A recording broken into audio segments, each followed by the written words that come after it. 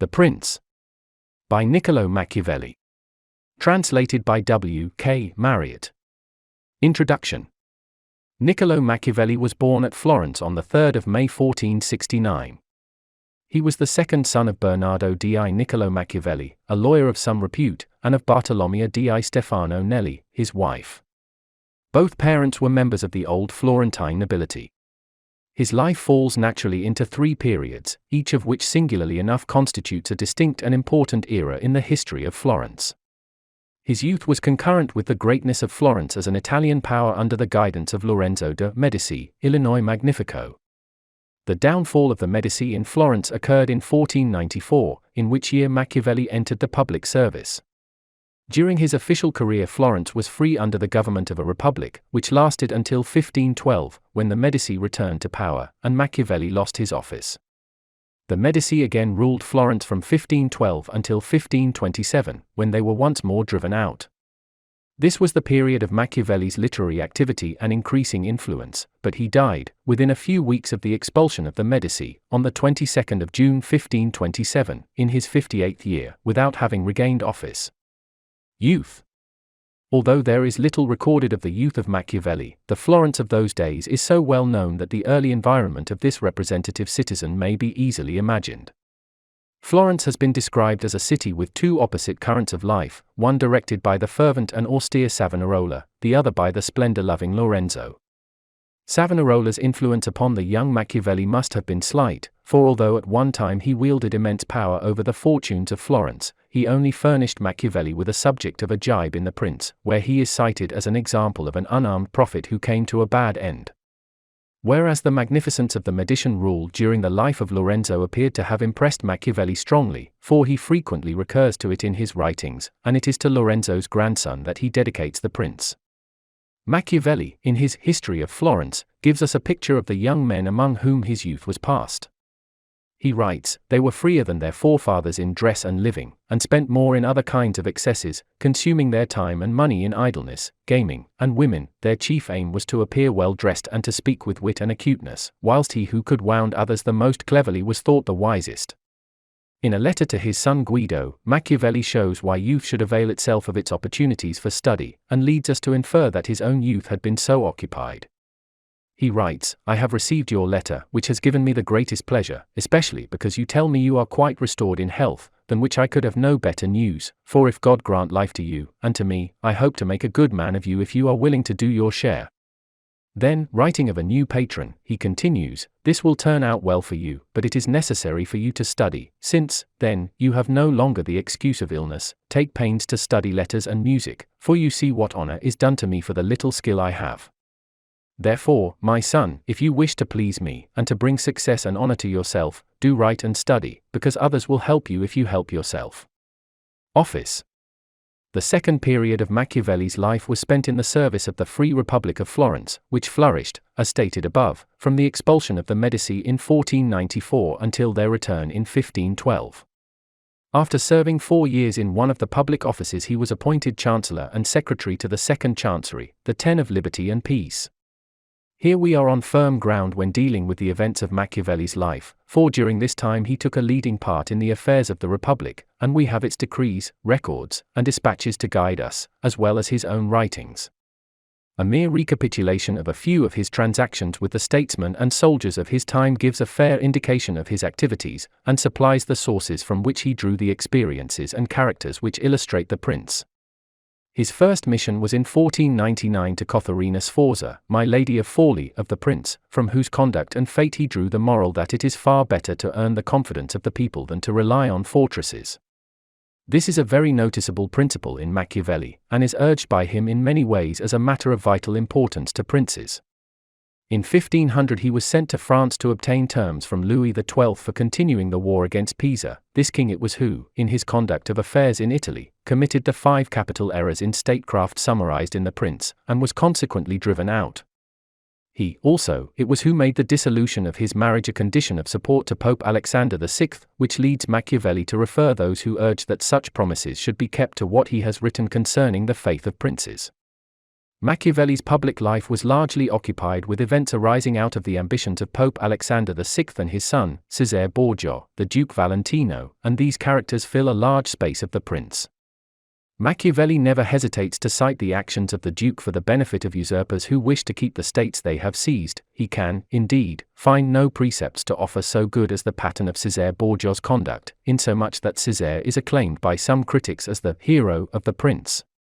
Yet in The Prince the Duke is in point of fact cited as a type of the man who rises on the fortune of others, and falls with them, who takes every course that might be expected from a prudent man but the course which will save him, who is prepared for all eventualities but the one which happens, and who, when all his abilities fail to carry him through, exclaims that it was not his fault, but an extraordinary and unforeseen fatality.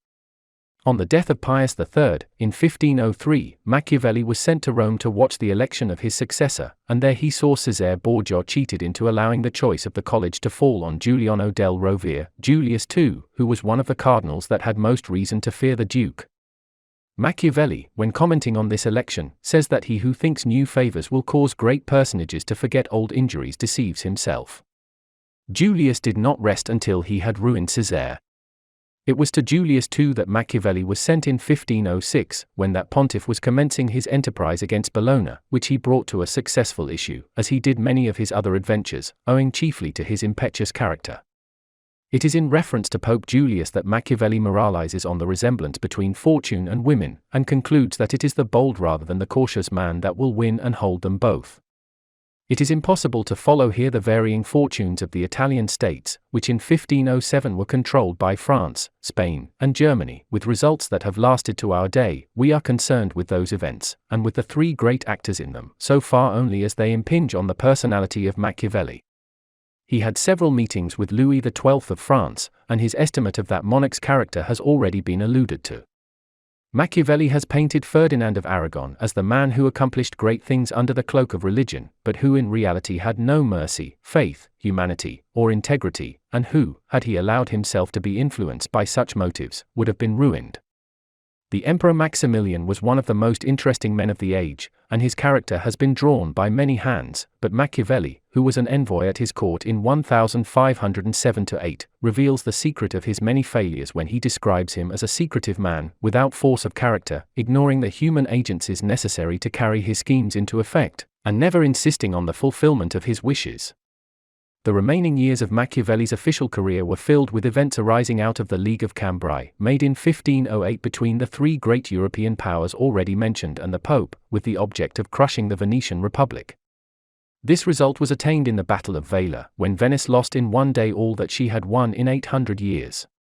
Florence had a difficult part to play during these events, complicated as they were by the feud which broke out between the Pope and the French, because friendship with France had dictated the entire policy of the Republic. When, in 1511, Julius II finally formed the Holy League against France, and with the assistance of the Swiss drove the French out of Italy, Florence lay at the mercy of the Pope, and had to submit to his terms, one of which was that the Medici should be restored. The return of the Medici to Florence on the 1st of September 1512, and the consequent fall of the Republic, was the signal for the dismissal of Machiavelli and his friends, and thus put an end to his public career, for, as we have seen, he died without regaining office. Literature and death. On the return of the Medici, Machiavelli, who for a few weeks had vainly hoped to retain his office under the new masters of Florence, was dismissed by decree dated the 7th of November 1512. Shortly after this he was accused of complicity in an abortive conspiracy against the Medici, imprisoned, and put to the question by torture. The new Medician Pope, Leo X, procured his release, and he retired to his small property at San Casciano, near Florence, where he devoted himself to literature. In a letter to Francesco Vettori, dated the 13th of December 1513, he has left a very interesting description of his life at this period, which elucidates his methods and his motives in writing The Prince. After describing his daily occupations with his family and neighbors, he writes, "The evening being come, I return home and go to my study. At the entrance I pull off my peasant clothes, covered with dust and dirt, and put on my noble court dress, and thus becomingly reclothed I pass into the ancient courts of the men of old, where, being lovingly received by them, I am fed with that food which is mine alone, where I do not hesitate to speak with them, and to ask for the reason of their actions, and they in their benignity answer me, and for 4 hours I feel no weariness, I forget every trouble, poverty does not dismay, death does not terrify me, I am possessed entirely by those great men. And because Dante says, knowledge doth come of learning well retained. Unfruitful else. I have noted down what I have gained from their conversation, and have composed a small work on principalities, where I pour myself out as fully as I can in meditation on the subject, discussing what a principality is, what kinds there are, how they can be acquired, how they can be kept, why they are lost, and if any of my fancies ever pleased you, this ought not to displease you, and to a prince, especially to a new one, it should be welcome, therefore I dedicate it to his magnificence. Giuliano. Filippo Casavecchio has seen it, he will be able to tell you what is in it, and of the discourses I have had with him, nevertheless, I am still enriching and polishing it. The little book suffered many vicissitudes before attaining the form in which it has reached us. Various mental influences were at work during its composition, its title and patron were changed, and for some unknown reason it was finally dedicated to Lorenzo de' Medici. Although Machiavelli discussed with Casavecchio whether it should be sent or presented in person to the patron, there is no evidence that Lorenzo ever received or even read it, he certainly never gave Machiavelli any employment. Although it was plagiarized during Machiavelli's lifetime, the print was never published by him, and its text is still disputable. Machiavelli concludes his letter to Vettori thus, and as to this little thing, his book, when it has been read it will be seen that during the 15 years I have given to the study of statecraft I have neither slept nor idled, and men ought ever to desire to be served by one who has reaped experience at the expense of others. And of my loyalty none could doubt, because having always kept faith I could not now learn how to break it, for he who has been faithful and honest, as I have, cannot change his nature, and my poverty is a witness to my honesty. Before Machiavelli had got the prince off his hands he commenced his Discourse on the First Decade of Titus Livius, which should be read concurrently with the prince. These and several minor works occupied him until the year 1518, when he accepted a small commission to look after the affairs of some Florentine merchants at Genoa.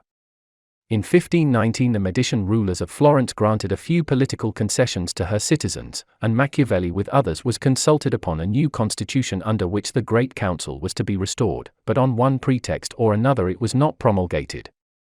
In 1520 the Florentine merchants again had recourse to Machiavelli to settle their difficulties with Lucca, but this year was chiefly remarkable for his re-entry into Florentine literary society, where he was much sought after, and also for the production of his Art of War. It was in the same year that he received a commission at the instance of Cardinal de' Medici to write the History of Florence, a task which occupied him until 1525. His return to popular favor may have determined the Medici to give him this employment, for an old writer observes that an able statesman out of work, like a huge whale, will endeavor to overturn the ship unless he has an empty cask to play with. When the History of Florence was finished, Machiavelli took it to Rome for presentation to his patron, Giuliano de' Medici, who had in the meanwhile become pope under the title of Clement VII. It is somewhat remarkable that, as, in 1513, Machiavelli had written the prince for the instruction of the Medici after they had just regained power in Florence, so, in 1525, he dedicated the History of Florence to the head of the family when its ruin was now at hand. In that year the Battle of Pavia destroyed the French rule in Italy, and left Francis I a prisoner in the hands of his great rival, Charles V. This was followed by the sack of Rome, upon the news of which the popular party at Florence threw off the yoke of the Medici, who were once more banished. Machiavelli was absent from Florence at this time, but hastened his return, hoping to secure his former office of secretary to the Ten of Liberty and Peace. Unhappily he was taken ill soon after he reached Florence, where he died on the 22nd of June 1527. The man and his works.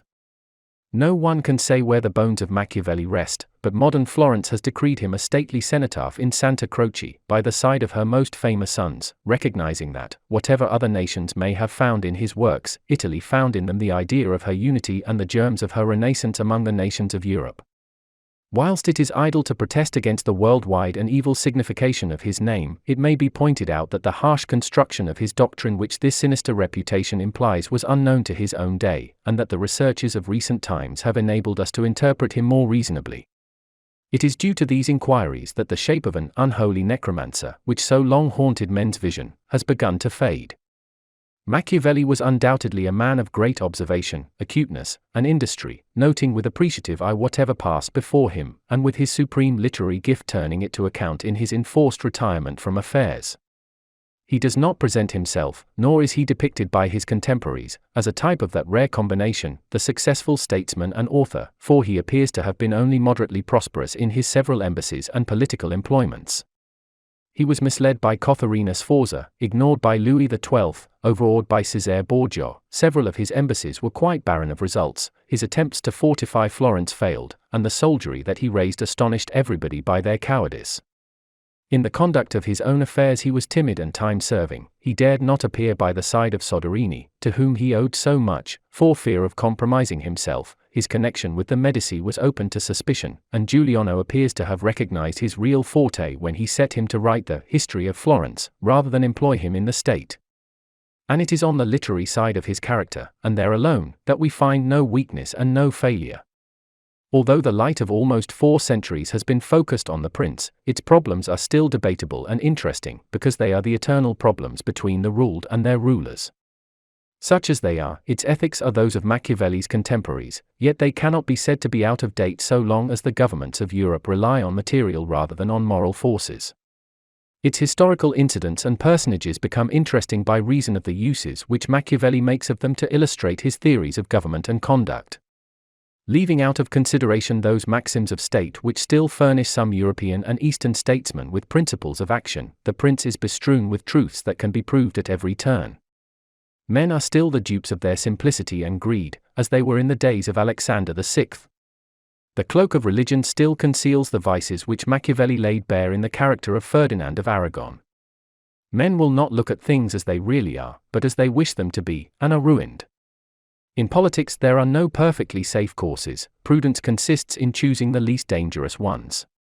Then, to pass to a higher plane, Machiavelli reiterates that, although crimes may win an empire, they do not win glory. Necessary wars are just wars, and the arms of a nation are hallowed when it has no other resource but to fight.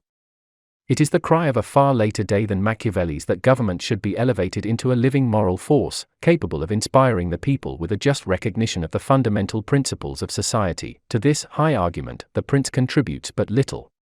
Machiavelli always refused to write either of men or of governments otherwise than as he found them, and he writes with such skill and insight that his work is of abiding value.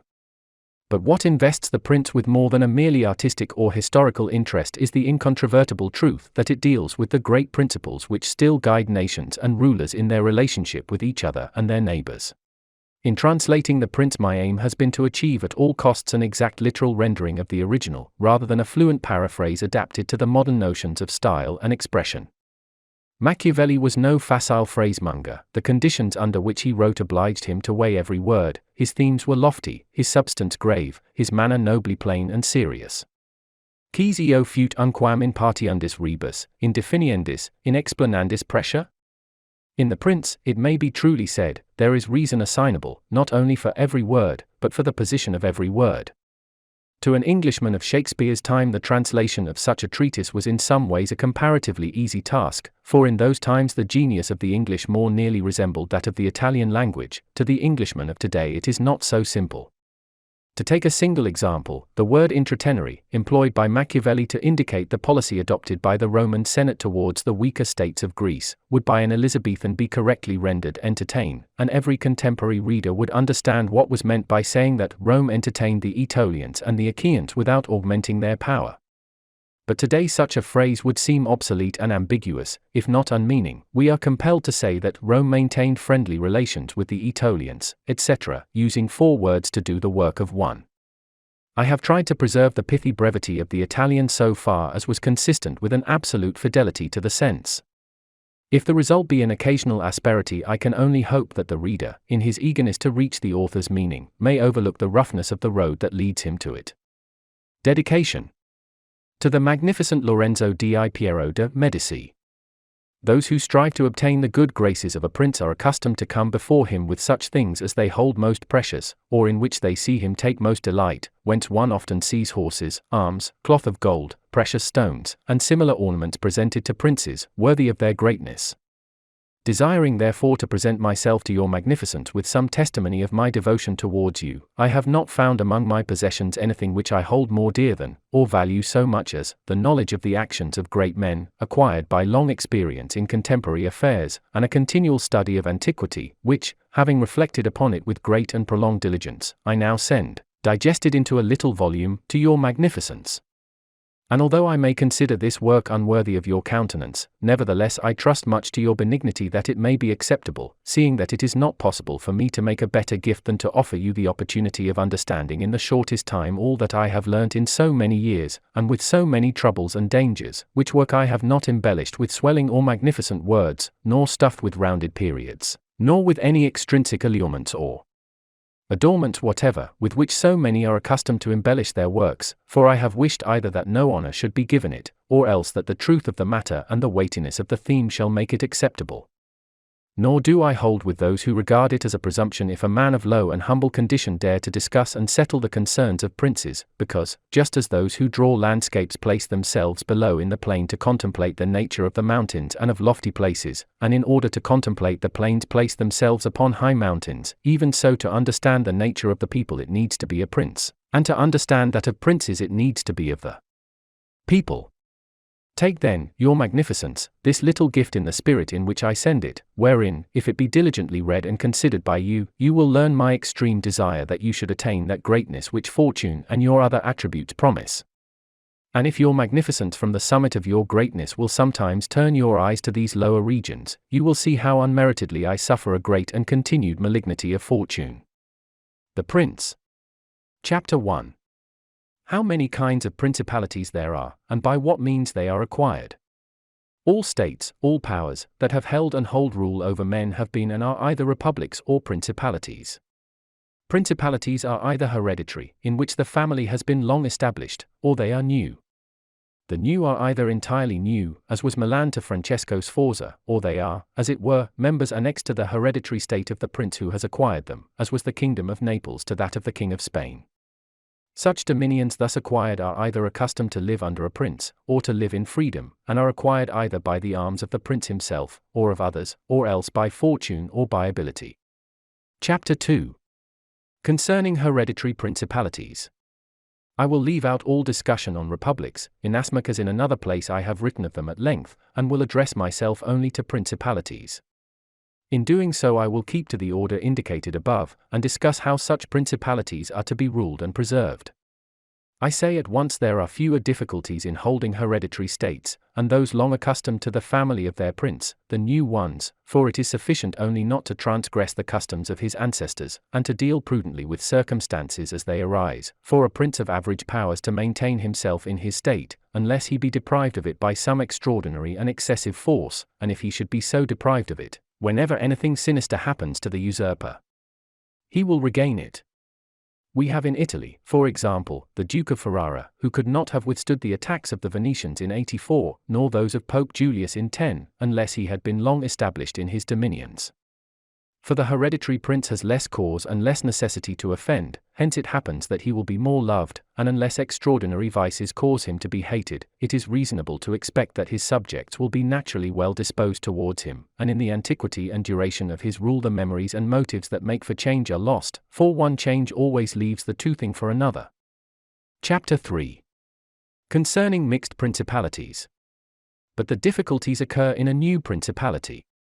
And firstly, if it be not entirely new, but is, as it were, a member of a state which, taken collectively, may be called composite, the changes arise chiefly from an inherent difficulty which there is in all new principalities, for men change their rulers willingly, hoping to better themselves, and this hope induces them to take up arms against him who rules, wherein they are deceived, because they afterwards find by experience they have gone from bad to worse.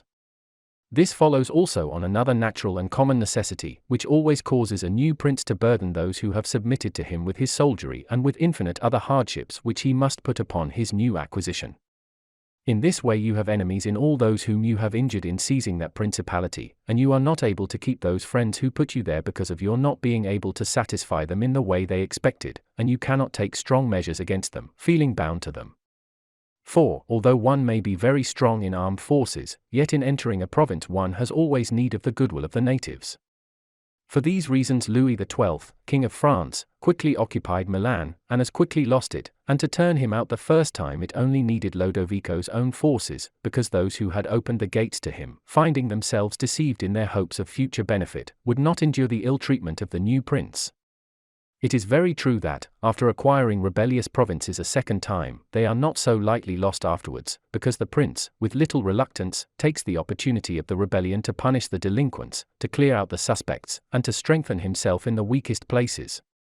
Thus to cause France to lose Milan the first time it was enough for the Duke Lodovico, 1. To raise insurrections on the borders, but to cause him to lose it a second time it was necessary to bring the whole world against him, and that his armies should be defeated and driven out of Italy, which followed from the causes above mentioned. 1. Duke Lodovico was Lodovico Moro, a son of Francesco Sforza, who married Beatrice d'Este.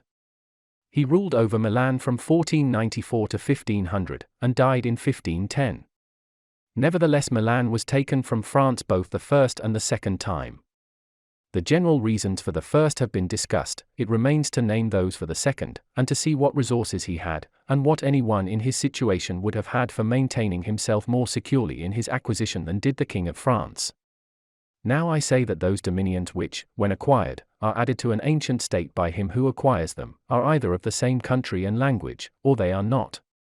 When they are, it is easier to hold them, especially when they have not been accustomed to self-government, and to hold them securely it is enough to have destroyed the family of the prince who was ruling them, because the two peoples, preserving in other things the old conditions, and not being unlike in customs, will live quietly together, as one has seen in Brittany, Burgundy, Gascony, and Normandy, which have been bound to France for so long a time, and, although there may be some difference in language, nevertheless the customs are alike, and the people will easily be able to get on amongst themselves.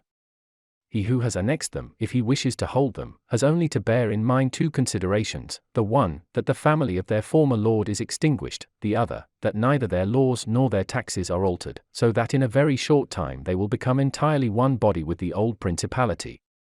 But when states are acquired in a country differing in language, customs, or laws, there are difficulties, and good fortune and great energy are needed to hold them, and one of the greatest and most real helps would be that he who has acquired them should go and reside there.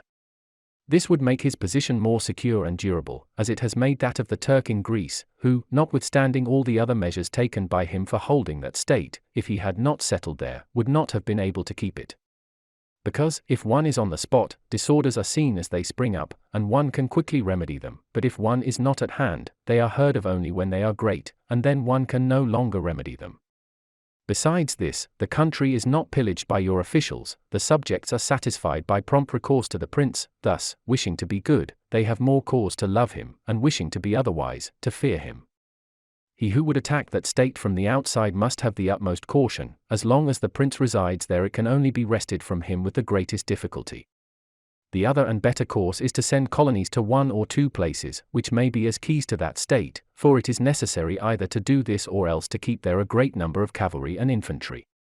A prince does not spend much on colonies, for with little or no expense he can send them out and keep them there, and he offends a minority only of the citizens from whom he takes lands and houses to give them to the new inhabitants, and those whom he offends, remaining poor and scattered, are never able to injure him, whilst the rest being uninjured are easily kept quiet, and at the same time are anxious not to err for fear it should happen to them as it has to those who have been despoiled.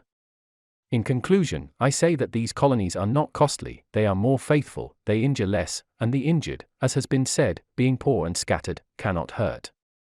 Upon this, one has to remark that men ought either to be well treated or crushed, because they can avenge themselves of lighter injuries, of more serious ones they cannot, therefore the injury that is to be done to a man ought to be of such a kind that one does not stand in fear of revenge.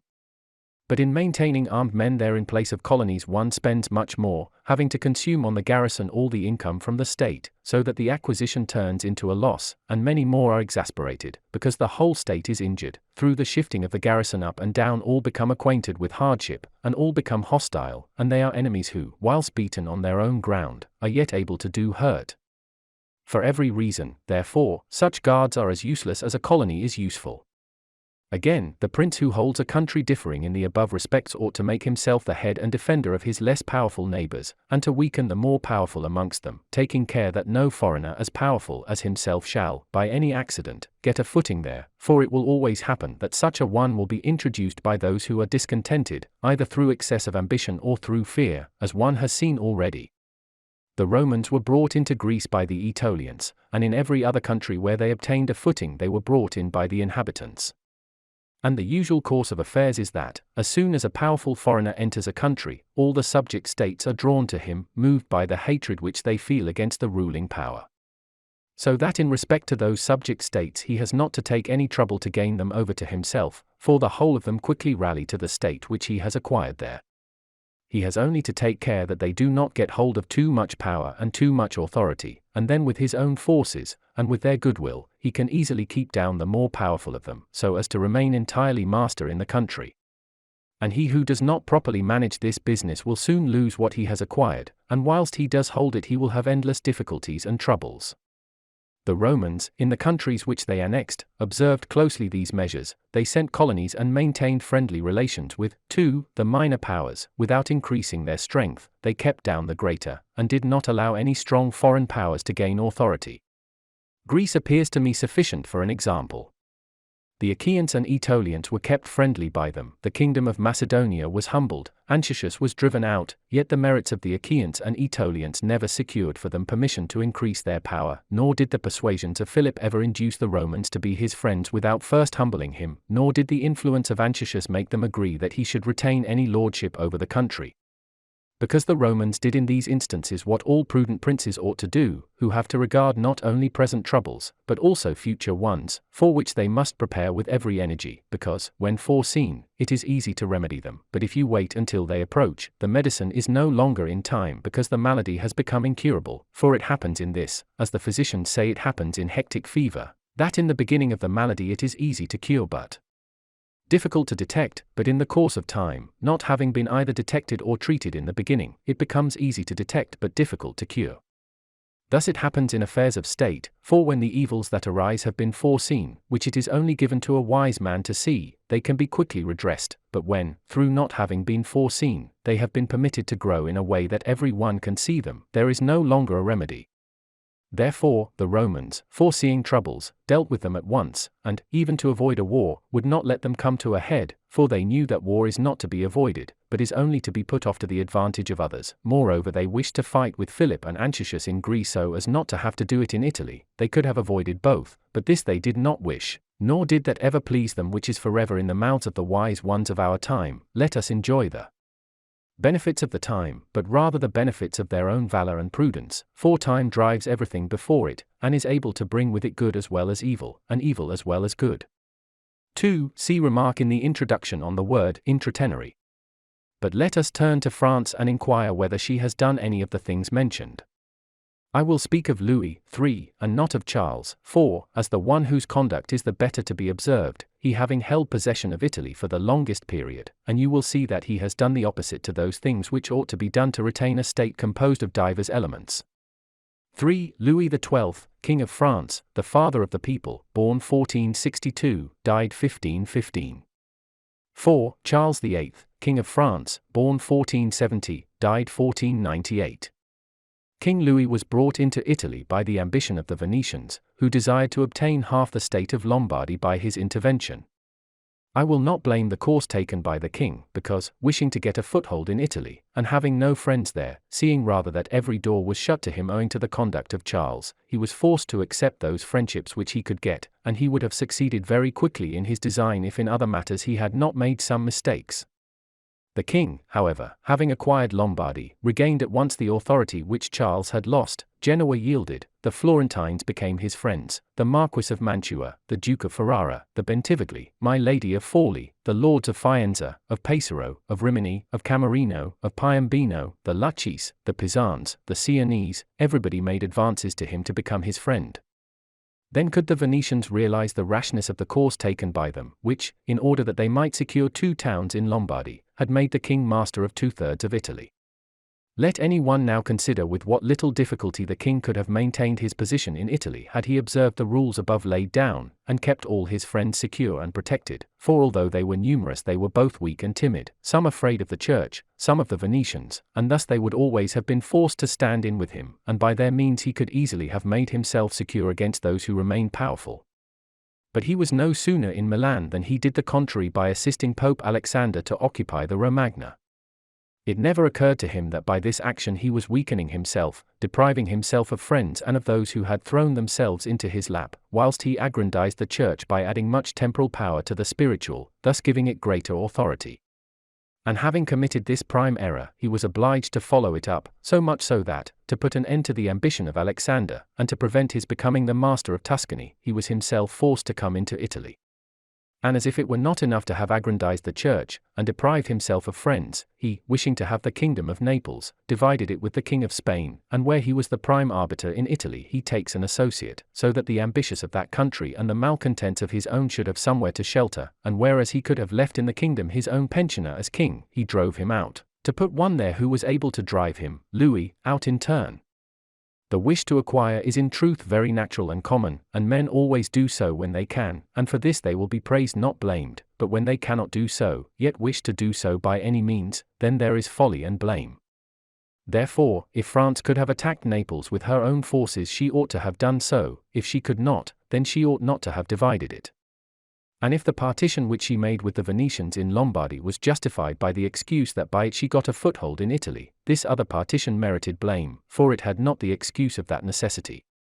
Therefore Louis made these 5 errors: he destroyed the minor powers, he increased the strength of one of the greater powers in Italy, he brought in a foreign power, he did not settle in the country, he did not send colonies. Which errors, had he lived, were not enough to injure him had he not made a 6th by taking away their dominions from the Venetians, because, had he not aggrandized the church, nor brought Spain into Italy, it would have been very reasonable and necessary to humble them, but having first taken these steps, he ought never to have consented to their ruin, for they, being powerful, would always have kept off others from designs on Lombardy, to which the Venetians would never have consented except to become masters themselves there, also because the others would not wish to take Lombardy from France in order to give it to the Venetians, and to run counter to both they would not have had the courage.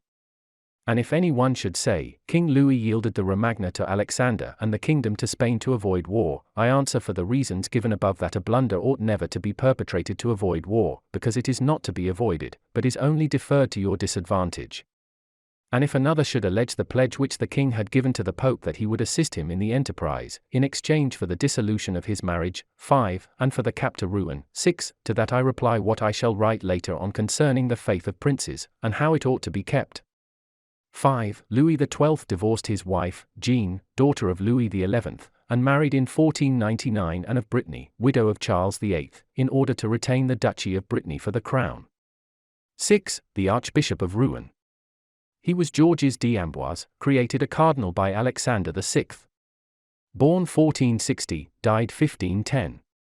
Thus King Louis lost Lombardy by not having followed any of the conditions observed by those who have taken possession of countries and wish to retain them. Nor is there any miracle in this, but much that is reasonable and quite natural. And on these matters I spoke at Nantes with Rouen, when Valentino, a Cesare Borgia, the son of Pope Alexander, was usually called, occupied the Romagna, and on Cardinal Rouen observing to me that the Italians did not understand war, I replied to him that the French did not understand statecraft, meaning that otherwise they would not have allowed the Church to reach such greatness. And in fact it has been seen that the greatness of the Church and of Spain in Italy has been caused by France, and her ruin may be attributed to them. From this a general rule is drawn which never or rarely fails, that he who is the cause of another becoming powerful is ruined, because that predominancy has been brought about either by astuteness or else by force, and both are distrusted by him who has been raised to power. Chapter 4. Why the kingdom of Darius, conquered by Alexander, did not rebel against the successors of Alexander at his death. Considering the difficulties which men have had to hold to a newly acquired state, some might wonder how, seeing that Alexander the Great became the master of Asia in a few years, and died whilst it was scarcely settled, whence it might appear reasonable that the whole empire would have rebelled, nevertheless his successors maintained themselves, and had to meet no other difficulty than that which arose among themselves from their own ambitions. I answer that the principalities of which one has record are found to be governed in two different ways, either by a prince, with a body of servants, who assist him to govern the kingdom as ministers by his favor and permission, or by a prince and barons, who hold that dignity by antiquity of blood and not by the grace of the prince. Such barons have states and their own subjects, who recognize them as lords and hold them in natural affection. Those states that are governed by a prince and his servants hold their prince in more consideration, because in all the country there is no one who is recognized as superior to him, and if they yield obedience to another they do it as to a minister and official, and they do not bear him any particular affection. The examples of these two governments in our time are the Turk and the King of France. The entire monarchy of the Turk is governed by one lord, the others are his servants, and, dividing his kingdom into sanjaks, he sends their different administrators, and shifts and changes them as he chooses. But the King of France is placed in the midst of an ancient body of lords, acknowledged by their own subjects, and beloved by them. They have their own prerogatives, nor can the king take these away except at his peril. Therefore, he who considers both of these states will recognize great difficulties in seizing the state of the Turk, but, once it is conquered, great ease in holding it. The causes of the difficulties in seizing the kingdom of the Turk are that the usurper cannot be called in by the princes of the kingdom, nor can he hope to be assisted in his designs by the revolt of those whom the Lord has around him. This arises from the reasons given above, for his ministers, being all slaves and bondmen, can only be corrupted with great difficulty, and one can expect little advantage from them when they have been corrupted, as they cannot carry the people with them, for the reasons assigned. Hence, he who attacks the Turk must bear in mind that he will find him united, and he will have to rely more on his own strength than on the revolt of others. But, if once the Turk has been conquered, and routed in the field in such a way that he cannot replace his armies, there is nothing to fear but the family of this prince, and, this being exterminated, there remains no one to fear, the others having no credit with the people. And as the conqueror did not rely on them before his victory, so he ought not to fear them after it. The contrary happens in kingdoms governed like that of France, because one can easily enter there by gaining over some baron of the kingdom, for one always finds malcontents and such as desire a change.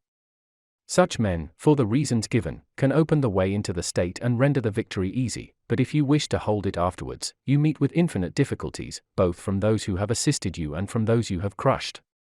Nor is it enough for you to have exterminated the family of the prince, because the lords that remain make themselves the heads of fresh movements against you, and as you are unable either to satisfy or exterminate them, that state is lost whenever time brings the opportunity. Now if you will consider what was the nature of the government of Darius, you will find it similar to the kingdom of the Turk, and therefore it was only necessary for Alexander, first to overthrow him in the field, and then to take the country from him. After which victory, Darius being killed, the state remained secure to Alexander, for the above reasons. And if his successors had been united they would have enjoyed it securely and at their ease, for there were no tumults raised in the kingdom except those they provoked themselves. But it is impossible to hold with such tranquility states constituted like that of France. Hence arose those frequent rebellions against the Romans in Spain, France, and Greece, owing to the many principalities there were in these states, of which, as long as the memory of them endured, the Romans always held an insecure possession, but with the power and long continuance of the empire the memory of them passed away, and the Romans then became secure possessors. And when fighting afterwards amongst themselves, each one was able to attach to himself his own parts of the country, according to the authority he had assumed there, and the family of the former lord being exterminated, none other than the Romans were acknowledged. When these things are remembered no one will marvel at the ease with which Alexander held the empire of Asia, or at the difficulties which others have had to keep an acquisition, such as Pyrrhus and many more. This is not occasioned by the little or abundance of ability in the conqueror, but by the want of uniformity in the subject state. Chapter 5. Concerning the way to govern cities or principalities which lived under their own laws before they were annexed. Whenever those states which have been acquired as stated have been accustomed to live under their own laws and in freedom, there are three courses for those who wish to hold them. The first is to ruin them, the next is to reside there in person, the third is to permit them to live under their own laws, drawing a tribute, and establishing within it an oligarchy which will keep it friendly to you. Because such a government, being created by the prince, knows that it cannot stand without his friendship and interest, and does its utmost to support him, and therefore he who would keep a city accustomed to freedom will hold it more easily by the means of its own citizens than in any other way. There are, for example, the Spartans and the Romans. The Spartans held Athens and Thebes, establishing there an oligarchy, nevertheless they lost them. The Romans, in order to hold Capua, Carthage, and Numantia, dismantled them, and did not lose them. They wished to hold Greece as the Spartans held it, making it free and permitting its laws, and did not succeed. So to hold it they were compelled to dismantle many cities in the country, for in truth there is no safe way to retain them otherwise than by ruining them. And he who becomes master of a city accustomed to freedom and does not destroy it, may expect to be destroyed by it, for in rebellion it has always the watchword of liberty and its ancient privileges as a rallying point, which neither time nor benefits will ever cause it to forget. And whatever you may do or provide against, they never forget that name or their privileges unless they are disunited or dispersed, but at every chance they immediately rally to them, as Pisa after the 100 years she had been held in bondage by the Florentines. But when cities or countries are accustomed to live under a prince, and his family is exterminated, they, being on the one hand accustomed to obey and on the other hand not having the old prince, cannot agree in making one from amongst themselves, and they do not know how to govern themselves. For this reason they are very slow to take up arms, and a prince can gain them to himself and secure them much more easily. But in republics there is more vitality, greater hatred, and more desire for vengeance, which will never permit them to allow the memory of their former liberty to rest, so that the safest way is to destroy them or to reside there. Chapter 6. Concerning new principalities which are acquired by one's own arms and ability. Let no one be surprised if, in speaking of entirely new principalities as I shall do, I adduce the highest examples both of prince and of state, because men, walking almost always in paths beaten by others, and following by imitation their deeds, are yet unable to keep entirely to the ways of others or attain to the power of those they imitate. A wise man ought always to follow the paths beaten by great men, and to imitate those who have been supreme, so that if his ability does not equal theirs, at least it will savor of it. Let him act like the clever archers who, designing to hit the mark which yet appears too far distant, and knowing the limits to which the strength of their bow attains, take aim much higher than the mark, not to reach by their strength or arrow to so great a height, but to be able with the aid of so high an aim to hit the mark they wish to reach. I say, therefore, that in entirely new principalities, where there is a new prince, more or less difficulty is found in keeping them, accordingly as there is more or less ability in him who has acquired the state. Now, as the fact of becoming a prince from a private station presupposes either ability or fortune, it is clear that one or other of these things will mitigate in some degree many difficulties. Nevertheless, he who has relied least on fortune is established the strongest. Further, it facilitates matters when the prince, having no other state, is compelled to reside there in person. But to come to those who, by their own ability and not through fortune, have risen to be princes, I say that Moses, Cyrus, Romulus, Theseus, and such like are the most excellent examples. And although one may not discuss Moses, he having been a mere executor of the will of God, yet he ought to be admired, if only for that favor which made him worthy to speak with God. But in considering Cyrus and others who have acquired or founded kingdoms, all will be found admirable, and if their particular deeds and conduct shall be considered, they will not be found inferior to those of Moses, although he had so great a preceptor. And in examining their actions and lives one cannot see that they owed anything to fortune beyond opportunity, which brought them the material to mold into the form which seemed best to them. Without that opportunity their powers of mind would have been extinguished, and without those powers the opportunity would have come in vain. It was necessary, therefore, to Moses that he should find the people of Israel in Egypt enslaved and oppressed by the Egyptians, in order that they should be disposed to follow him so as to be delivered out of bondage. It was necessary that Romulus should not remain in Alba, and that he should be abandoned at his birth, in order that he should become king of Rome and founder of the fatherland. It was necessary that Cyrus should find the Persians discontented with the government of the Medes, and the Medes soft and effeminate through their long peace. Theseus could not have shown his ability had he not found the Athenians dispersed. These opportunities, therefore, made those men fortunate, and their high ability enabled them to recognize the opportunity whereby their country was ennobled and made famous.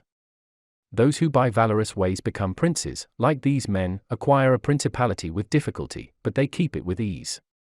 The difficulties they have in acquiring it rise in part from the new rules and methods which they are forced to introduce to establish their government and its security. And it ought to be remembered that there is nothing more difficult to take in hand, more perilous to conduct, or more uncertain in its success, than to take the lead in the introduction of a new order of things, because the innovator has for enemies all those who have done well under the old conditions, and lukewarm defenders in those who may do well under the new.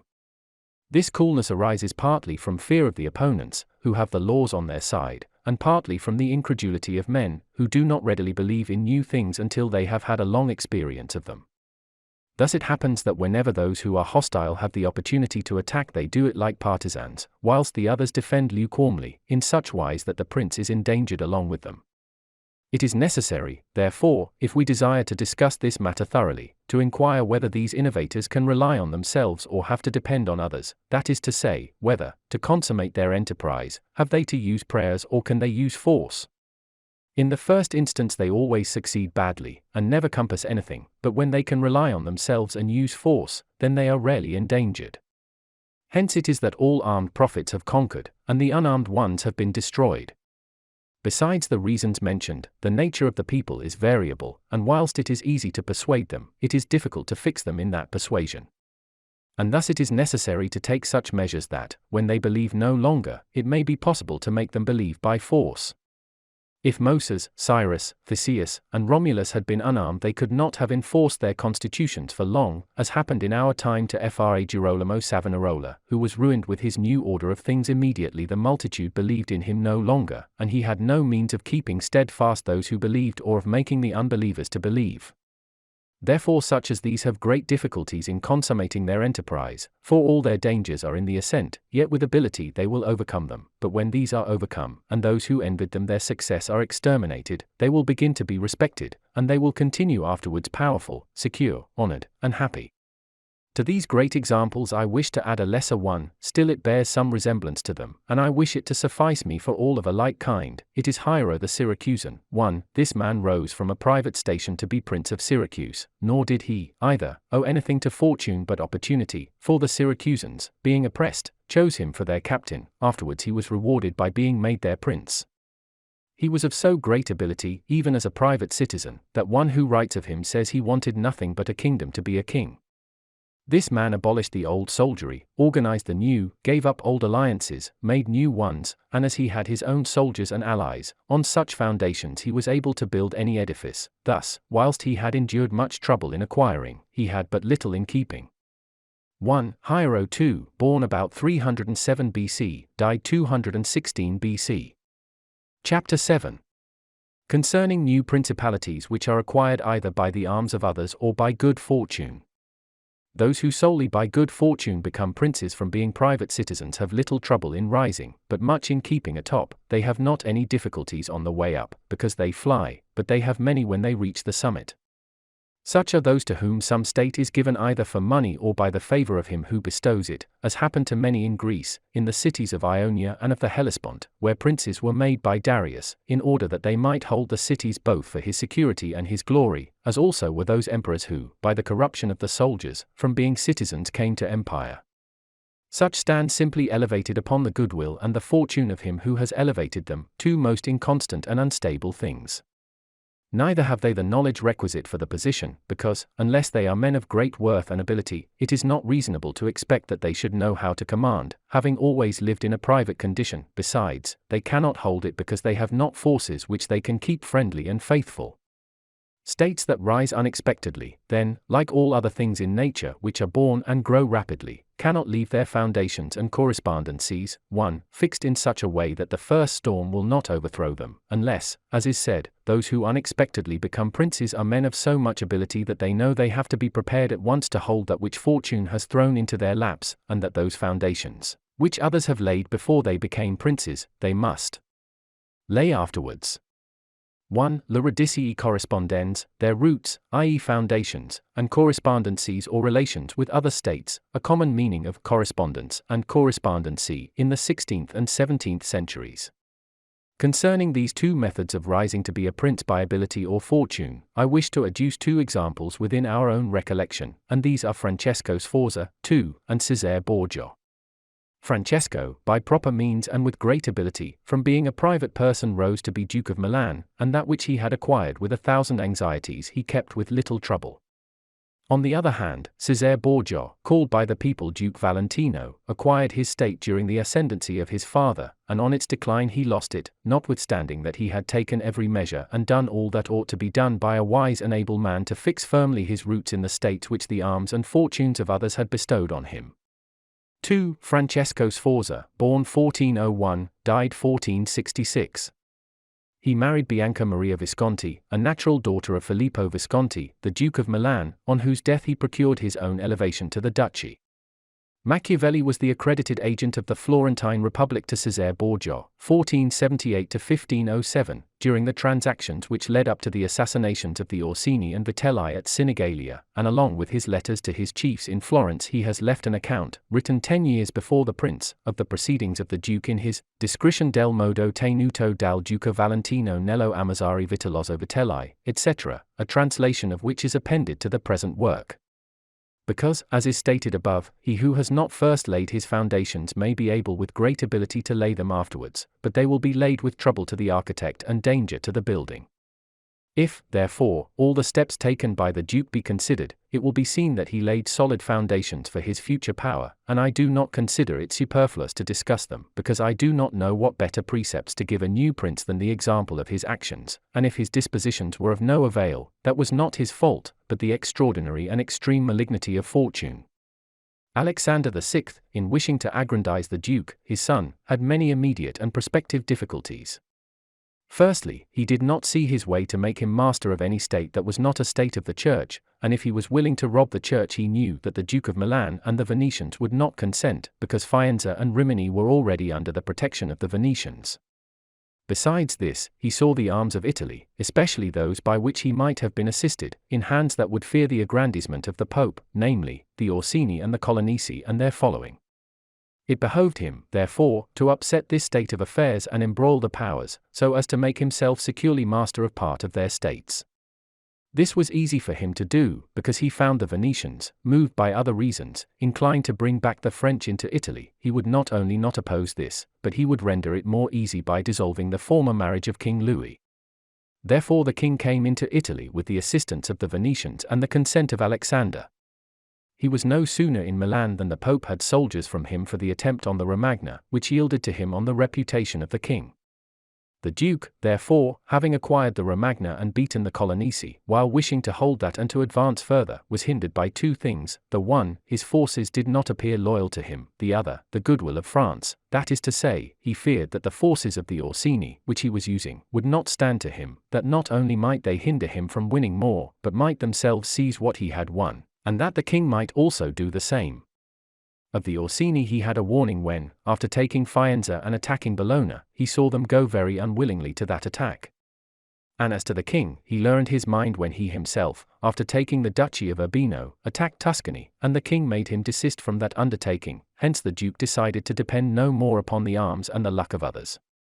For the first thing he weakened the Orsini and Colonnesi parties in Rome, by gaining to himself all their adherents who were gentlemen, making them his gentlemen, giving them good pay, and, according to their rank, honoring them with office and command in such a way that in a few months all attachment to the factions was destroyed and turned entirely to the Duke. After this he awaited an opportunity to crush the Orsini, having scattered the adherents of the Colonna house. This came to him soon and he used it well, for the Orsini, perceiving at length that the aggrandizement of the Duke and the Church was ruin to them, called a meeting of the Magioni in Perugia. From this sprung the rebellion at Urbino and the tumults in the Romagna, with endless dangers to the Duke, all of which he overcame with the help of the French. Having restored his authority, not to leave it at risk by trusting either to the French or other outside forces, he had recourse to his wiles, and he knew so well how to conceal his mind that, by the mediation of Signor Pagolo, whom the Duke did not fail to secure with all kinds of attention, giving him money, apparel, and horses, the Orsini were reconciled, so that their simplicity brought them into his power at Sinigalia. 3. Having exterminated the leaders, and turned their partisans into his friends, the Duke laid sufficiently good foundations to his power, having all the Romagna and the Duchy of Urbino, and the people now beginning to appreciate their prosperity, he gained them all over to himself. And as this point is worthy of notice, and to be imitated by others, I am not willing to leave it out. 3. Sinigalia, the 31st of December 1502. When the Duke occupied the Romagna he found it under the rule of weak masters, who rather plundered their subjects than ruled them, and gave them more cause for disunion than for union, so that the country was full of robbery, quarrels, and every kind of violence, and so, wishing to bring back peace and obedience to authority, he considered it necessary to give it a good governor. Thereupon he promoted Messer Ramiro di Orco, 4, a swift and cruel man, to whom he gave the fullest power. This man in a short time restored peace and unity with the greatest success. Afterwards the Duke considered that it was not advisable to confer such excessive authority, for he had no doubt but that he would become odious, so he set up a court of judgment in the country, under a most excellent president, wherein all cities had their advocates. And because he knew that the past severity had caused some hatred against himself, so, to clear himself in the minds of the people, and gain them entirely to himself, he desired to show that, if any cruelty had been practiced, it had not originated with him but in the natural sternness of the minister. Under this pretense he took Ramiro, and one morning caused him to be executed and left on the piazza at Cesena with a block and a bloody knife at his side. The barbarity of this spectacle caused the people to be at once satisfied and dismayed. 4. Ramiro di Orco. Ramiro de l'Orqua. But let us return whence we started. I say that the Duke, finding himself now sufficiently powerful and partly secured from immediate dangers by having armed himself in his own way, and having in a great measure crushed those forces in his vicinity that could injure him if he wished to proceed with his conquest, had next to consider France, for he knew that the king, who too late was aware of his mistake, would not support him. And from this time he began to seek new alliances and to temporize with France in the expedition which he was making towards the kingdom of Naples against the Spaniards who were besieging Gaeta. It was his intention to secure himself against them, and this he would have quickly accomplished had Alexander lived. Such was his line of action as to present affairs. But as to the future he had to fear, in the first place, that a new successor to the church might not be friendly to him and might seek to take from him that which Alexander had given him, so he decided to act in 4 ways. Firstly, by exterminating the families of those lords whom he had despoiled, so as to take away that pretext from the Pope. Secondly, by winning to himself all the gentlemen of Rome, so as to be able to curb the Pope with their aid, as has been observed. Thirdly, by converting the college more to himself. Fourthly, by acquiring so much power before the Pope should die that he could by his own measures resist the first shock. Of these 4 things, at the death of Alexander, he had accomplished 3. For he had killed as many of the dispossessed lords as he could lay hands on, and few had escaped. He had won over the Roman gentlemen, and he had the most numerous party in the college. And as to any fresh acquisition, he intended to become master of Tuscany, for he already possessed Perugia and Piombino, and Pisa was under his protection. And as he had no longer to study France, for the French were already driven out of the kingdom of Naples by the Spaniards, and in this way both were compelled to buy his goodwill, he pounced down upon Pisa. After this, Lucca and Siena yielded at once, partly through hatred and partly through fear of the Florentines, and the Florentines would have had no remedy had he continued to prosper, as he was prospering the year that Alexander died, for he had acquired so much power and reputation that he would have stood by himself, and no longer have depended on the luck and the forces of others, but solely on his own power and ability. But Alexander died 5 years after he had first drawn the sword. He left the Duke with the state of Romagna alone consolidated, with the rest in the air, between 2 most powerful hostile armies, and sick unto death.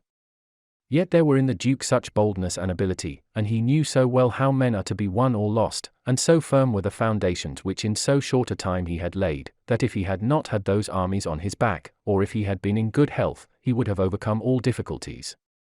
And it is seen that his foundations were good, for the Romagna awaited him for more than a month. In Rome, although but half alive, he remained secure, and whilst the Baglioni, the Vitelli, and the Orsini might come to Rome, they could not effect anything against him. If he could not have made Pope him whom he wished, at least the one whom he did not wish would not have been elected. But if he had been in sound health at the death of Alexander, 5, everything would have been different to him. On the day that Julius II, 6, was elected, he told me that he had thought of everything that might occur at the death of his father, and had provided a remedy for all, except that he had never anticipated that, when the death did happen, he himself would be on the point to die. 5. Alexander VI died of fever, the 18th of August 1503. 6. Julius II was Giuliano della Rovere, Cardinal of San Pietro ad Vincula, born 1443, died 1513. When all the actions of the Duke are recalled, I do not know how to blame him, but rather it appears to be, as I have said, that I ought to offer him for imitation to all those who, by the fortune or the arms of others, are raised to government.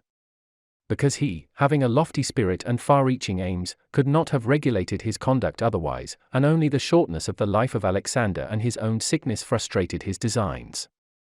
Therefore, he who considers it necessary to secure himself in his new principality, to win friends, to overcome either by force or fraud, to make himself beloved and feared by the people, to be followed and revered by the soldiers, to exterminate those who have power or reason to hurt him, to change the old order of things for new, to be severe and gracious, magnanimous and liberal, to destroy a disloyal soldiery and to create new, to maintain friendship with kings and princes in such a way that they must help him with zeal and offend with caution, cannot find a more lively example than the actions of this man. Only can he be blamed for the election of Julius II, in whom he made a bad choice, because, as is said, not being able to elect a pope to his own mind, he could have hindered any other from being elected pope, and he ought never to have consented to the election of any cardinal whom he had injured or who had cause to fear him if they became pontiffs. For men injure either from fear or hatred. Those whom he had injured, amongst others, were San Pietro ad Vincula, Colonna, San Giorgio, and Ascanio. 7. The rest, in becoming pope, had to fear him, ruin and the Spaniards excepted, the latter from their relationship and obligations, the former from his influence, the kingdom of France having relations with him. Therefore, above everything, the Duke ought to have created a Spaniard pope, and, failing him, he ought to have consented to ruin and not San Pietro ad Vincula. He who believes that new benefits will cause great personages to forget old injuries is deceived. Therefore, the Duke erred in his choice, and it was the cause of his ultimate ruin. 7. San Giorgio is Raffaello Riario. Ascanio is Ascanio Sforza. Chapter 8. Concerning those who have obtained a principality by wickedness. Although a prince may rise from a private station in two ways, neither of which can be entirely attributed to fortune or genius, yet it is manifest to me that I must not be silent on them, although one could be more copiously treated when I discuss republics. These methods are when, either by some wicked or nefarious ways, one ascends to the principality, or when by the favor of his fellow citizens a private person becomes the prince of his country. And speaking of the first method, it will be illustrated by two examples, one ancient, the other modern, and without entering further into the subject, I consider these two examples will suffice those who may be compelled to follow them. Agathocles, the Sicilian, 1, became king of Syracuse not only from a private but from a low and abject position. This man, the son of a potter, through all the changes in his fortunes always led an infamous life.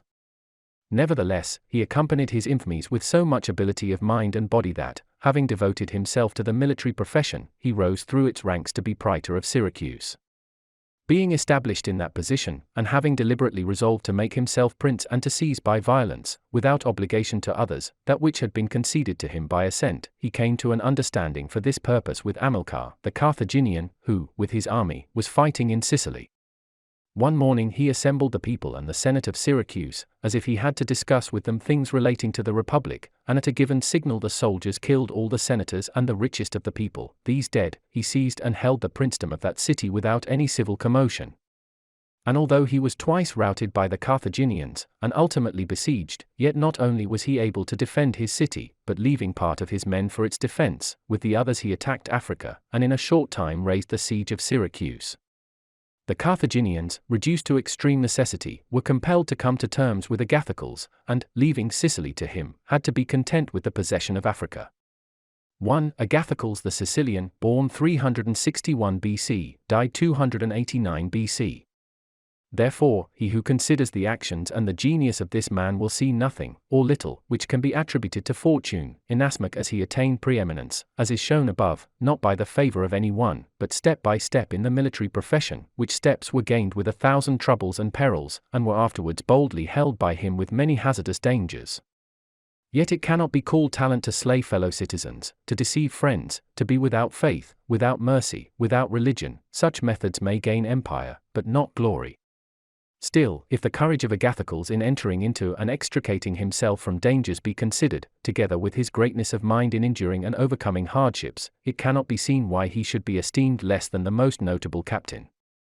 Nevertheless, his barbarous cruelty and inhumanity with infinite wickedness do not permit him to be celebrated among the most excellent men. What he achieved cannot be attributed either to fortune or genius.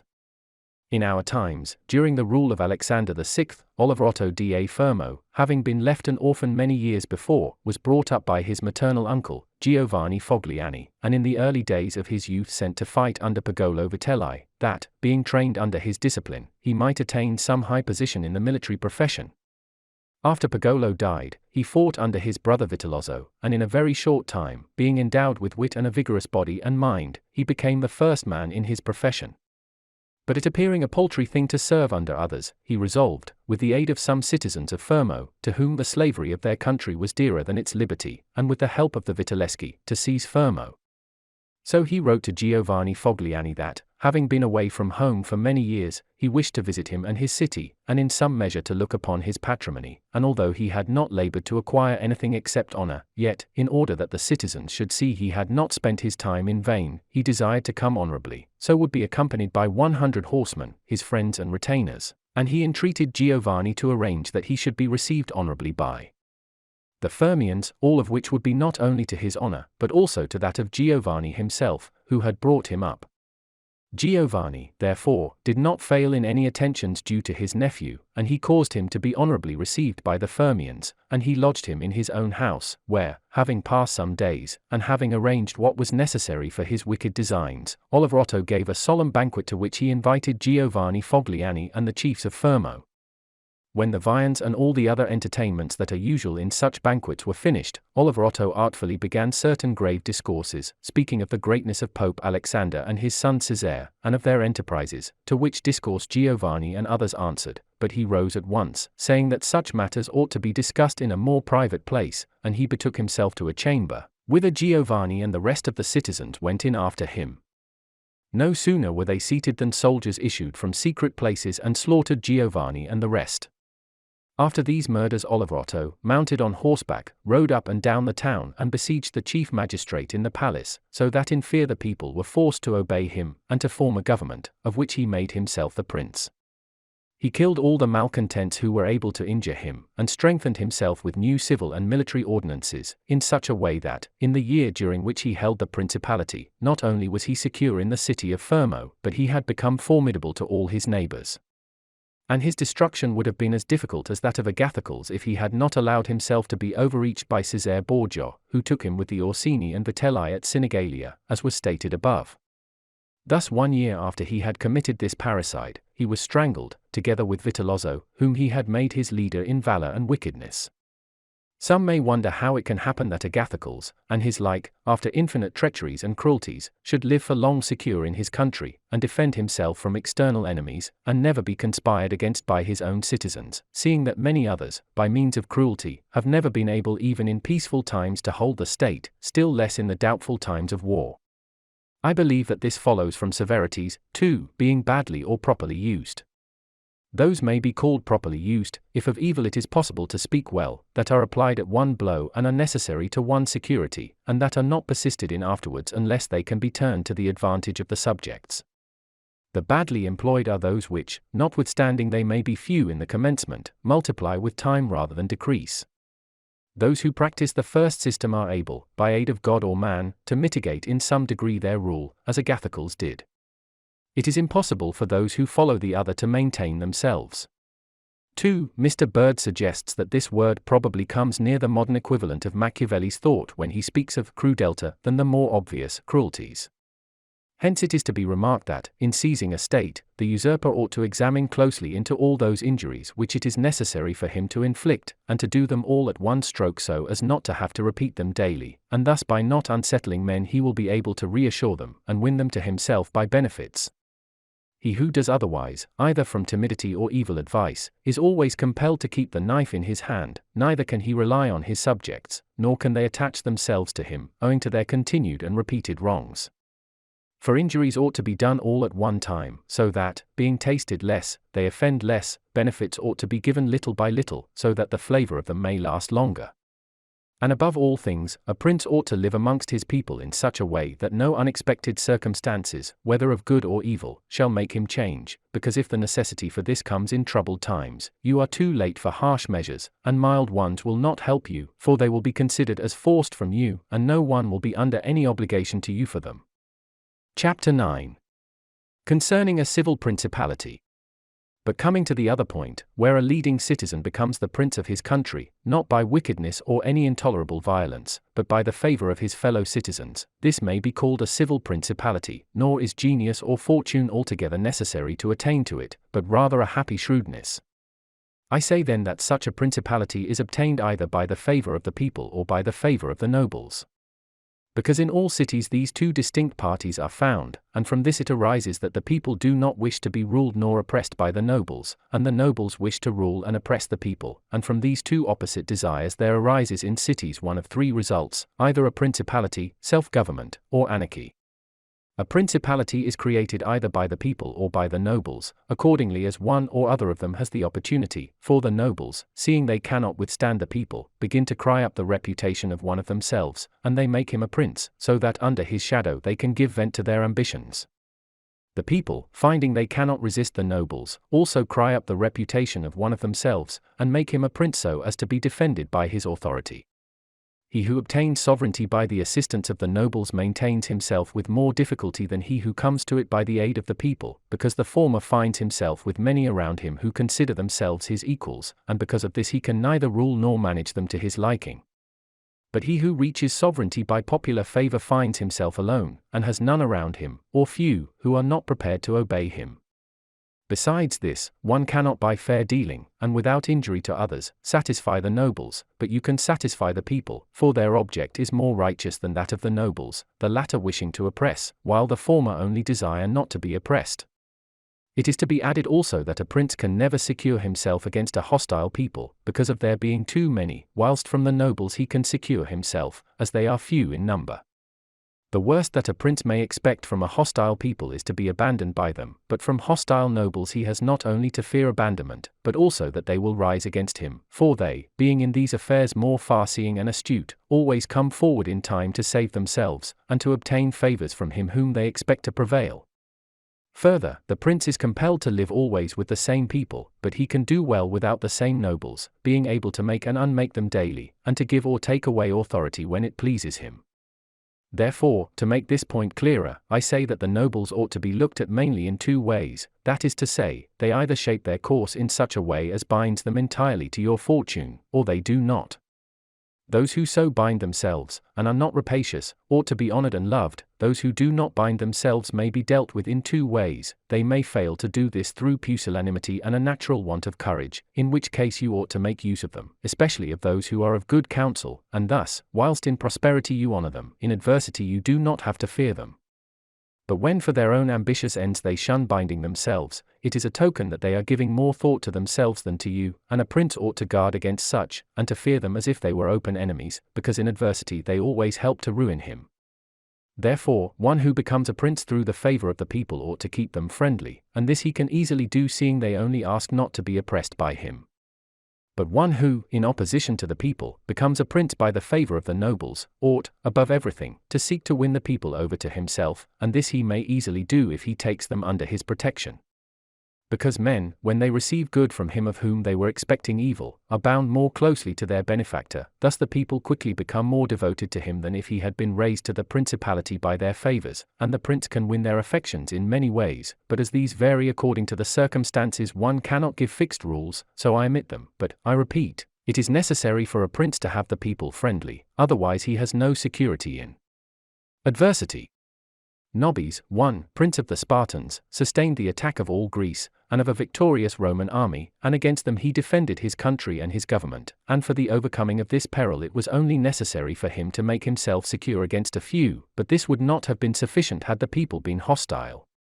And do not let any one impugn this statement with the trite proverb that he who builds on the people, builds on the mud, for this is true when a private citizen makes a foundation there, and persuades himself that the people will free him when he is oppressed by his enemies or by the magistrates, wherein he would find himself very often deceived, as happened to the Gracchi in Rome and to Messer Giorgio Scali, too, in Florence. But granted a prince who has established himself as above, who can command, and is a man of courage, undismayed in adversity, who does not fail in other qualifications, and who, by his resolution and energy, keeps the whole people encouraged, such a one will never find himself deceived in them, and it will be shown that he has laid his foundations well. 1. Nobis, tyrant of Sparta, conquered by the Romans under Flamininus in 195 BC, killed 192 BC. 2. Messer Giorgio Scali. This event is to be found in Machiavelli's Florentine History, Book 3. These principalities are liable to danger when they are passing from the civil to the absolute order of government, for such princes either rule personally or through magistrates. In the latter case their government is weaker and more insecure, because it rests entirely on the goodwill of those citizens who are raised to the magistracy, and who, especially in troubled times, can destroy the government with great ease, either by intrigue or open defiance, and the prince has not the chance amid tumults to exercise absolute authority, because the citizens and subjects, accustomed to receive orders from magistrates, are not of a mind to obey him amid these confusions, and there will always be in doubtful times a scarcity of men whom he can trust. For such a prince cannot rely upon what he observes in quiet times, when citizens have need of the state, because then every one agrees with him, they all promise, and when death is far distant they all wish to die for him, but in troubled times, when the state has need of its citizens, then he finds but few. And so much the more is this experiment dangerous, inasmuch as it can only be tried once. Therefore a wise prince ought to adopt such a course that his citizens will always in every sort and kind of circumstance have need of the state and of him, and then he will always find them faithful. Chapter 10. Concerning the way in which the strength of all principalities ought to be measured. It is necessary to consider another point in examining the character of these principalities, that is, whether a prince has such power that, in case of need, he can support himself with his own resources, or whether he has always need of the assistance of others. And to make this quite clear I say that I consider those who are able to support themselves by their own resources who can, either by abundance of men or money, raise a sufficient army to join battle against any one who comes to attack them, and I consider those always to have need of others who cannot show themselves against the enemy in the field, but are forced to defend themselves by sheltering behind walls. The first case has been discussed, but we will speak of it again should it recur. In the second case one can say nothing except to encourage such princes to provision and fortify their towns, and not on any account to defend the country. And whoever shall fortify his town well, and shall have managed the other concerns of his subjects in the way stated above, and to be often repeated, will never be attacked without great caution, for men are always adverse to enterprises where difficulties can be seen, and it will be seen not to be an easy thing to attack one who has his town well fortified, and is not hated by his people. The cities of Germany are absolutely free, they own but little country around them, and they yield obedience to the emperor when it suits them, nor do they fear this or any other power they may have near them, because they are fortified in such a way that every one thinks the taking of them by assault would be tedious and difficult, seeing they have proper ditches and walls, they have sufficient artillery, and they always keep in public depots enough for 1 year's eating, drinking, and firing. And beyond this, to keep the people quiet and without loss to the state, they always have the means of giving work to the community in those labors that are the life and strength of the city, and on the pursuit of which the people are supported. They also hold military exercises in repute, and moreover have many ordinances to uphold them. Therefore, a prince who has a strong city, and had not made himself odious, will not be attacked, or if any one should attack he will only be driven off with disgrace. Again, because that the affairs of this world are so changeable, it is almost impossible to keep an army a whole year in the field without being interfered with. And whoever should reply, if the people have property outside the city, and see it burnt, they will not remain patient, and the long siege and self-interest will make them forget their prince. To this I answer that a powerful and courageous prince will overcome all such difficulties by giving at one time hope to his subjects that the evil will not be for long, at another time fear of the cruelty of the enemy, then preserving himself adroitly from those subjects who seem to him to be too bold. Further, the enemy would naturally on his arrival at once burn and ruin the country at the time when the spirits of the people are still hot and ready for the defense, and, therefore, so much the less ought the prince to hesitate, because after a time, when spirits have cooled, the damage is already done, the ills are incurred, and there is no longer any remedy, and therefore they are so much the more ready to unite with their prince, he appearing to be under obligations to them now that their houses have been burnt and their possessions ruined in his defense. For it is the nature of men to be bound by the benefits they confer as much as by those they receive. Therefore, if everything is well considered, it will not be difficult for a wise prince to keep the minds of his citizens steadfast from first to last, when he does not fail to support and defend them. Chapter 11. Concerning ecclesiastical principalities. It only remains now to speak of ecclesiastical principalities, touching which all difficulties are prior to getting possession, because they are acquired either by capacity or good fortune, and they can be held without either, for they are sustained by the ancient ordinances of religion, which are so all-powerful, and of such a character that the principalities may be held no matter how their princes behave and live. These princes alone have states and do not defend them, and they have subjects and do not rule them, and the states, although unguarded, are not taken from them, and the subjects, although not ruled, do not care, and they have neither the desire nor the ability to alienate themselves. Such principalities only are secure and happy. But being upheld by powers, to which the human mind cannot reach, I shall speak no more of them, because, being exalted and maintained by God, it would be the act of a presumptuous and rash man to discuss them. Nevertheless, if any one should ask of me how comes it that the Church has attained such greatness in temporal power, seeing that from Alexander backwards the Italian potentates, not only those who have been called potentates, but every baron and lord, though the smallest, have valued the temporal power very slightly, yet now a king of France trembles before it, and it has been able to drive him from Italy, and to ruin the Venetians, although this may be very manifest, it does not appear to me superfluous to recall it in some measure to memory. Before Charles, King of France, passed into Italy, 1. This country was under the dominion of the Pope, the Venetians, the King of Naples, the Duke of Milan, and the Florentines. These potentates had two principal anxieties, the one, that no foreigner should enter Italy under arms, the other, that none of themselves should seize more territory. Those about whom there was the most anxiety were the Pope and the Venetians. To restrain the Venetians the union of all the others was necessary, as it was for the defense of Ferrara, and to keep down the Pope they made use of the barons of Rome, who, being divided into two factions, Orsini and Colonnesi, had always a pretext for disorder, and, standing with arms in their hands under the eyes of the pontiff, kept the pontificate weak and powerless. And although there might arise sometimes a courageous pope, such as Sixtus, yet neither fortune nor wisdom could rid him of these annoyances. And the short life of a pope is also a cause of weakness, for in the 10 years, which is the average life of a pope, he can with difficulty lower one of the factions, and if, so to speak, one people should almost destroy the Colonnesi, another would arise hostile to the Orsini, who would support their opponents, and yet would not have time to ruin the Orsini. This was the reason why the temporal powers of the pope were little esteemed in Italy. 1. Charles VIII invaded Italy in 1494. Alexander VI arose afterwards, who of all the pontiffs that have ever been showed how a pope with both money and arms was able to prevail, and through the instrumentality of the Duke Valentino, and by reason of the entry of the French, he brought about all those things which I have discussed above in the actions of the Duke. And although his intention was not to aggrandize the Church, but the Duke, nevertheless, what he did contributed to the greatness of the Church, which, after his death and the ruin of the Duke, became the heir to all his labors. Pope Julius came afterwards and found the Church strong, possessing all the Romagna, the barons of Rome reduced to impotence, and, through the chastisements of Alexander, the factions wiped out. He also found the way open to accumulate money in a manner such as had never been practiced before Alexander's time. Such things Julius not only followed, but improved upon, and he intended to gain Bologna, to ruin the Venetians, and to drive the French out of Italy. All of these enterprises prospered with him, and so much the more to his credit, inasmuch as he did everything to strengthen the Church and not any private person. He kept also the Orsini and Colonnesi factions within the bounds in which he found them, and although there was among them some mind to make disturbance, nevertheless he held two things firm, the one, the greatness of the Church, with which he terrified them, and the other, not allowing them to have their own cardinals, who caused the disorders among them.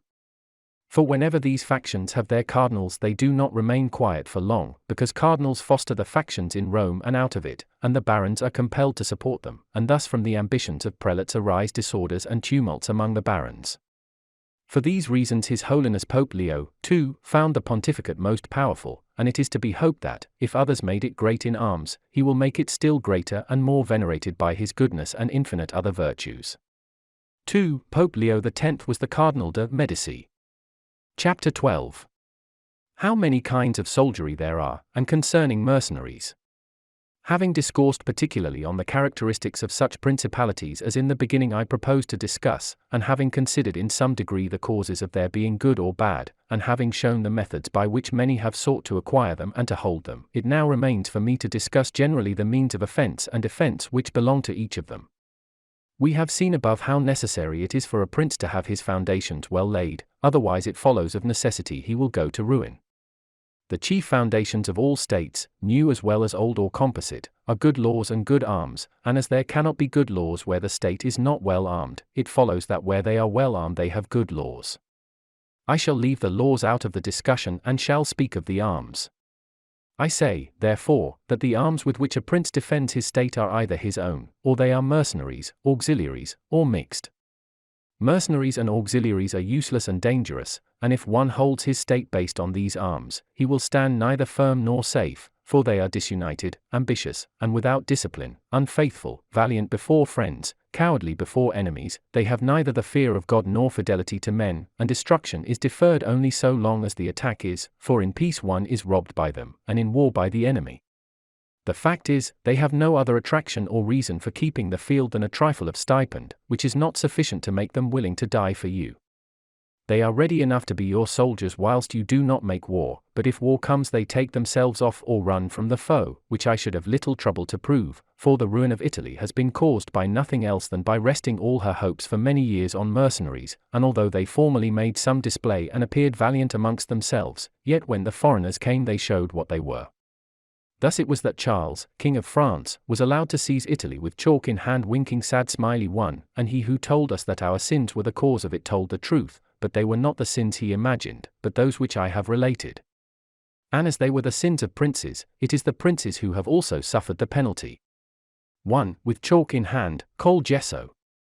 This is one of the ball marts of Alexander VI, and refers to the ease with which Charles VIII seized Italy, implying that it was only necessary for him to send his quartermasters to chalk up the billets for his soldiers to conquer the country. Compare to The History of Henry VII, by Lord Bacon. King Charles had conquered the realm of Naples, and lost it again, in a kind of a felicity of a dream.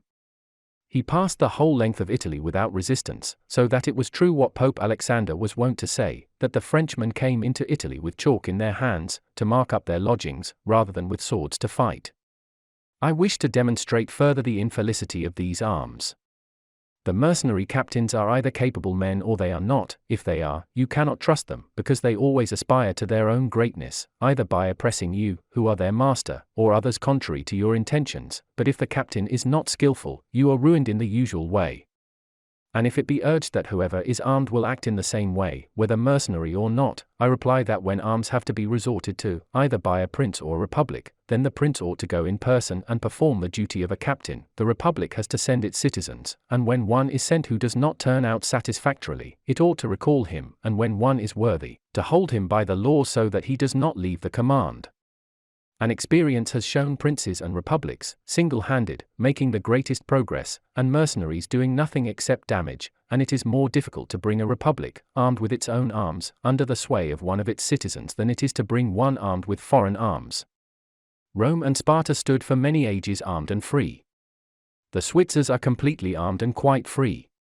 Of ancient mercenaries, for example, there are the Carthaginians, who were oppressed by their mercenary soldiers after the first war with the Romans, although the Carthaginians had their own citizens for captains. After the death of Epaminondas, Philip of Macedon was made captain of their soldiers by the bands, and after victory he took away their liberty. Duke Filippo being dead, the Milanese enlisted Francesco Sforza against the Venetians, and he, having overcome the enemy at Caravaggio, too, allied himself with them to crush the Milanese, his masters. His father, Sforza, having been engaged by Queen Johanna III of Naples, left her unprotected, so that she was forced to throw herself into the arms of the King of Aragon, in order to save her kingdom. And if the Venetians and Florentines formerly extended their dominions by these arms, and yet their captains did not make themselves princes, but have defended them, I reply that the Florentines in this case have been favored by chance, for of the able captains, of whom they might have stood in fear, some have not conquered, some have been opposed, and others have turned their ambitions elsewhere. One who did not conquer was Giovanni Acuto, and since he did not conquer his fidelity cannot be proved, but every one will acknowledge that, had he conquered, the Florentines would have stood at his discretion. Sforza had the Bracceschi always against him, so they watched each other. Francesco turned his ambition to Lombardy, Braccio against the Church and the Kingdom of Naples. But let us come to that which happened a short while ago. The Florentines appointed as their captain Pagolo Vitelli, a most prudent man, who from a private position had risen to the greatest renown. If this man had taken Pisa, nobody can deny that it would have been proper for the Florentines to keep in with him, for if he became the soldier of their enemies they had no means of resisting, and if they held to him they must obey him. The Venetians, if their achievements are considered, will be seen to have acted safely and gloriously so long as they sent to war their own men, when with armed gentlemen and plebeians they did valiantly. This was before they turned to enterprises on land, but when they began to fight on land they forsook this virtue and followed the custom of Italy.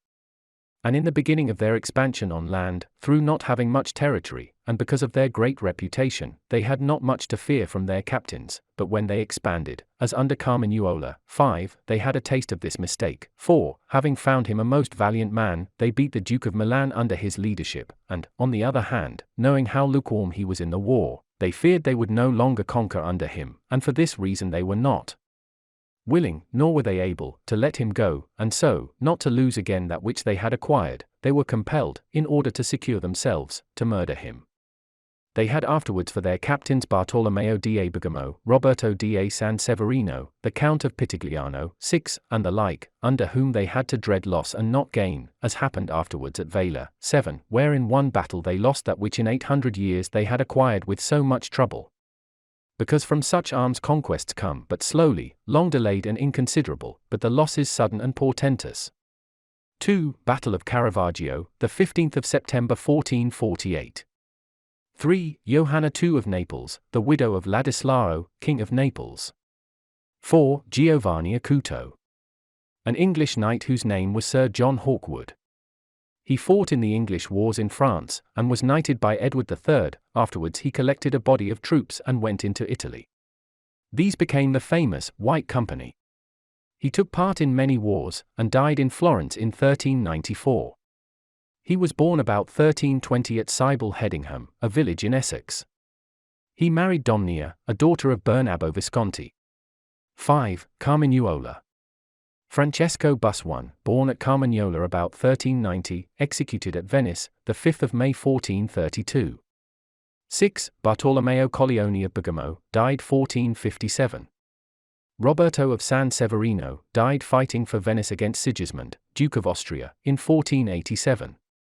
Primo Capitano in Italia. Machiavelli.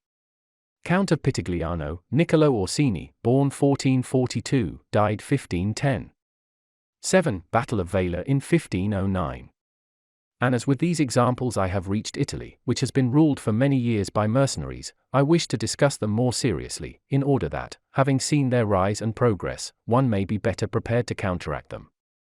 You must understand that the empire has recently come to be repudiated in Italy, that the Pope has acquired more temporal power, and that Italy has been divided up into more states, for the reason that many of the great cities took up arms against their nobles, who, formerly favored by the emperor, were oppressing them, whilst the church was favoring them so as to gain authority in temporal power. In many others their citizens became princes.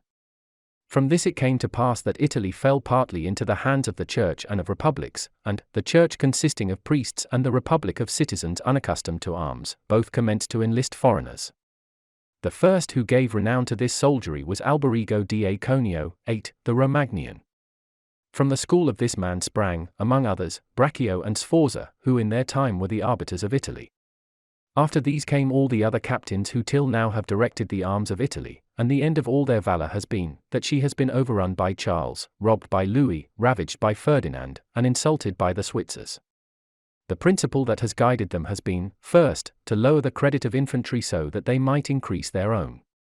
They did this because, subsisting on their pay and without territory, they were unable to support many soldiers, and a few infantry did not give them any authority, so they were led to employ cavalry, with a moderate force of which they were maintained and honored, and affairs were brought to such a pass that, in an army of 20,000 soldiers, there were not to be found 2,000 foot soldiers.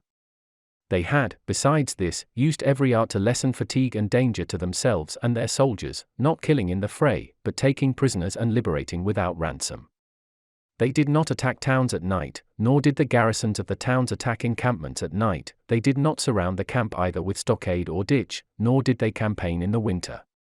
All these things were permitted by their military rules, and devised by them to avoid, as I have said, both fatigue and dangers. Thus they have brought Italy to slavery and contempt. 8. Alberigo da Conio. Alberico da Barbiano, Count of Cuneo in Romagna. He was the leader of the famous Company of St. George, composed entirely of Italian soldiers. He died in 1409. Chapter 13. Concerning auxiliaries, mixed soldiery, and one's own. Auxiliaries, which are the other useless arm, are employed when a prince is called in with his forces to aid and defend, as was done by Pope Julius in the most recent times, for he, having, in the enterprise against Ferrara, had poor proof of his mercenaries, turned to auxiliaries, and stipulated with Ferdinand, King of Spain, 1, for his assistance with men and arms. These arms may be useful and good in themselves, but for him who calls them in they are always disadvantageous, for losing, one is undone, and winning, one is their captive. 1. Ferdinand v. F. 2 of Aragon and Sicily, F. 3 of Naples, surnamed the Catholic, born 1452, died 1516. And although ancient histories may be full of examples, I do not wish to leave this recent one of Pope Julius II, the peril of which cannot fail to be perceived, for he, wishing to get Ferrara, threw himself entirely into the hands of the foreigner. But his good fortune brought about a third event, so that he did not reap the fruit of his rash choice, because, having his auxiliaries routed at Ravenna, and the Switzers having risen and driven out the conquerors, against all expectation, both his and others, it so came to pass that he did not become prisoner to his enemies, they having fled, nor to his auxiliaries, he having conquered by other arms than theirs. The Florentines, being entirely without arms, sent 10,000 Frenchmen to take Pisa, whereby they ran more danger than at any other time of their troubles. The Emperor of Constantinople, too, to oppose his neighbors, sent 10,000 Turks into Greece, who, on the war being finished, were not willing to quit. This was the beginning of the servitude of Greece to the infidels. 2. Joannes Cantacuzenus, born 1300, died 1383.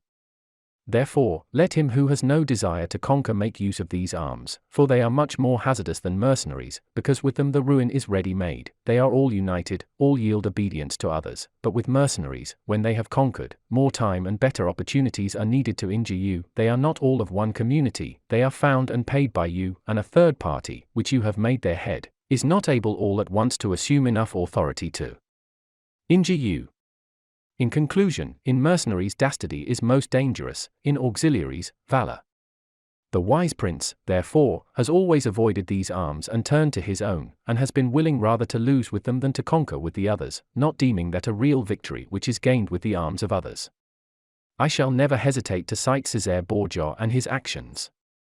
This duke entered the Romagna with auxiliaries, taking there only French soldiers, and with them he captured Imola and Forli, but afterwards, such forces not appearing to him reliable, he turned to mercenaries, discerning less danger in them, and enlisted the Orsini and Vitelli, whom presently, on handling and finding them doubtful, unfaithful, and dangerous, he destroyed and turned to his own men.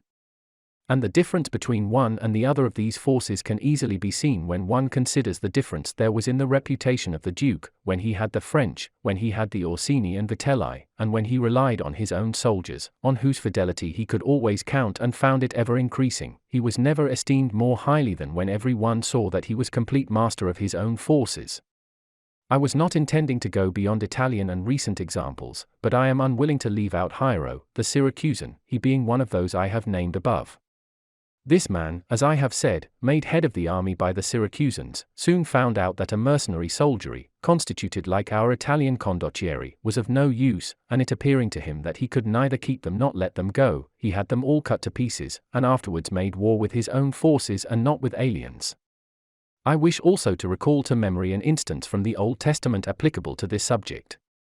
David offered himself to Saul to fight with Goliath, the Philistine champion, and, to give him courage, Saul armed him with his own weapons, which David rejected as soon as he had them on his back, saying he could make no use of them, and that he wished to meet the enemy with his sling and his knife.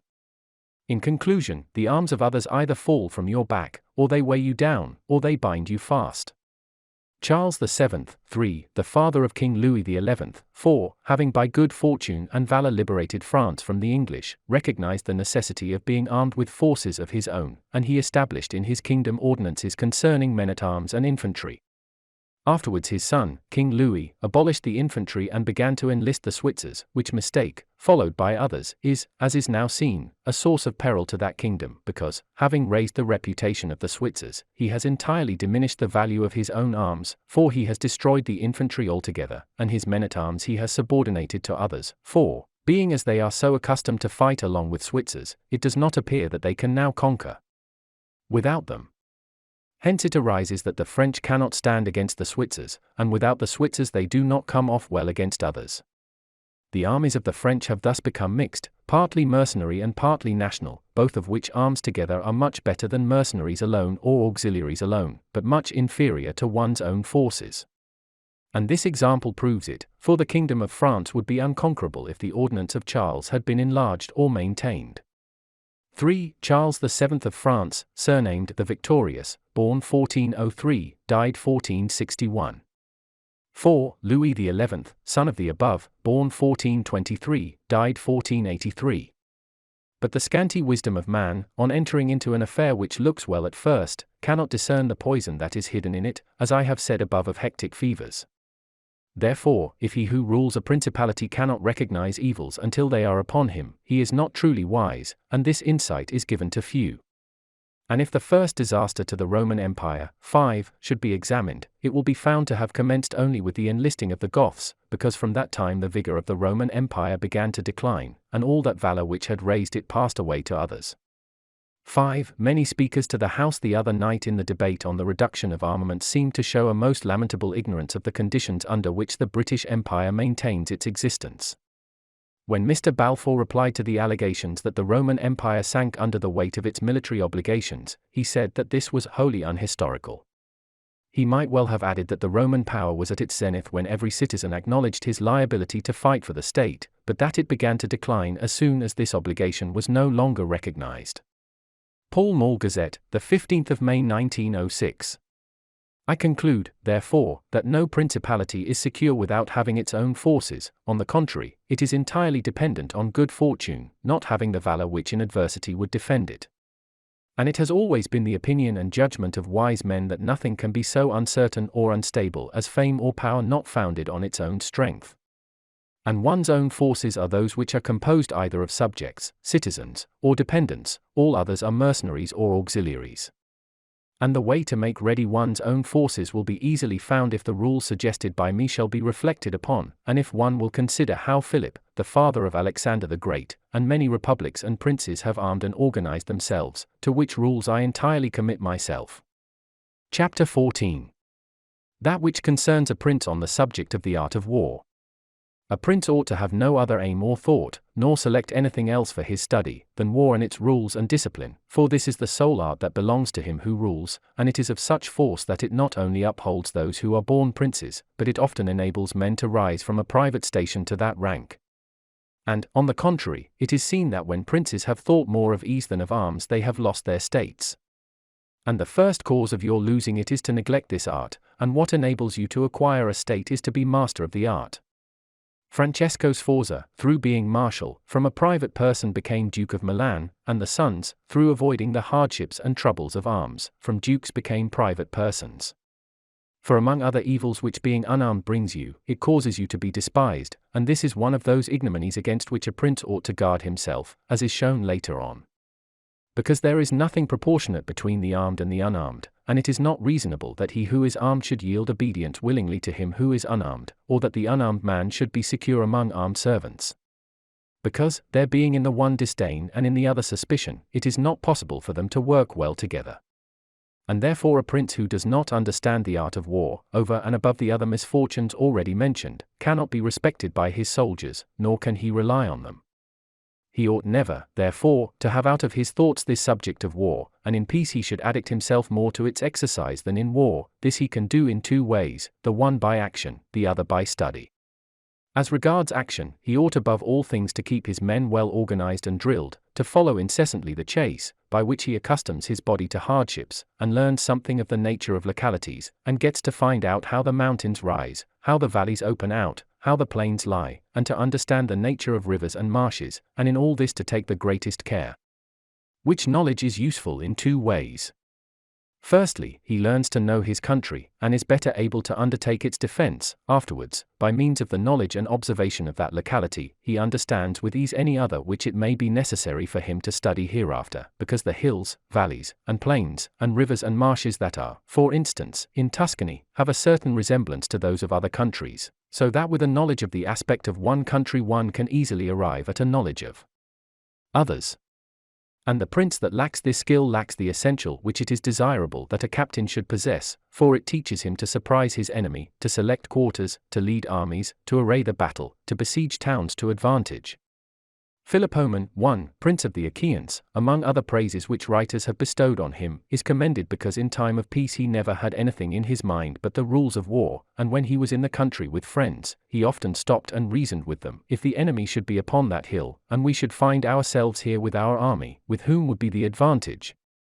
How should one best advance to meet him, keeping the ranks? If we should wish to retreat, how ought we to pursue?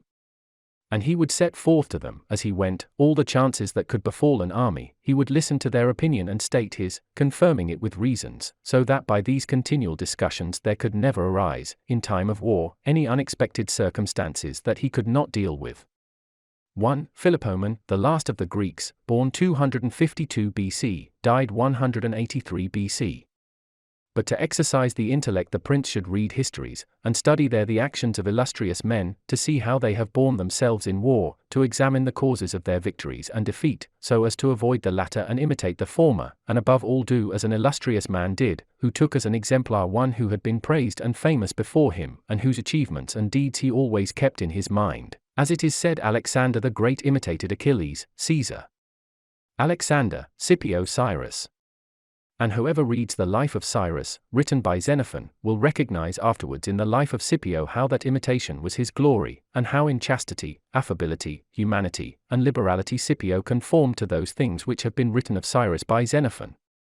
A wise prince ought to observe some such rules, and never in peaceful times stand idle, but increase his resources with industry in such a way that they may be available to him in adversity, so that if fortune chances it may find him prepared to resist her blows. Chapter 15. Concerning things for which men, and especially princes, are praised or blamed. It remains now to see what ought to be the rules of conduct for a prince towards subject and friends. And as I know that many have written on this point, I expect I shall be considered presumptuous in mentioning it again, especially as in discussing it I shall depart from the methods of other people. But, it being my intention to write a thing which shall be useful to him who apprehends it, it appears to me more appropriate to follow up the real truth of the matter than the imagination of it, for many have pictured republics and principalities which in fact have never been known or seen, because how one lives is so far distant from how one ought to live, that he who neglects what is done for what ought to be done, sooner effects his ruin than his preservation, for a man who wishes to act entirely up to his professions of virtue soon meets with what destroys him among so much that is evil. Hence it is necessary for a prince wishing to hold his own to know how to do wrong, and to make use of it or not according to necessity. Therefore, putting on one side imaginary things concerning a prince, and discussing those which are real, I say that all men when they are spoken of, and chiefly princes for being more highly placed, are remarkable for some of those qualities which bring them either blame or praise, and thus it is that one is reputed liberal, another miserly, using a Tuscan term, because an avaricious person in our language is still he who desires to possess by robbery, whilst we call one miserly who deprives himself too much of the use of his own. One is reputed generous, one rapacious, one cruel, one compassionate, one faithless, another faithful, one effeminate and cowardly, another bold and brave, one affable, another haughty, one lascivious, another chaste, one sincere, another cunning, one hard, another easy, one grave, another frivolous, one religious, another unbelieving, and the like. And I know that every one will confess that it would be most praiseworthy in a prince to exhibit all the above qualities that are considered good, but because they can neither be entirely possessed nor observed, for human conditions do not permit it, it is necessary for him to be sufficiently prudent that he may know how to avoid the reproach of those vices which would lose him his state, and also to keep himself, if it be possible, from those which would not lose him it, but this not being possible, he may with less hesitation abandon himself to them.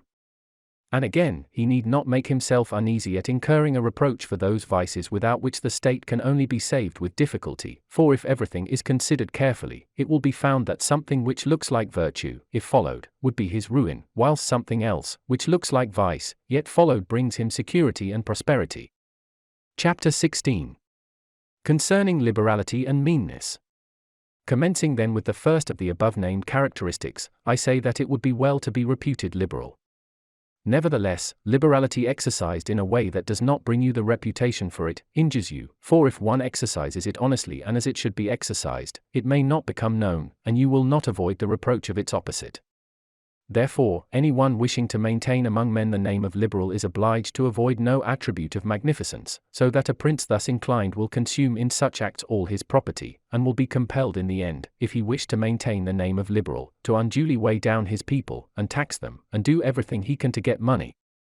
This will soon make him odious to his subjects, and becoming poor he will be little valued by any one. Thus, with his liberality, having offended many and rewarded few, he is affected by the very first trouble and imperiled by whatever may be the first danger. Recognizing this himself, and wishing to draw back from it, he runs at once into the reproach of being miserly.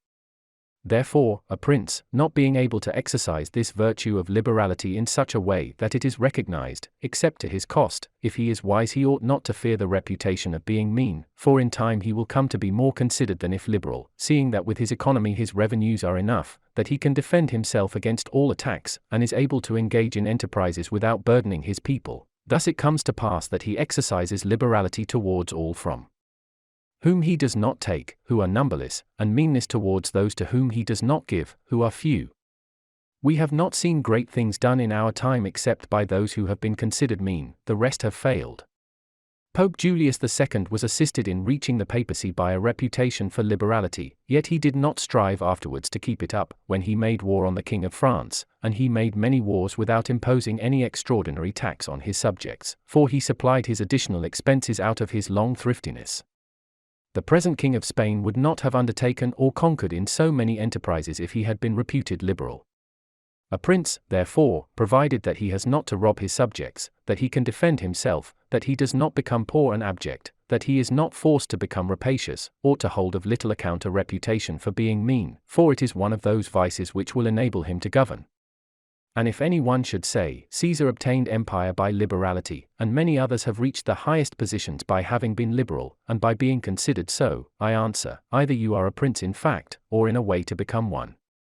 In the first case this liberality is dangerous, in the second it is very necessary to be considered liberal, and Caesar was one of those who wished to become preeminent in Rome, but if he had survived after becoming so, and had not moderated his expenses, he would have destroyed his government. And if any one should reply, many have been princes, and have done great things with armies, who have been considered very liberal, I reply, either a prince spends that which is his own or his subjects or else that of others. In the first case he ought to be sparing, in the second he ought not to neglect any opportunity for liberality. And to the prince who goes forth with his army, supporting it by pillage, sack, and extortion, handling that which belongs to others, this liberality is necessary, otherwise he would not be followed by soldiers.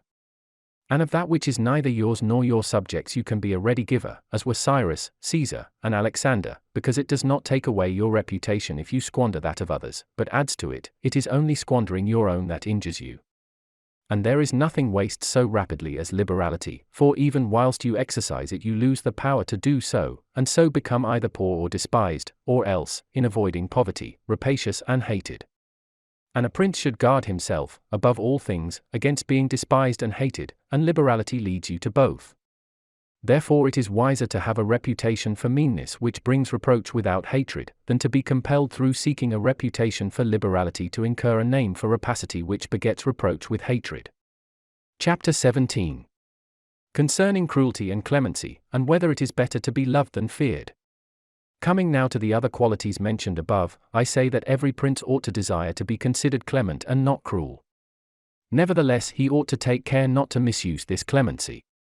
Cesare Borgia was considered cruel, notwithstanding, his cruelty reconciled the Romagna, unified it, and restored it to peace and loyalty.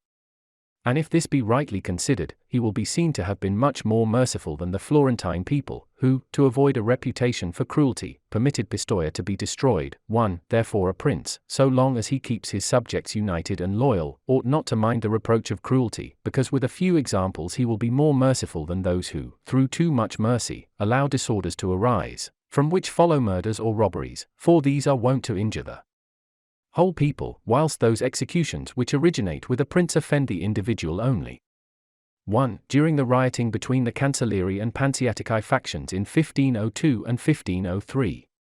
And of all princes, it is impossible for the new prince to avoid the imputation of cruelty, owing to new states being full of dangers. Hence Virgil, through the mouth of Dido, excuses the inhumanity of her reign owing to its being new, saying, Res dura, et regni navitas mitalia cogunt. Maliri, et late fines custo tueri. 2. Nevertheless he ought to be slow to believe and to act, nor should he himself show fear, but proceed in a temperate manner with prudence and humanity, so that too much confidence may not make him incautious and too much distrust render him intolerable. 2. Against my will, my fate. A throne unsettled, and an infant state. Bid me defend my realms with all my powers. And guard with these severities my shores. Christopher Pitt. Upon this a question arises, whether it be better to be loved than feared or feared than loved. It may be answered that one should wish to be both, but, because it is difficult to unite them in one person, it is much safer to be feared than loved, when, of the two, either must be dispensed with. Because this is to be asserted in general of men, that they are ungrateful, fickle, false, cowardly, covetous, and as long as you succeed they are yours entirely, they will offer you their blood, property, life, and children, as is said above, when the need is far distant, but when it approaches they turn against you. And that prince who, relying entirely on their promises, has neglected other precautions, is ruined, because friendships that are obtained by payments, and not by greatness or nobility of mind, may indeed be earned, but they are not secured, and in time of need cannot be relied upon, and men have less scruple in offending one who is beloved than one who is feared, for love is preserved by the link of obligation which, owing to the baseness of men, is broken at every opportunity for their advantage, but fear preserves you by a dread of punishment which never fails. Nevertheless a prince ought to inspire fear in such a way that, if he does not win love, he avoids hatred, because he can endure very well being feared whilst he is not hated, which will always be as long as he abstains from the property of his citizens and subjects and from their women. But when it is necessary for him to proceed against the life of someone, he must do it on proper justification and for manifest cause, but above all things he must keep his hands off the property of others, because men more quickly forget the death of their father than the loss of their patrimony. Besides, pretexts for taking away the property are never wanting, for he who has once begun to live by robbery will always find pretexts for seizing what belongs to others, but reasons for taking life, on the contrary, are more difficult to find and sooner lapse. But when a prince is with his army, and has under control a multitude of soldiers, then it is quite necessary for him to disregard the reputation of cruelty, for without it he would never hold his army united or disposed to its duties. Among the wonderful deeds of Hannibal this one is enumerated, that having led an enormous army, composed of many various races of men, to fight in foreign lands, no dissensions arose either among them or against the prince, whether in his bad or in his good fortune. This arose from nothing else than his inhuman cruelty, which, with his boundless valor, made him revered and terrible in the sight of his soldiers, but without that cruelty, his other virtues were not sufficient to produce this effect. And short-sighted writers admire his deeds from one point of view and from another condemn the principal cause of them. That it is true his other virtues would not have been sufficient for him may be proved by the case of Scipio, that most excellent man, not only of his own times but within the memory of man, against whom, nevertheless, his army rebelled in Spain. This arose from nothing but his too great forbearance, which gave his soldiers more license than is consistent with military discipline. For this he was upbraided in the Senate by Fabius Maximus, and called the corrupter of the Roman soldiery. The Locrians were laid waste by a legate of Scipio, yet they were not avenged by him, nor was the insolence of the legate punished, owing entirely to his easy nature. Insomuch that someone in the Senate, wishing to excuse him, said there were many men who knew much better how not to err than to correct the errors of others. This disposition, if he had been continued in the command, would have destroyed in time the fame and glory of Scipio, but, he being under the control of the Senate, this injurious characteristic not only concealed itself, but contributed to his glory. Returning to the question of being feared or loved, I come to the conclusion that, men loving according to their own will and fearing according to that of the prince, a wise prince should establish himself on that which is in his own control and not in that of others. He must endeavor only to avoid hatred, as is noted. Chapter 18, 1. Concerning the way in which princes should keep faith. 1. The present chapter has given greater offense than any other portion of Machiavelli's writings. Bird, Illinois Principe, p. 297. Every one admits how praiseworthy it is in a prince to keep faith, and to live with integrity and not with craft. Nevertheless, our experience has been that those princes who have done great things have held good faith of little account, and have known how to circumvent the intellect of men by craft, and in the end have overcome those who have relied on their word. You must know there are two ways of contesting, the one by the law, the other by force. The first method is proper to men, the second to beasts, but because the first is frequently not sufficient, it is necessary to have recourse to the second. Therefore it is necessary for a prince to understand how to avail himself of the beast and the man. This has been figuratively taught to princes by ancient writers, who describe how Achilles and many other princes of old were given to the centaur Chiron to nurse, who brought them up in his discipline, which means solely that, as they had for a teacher one who was half beast and half man, so it is necessary for a prince to know how to make use of both natures, and that one without the other is not durable. A prince, therefore, being compelled knowingly to adopt the beast, ought to choose the fox and the lion, because the lion cannot defend himself against snares and the fox cannot defend himself against wolves. Therefore, it is necessary to be a fox to discover the snares and a lion to terrify the wolves. Those who rely simply on the lion do not understand what they are about. Therefore a wise lord cannot, nor ought he to, keep faith when such observance may be turned against him, and when the reasons that caused him to pledge it exist no longer. If men were entirely good, this precept would not hold, but because they are bad, and will not keep faith with you, you too are not bound to observe it with them. Nor will there ever be wanting to a prince legitimate reasons to excuse this non-observance. Of this endless modern examples could be given, showing how many treaties and engagements have been made void and of no effect through the faithlessness of princes, and he who has known best how to employ the fox has succeeded best. 2. Contesting, i.e., striving for mastery. Mr. Bird points out that this passage is imitated directly from Cicero's De Officiis, nam cum sint duo genera dissertandi, unum per disceptationem, alterum per vim, cumque illud proprium sit hominis, hoc belluarum, confugiendum ist ad posterius, si uti non licet superior. But it is necessary to know well how to disguise this characteristic, and to be a great pretender and dissembler, and men are so simple, and so subject to present necessities, that he who seeks to deceive will always find someone who will allow himself to be deceived. One recent example I cannot pass over in silence. Alexander VI did nothing else but deceive men, nor ever thought of doing otherwise, and he always found victims, for there never was a man who had greater power in asserting, or who with greater oaths would affirm a thing, yet would observe it less. Nevertheless his deceits always succeeded according to his wishes. 3. Because he well understood this side of mankind. 3. Non demanco sempre gli succederano gli inganni, ad votum. The words ad votum are omitted in the Testina edition, 1550. Alexander never did what he said. Caesar never said what he did. Italian proverb. Therefore it is unnecessary for a prince to have all the good qualities I have enumerated, but it is very necessary to appear to have them. And I shall dare to say this also, that to have them and always to observe them is injurious, and that to appear to have them is useful, to appear merciful, faithful, humane, religious, upright, and to be so, but with a mind so framed that should you require not to be so, you may be able and know how to change to the opposite.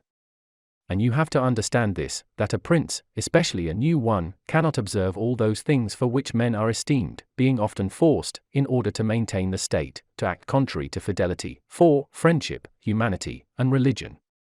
Therefore it is necessary for him to have a mind ready to turn itself accordingly as the winds and variations of fortune force it, yet, as I have said above, not to diverge from the good if he can avoid doing so, but, if compelled, then to know how to set about it. 4. Contrary to fidelity, or faith, contro alla fide, and tutto fide, altogether faithful, in the next paragraph. It is noteworthy that these two phrases, contro alla fide and tutto fide, were omitted in the Testina edition, which was published with the sanction of the papal authorities. It may be that the meaning attached to the word fide was the faith, i.e. the Catholic creed, and not as rendered here, fidelity and faithful. Observe that the word religione was suffered to stand in the text of the testina, being used to signify indifferently every shade of belief, as witness, the religion, a phrase inevitably employed to designate the Huguenot heresy. South in his Sermon 9, p. 69, ed 1843, comments on this passage as follows: that great patron and coryphaeus of this tribe, Niccolò Machiavelli, laid down this for a master rule in his political scheme, that the show of religion was helpful to the politician, but the reality of it hurtful and pernicious. For this reason a prince ought to take care that he never lets anything slip from his lips that is not replete with the above-named 5 qualities, that he may appear to him who sees and hears him altogether merciful, faithful, humane, upright, and religious. There is nothing more necessary to appear to have than this last quality, inasmuch as men judge generally more by the eye than by the hand, because it belongs to everybody to see you, to few to come in touch with you. Every one sees what you appear to be, few really know what you are, and those few dare not oppose themselves to the opinion of the many, who have the majesty of the state to defend them, and in the actions of all men, and especially of princes, which it is not prudent to challenge, one judges by the result. For that reason, let a prince have the credit of conquering and holding his state, the means will always be considered honest, and he will be praised by everybody, because the vulgar are always taken by what a thing seems to be and by what comes of it, and in the world there are only the vulgar, for the few find a place there only when the many have no ground to rest on. One prince, 5, of the present time, whom it is not well to name, never preaches anything else but peace and good faith, and to both he is most hostile, and either, if he had kept it, would have deprived him of reputation and kingdom many a time. 5. Ferdinand of Aragon. When Machiavelli was writing The Prince it would have been clearly impossible to mention Ferdinand's name here without giving offense. Bird's Illinois Principe, p. 308. Chapter 19. That one should avoid being despised and hated. Now, concerning the characteristics of which mention is made above, I have spoken of the more important ones, the others I wish to discuss briefly under this generality, that the prince must consider, as has been in part said before, how to avoid those things which will make him hated or contemptible, and as often as he shall have succeeded he will have fulfilled his part, and he need not fear any danger in other reproaches. It makes him hated above all things, as I have said, to be rapacious, and to be a violator of the property and women of his subjects, from both of which he must abstain.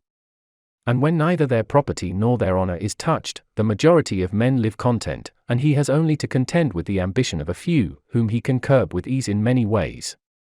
It makes him contemptible to be considered fickle, frivolous, effeminate, mean-spirited, irresolute, from all of which a prince should guard himself as from a rock, and he should endeavor to show in his actions greatness, courage, gravity, and fortitude, and in his private dealings with his subjects let him show that his judgments are irrevocable, and maintain himself in such reputation that no one can hope either to deceive him or to get round him.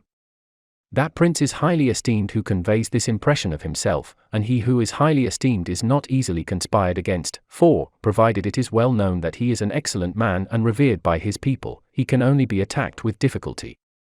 For this reason a prince ought to have 2 fears, one from within, on account of his subjects, the other from without, on account of external powers. From the latter he is defended by being well armed and having good allies, and if he is well armed he will have good friends, and affairs will always remain quiet within when they are quiet without, unless they should have been already disturbed by conspiracy, and even should affairs outside be disturbed, if he has carried out his preparations and has lived as I have said, as long as he does not despair, he will resist every attack, as I said Nobis the Spartan did. But concerning his subjects, when affairs outside are disturbed he has only to fear that they will conspire secretly, from which a prince can easily secure himself by avoiding being hated and despised, and by keeping the people satisfied with him, which it is most necessary for him to accomplish, as I said above at length. And one of the most efficacious remedies that a prince can have against conspiracies is not to be hated and despised by the people, for he who conspires against a prince always expects to please them by his removal, but when the conspirator can only look forward to offending them, he will not have the courage to take such a course, for the difficulties that confront a conspirator are infinite. And as experience shows, many have been the conspiracies, but few have been successful, because he who conspires cannot act alone, nor can he take a companion except from those whom he believes to be malcontents, and as soon as you have opened your mind to a malcontent you have given him the material with which to content himself, for by denouncing you he can look for every advantage, so that, seeing the gain from this course to be assured, and seeing the other to be doubtful and full of Dangers, he must be a very rare friend, or a thoroughly obstinate enemy of the prince, to keep faith with you. And, to reduce the matter into a small compass, I say that, on the side of the conspirator, there is nothing but fear, jealousy, prospect of punishment to terrify him, but on the side of the prince there is the majesty of the principality, the laws, the protection of friends and the state to defend him, so that, adding to all these things the popular goodwill, it is impossible that any one should be so rash as to conspire. For whereas in general the conspirator has to fear before the execution of his plot, in this case he has also to fear the sequel to the crime, because on account of it he has the people for an enemy, and thus cannot hope for any escape. Endless examples could be given on this subject, but I will be content with one, brought to pass within the memory of our fathers. Messer Annibale Bentivogli, who was prince in Bologna, grandfather of the present Annibale, having been murdered by the Cancai, who had conspired against him, not one of his family survived but Messer Giovanni, one, who was in childhood. Immediately after his assassination the people rose and murdered all the Cancai. This sprung from the popular goodwill which the house of Bentivogli enjoyed in those days in Bologna, which was so great that, although none remained there after the death of Annibale who was able to rule the state, the Bolognese, having information that there was one of the Bentivogli family in Florence, who up to that time had been considered the son of a blacksmith, sent to Florence for him and gave him the government of their city, and it was ruled by him until Messer Giovanni came in due course to the government. 1. Giovanni Bentivogli, born in Bologna 1438, died at Milan 1508. He ruled Bologna from 1462 to 1506. Machiavelli's strong condemnation of conspiracies may get its edge from his own very recent experience, February 1513, when he had been arrested and tortured for his alleged complicity in the Boscoli conspiracy. For this reason I consider that a prince ought to reckon conspiracies of little account when his people hold him in esteem, but when it is hostile to him, and bears hatred towards him, he ought to fear everything and everybody. And well-ordered states and wise princes have taken every care not to drive the nobles to desperation, and to keep the people satisfied and contented, for this is one of the most important objects a prince can have. Among the best ordered and governed kingdoms of our times is France, and in it are found many good institutions on which depend the liberty and security of the king. Of these the first is the Parliament and its authority, because he who founded the kingdom, knowing the ambition of the nobility and their boldness, considered that a bit to their mouths would be necessary to hold them in, and, on the other side, knowing the hatred of the people, founded in fear, against the nobles, he wished to protect them, yet he was not anxious for this to be the particular care of the king, therefore, to take away the reproach which he would be liable to from the nobles for favoring the people, and from the people for favoring the nobles, he set up an arbiter, who should be one who could beat down the great and favor the lesser without reproach to the king. Neither could you have a better or a more prudent arrangement, or a greater source of security to the king and kingdom. From this one can draw another important conclusion, that princes ought to leave affairs of reproach to the management of others, and keep those of grace in their own hands. And further, I consider that a prince ought to cherish the nobles, but not so as to make himself hated by the people.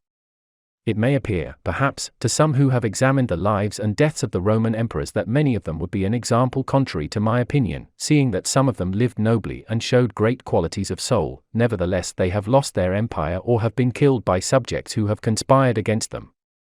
Wishing, therefore, to answer these objections, I will recall the characters of some of the emperors, and will show that the causes of their ruin were not different to those alleged by me. At the same time I will only submit for consideration those things that are noteworthy to him who studies the affairs of those times. It seems to me sufficient to take all those emperors who succeeded to the empire from Marcus the philosopher down to Maximinus. They were Marcus and his son Commodus, Pertinax, Julian, Severus and his son Antoninus Caracalla, Macrinus, Heliogabalus, Alexander, and Maximinus.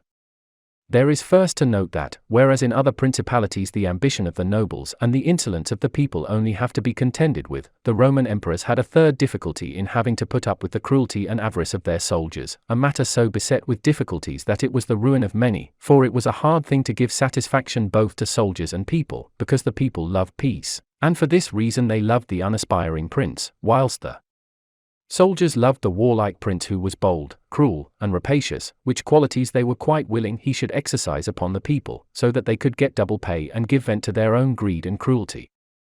Hence it arose that those emperors were always overthrown who, either by birth or training, had no great authority, and most of them, especially those who came new to the principality, recognizing the difficulty of these two opposing humors, were inclined to give satisfaction to the soldiers, caring little about injuring the people. Which course was necessary, because, as princes cannot help being hated by someone, they ought, in the first place, to avoid being hated by every one, and when they cannot compass this, they ought to endeavor with the utmost diligence to avoid the hatred of the most powerful. Therefore, those emperors who through inexperience had need of special favor adhered more readily to the soldiers than to the people, a course which turned out advantageous to them or not, accordingly as the prince knew how to maintain authority over them. From these causes it arose that Marcus, Pertinax, and Alexander, being all men of modest life, lovers of justice, enemies to cruelty, humane, and benignant, came to a sad end except Marcus. He alone lived and died honored, because he had succeeded to the throne by hereditary title, and owed nothing either to the soldiers or the people, and afterwards, being possessed of many virtues which made him respected, he always kept both orders in their places whilst he lived, and was neither hated nor despised. But Pertinax was created emperor against the wishes of the soldiers, who, being accustomed to live licentiously under Commodus, could not endure the honest life to which Pertinax wished to reduce them. Thus, having given cause for hatred, to which hatred there was added contempt for his old age, he was overthrown at the very beginning of his administration. And here it should be noted that hatred is acquired as much by good works as by bad ones. Therefore, as I said before, a prince wishing to keep his state is very often forced to do evil, for when that body is corrupt whom you think you have need of to maintain yourself, it may be either the people or the soldiers or the nobles, you have to submit to its humors and to gratify them, and then good works will do you harm.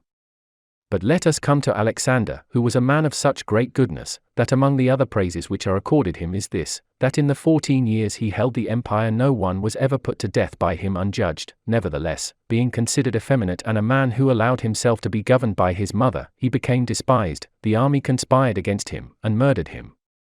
Turning now to the opposite characters of Commodus, Severus, Antoninus Caracalla, and Maximinus, you will find them all cruel and rapacious men who, to satisfy their soldiers, did not hesitate to commit every kind of iniquity against the people, and all, except Severus, came to a bad end. But in Severus there was so much valor that, keeping the soldiers friendly, although the people were oppressed by him, he reigned successfully, for his valor made him so much admired in the sight of the soldiers and people that the latter were kept in a way astonished and awed and the former respectful and satisfied. And because the actions of this man, as a new prince, were great, I wish to show briefly that he knew well how to counterfeit the fox and the lion, which natures, as I said above, it is necessary for a prince to imitate. Knowing the sloth of the Emperor Julian, he persuaded the army in Sclavonia, of which he was captain, that it would be right to go to Rome and avenge the death of Pertinax, who had been killed by the Praetorian soldiers, and under this pretext, without appearing to aspire to the throne, he moved the army on Rome, and reached Italy before it was known that he had started.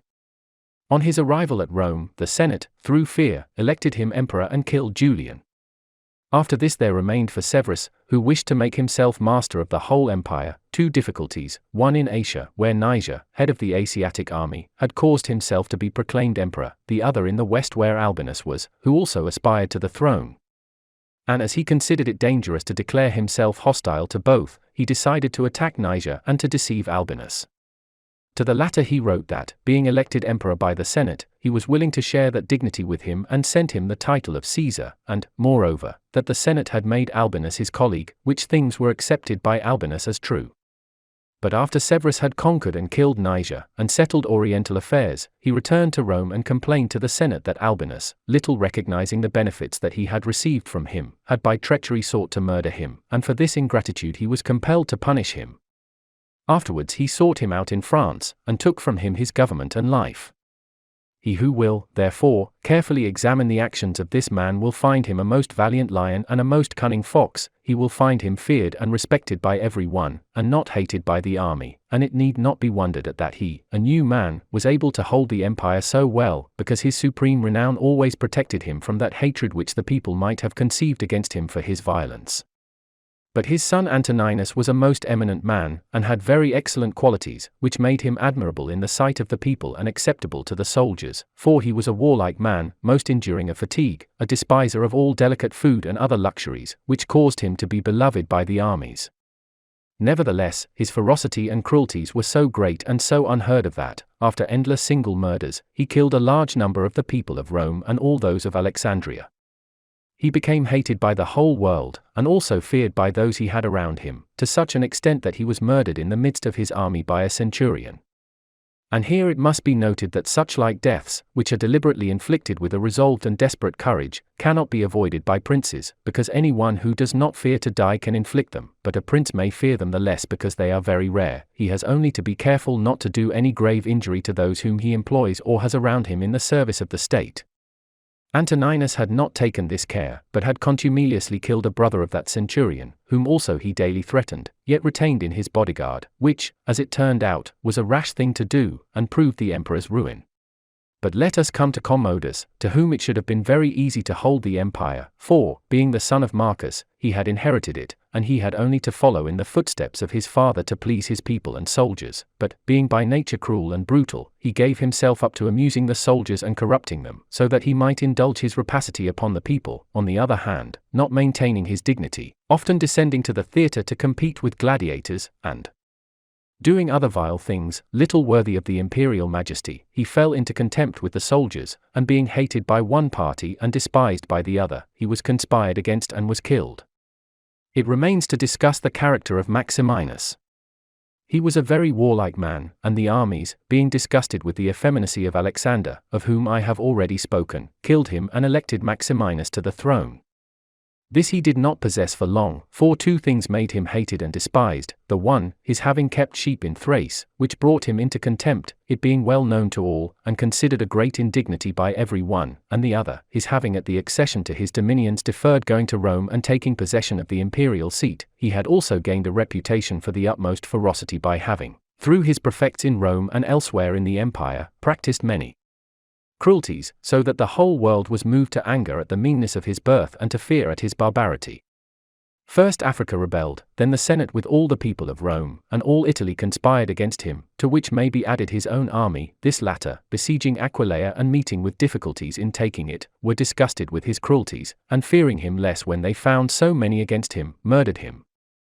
I do not wish to discuss Heliogabalus, Macrinus, or Julian, who, being thoroughly contemptible, were quickly wiped out, but I will bring this discourse to a conclusion by saying that princes in our times have this difficulty of giving inordinate satisfaction to their soldiers in a far less degree, because, notwithstanding one has to give them some indulgence, that is soon done. None of these princes have armies that are veterans in the governance and administration of provinces, as were the armies of the Roman Empire, and whereas it was then more necessary to give satisfaction to the soldiers than to the people, it is now more necessary to all princes, except the Turk and the Saldan, to satisfy the people rather the soldiers, because the people are the more powerful.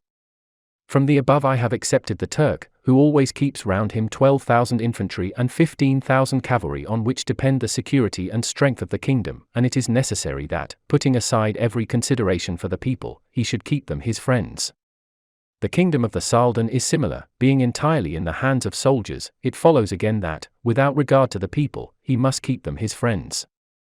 But you must note that the state of the Saldan is unlike all other principalities, for the reason that it is like the Christian pontificate, which cannot be called either an hereditary or a newly formed principality, because the sons of the old prince are not the heirs, but he who is elected to that position by those who have authority, and the sons remain only noblemen. And this being an ancient custom, it cannot be called a new principality, because there are none of those difficulties in it that are met with in new ones, for although the prince is new, the constitution of the state is old, and it is framed so as to receive him as if he were its hereditary lord. But returning to the subject of our discourse, I say that whoever will consider it will acknowledge that either hatred or contempt has been fatal to the above-named emperors, and it will be recognized also how it happened that, a number of them acting in one way and a number in another, only one in each way came to a happy end and the rest to unhappy ones. Because it would have been useless and dangerous for Pertinax and Alexander, being new princes, to imitate Marcus, who was heir to the principality, and likewise it would have been utterly destructive to Caracalla, Commodus, and Maximinus to have imitated Severus, they not having sufficient valor to enable them to tread in his footsteps. Therefore a prince, new to the principality, cannot imitate the actions of Marcus, nor, again, is it necessary to follow those of Severus, but he ought to take from Severus those parts which are necessary to found his state, and from Marcus those which are proper and glorious to keep a state that may already be stable and firm. Chapter 20. Are fortresses, and many other things to which princes often resort, advantageous or hurtful? 1. Some princes, so as to hold securely the state, have disarmed their subjects, others have kept their subject towns distracted by factions, others have fostered enmities against themselves, others have laid themselves out to gain over those whom they distrusted in the beginning of their governments, some have built fortresses, some have overthrown and destroyed them. And although one cannot give a final judgment on all of these things unless one possesses the particulars of those states in which a decision has to be made, nevertheless I will speak as comprehensively as the matter of itself will admit. 2. There never was a new prince who has disarmed his subjects, rather when he has found them disarmed he has always armed them, because, by arming them, those arms become yours, those men who were distrusted become faithful, and those who were faithful are kept so, and your subjects become your adherents.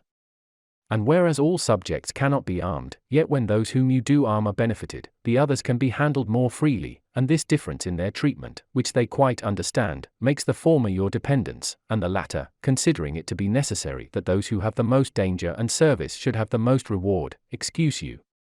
But when you disarm them, you at once offend them by showing that you distrust them, either for cowardice or for want of loyalty, and either of these opinions breeds hatred against you. And because you cannot remain unarmed, it follows that you turn to mercenaries, which are of the character already shown. Even if they should be good, they would not be sufficient to defend you against powerful enemies and distrusted subjects. Therefore, as I have said, a new prince in a new principality has always distributed arms. Histories are full of examples. But when a prince acquires a new state, which he adds as a province to his old one, then it is necessary to disarm the men of that state, except those who have been his adherents in acquiring it, and these again, with time and opportunity, should be rendered soft and effeminate, and matters should be managed in such a way that all the armed men in the state shall be your own soldiers who in your old state were living near you. 3. Our forefathers, and those who were reckoned wise, were accustomed to say that it was necessary to hold Pistoia by factions and Pisa by fortresses, and with this idea they fostered quarrels in some of their tributary towns so as to keep possession of them the more easily. This may have been well enough in those times when Italy was in a way balanced, but I do not believe that it can be accepted as a precept for today, because I do not believe that factions can ever be of use. Rather, it is certain that when the enemy comes upon you in divided cities you are quickly lost, because the weakest party will always assist the outside forces and the other will not be able to resist. The Venetians, moved, as I believe, by the above reasons, fostered the Guelph and Ghibelline factions in their tributary cities, and although they never allowed them to come to bloodshed, yet they nursed these disputes amongst them, so that the citizens, distracted by their differences, should not unite against them. Which, as we saw, did not afterwards turn out as expected, because, after the rout at Vela, one party at once took courage and seized the state. Such methods argue, therefore, weakness in the prince, because these factions will never be permitted in a vigorous principality. Such methods for enabling one the more easily to manage subjects are only useful in times of peace, but if war comes this policy proves fallacious. For, without doubt princes become great when they overcome the difficulties and obstacles by which they are confronted, and therefore fortune, especially when she desires to make a new prince great, who has a greater necessity to earn renown than an hereditary one, causes enemies to arise and form designs against him, in order that he may have the opportunity of overcoming them, and by them to mount higher, as by a ladder which his enemies have raised. For this reason many consider that a wise prince, when he has the opportunity, ought with craft to foster some animosity against himself, so that, having crushed it, his renown may rise higher. 5. Princes, especially new ones, have found more fidelity and assistance in those men who in the beginning of their rule were distrusted than among those who in the beginning were trusted. Pandolfo Petrucci, Prince of Siena, ruled his state more by those who had been distrusted than by others. But on this question one cannot speak generally, for it varies so much with the individual. I will only say this, that those men who at the commencement of a princedom have been hostile, if they are of a description to need assistance to support themselves, can always be gained over with the greatest ease, and they will be tightly held to serve the prince with fidelity, inasmuch as they know it to be very necessary for them to cancel by deeds the bad impression which he had formed of them, and thus the prince always extracts more profit from them than from those who, serving him in too much security, may neglect his affairs.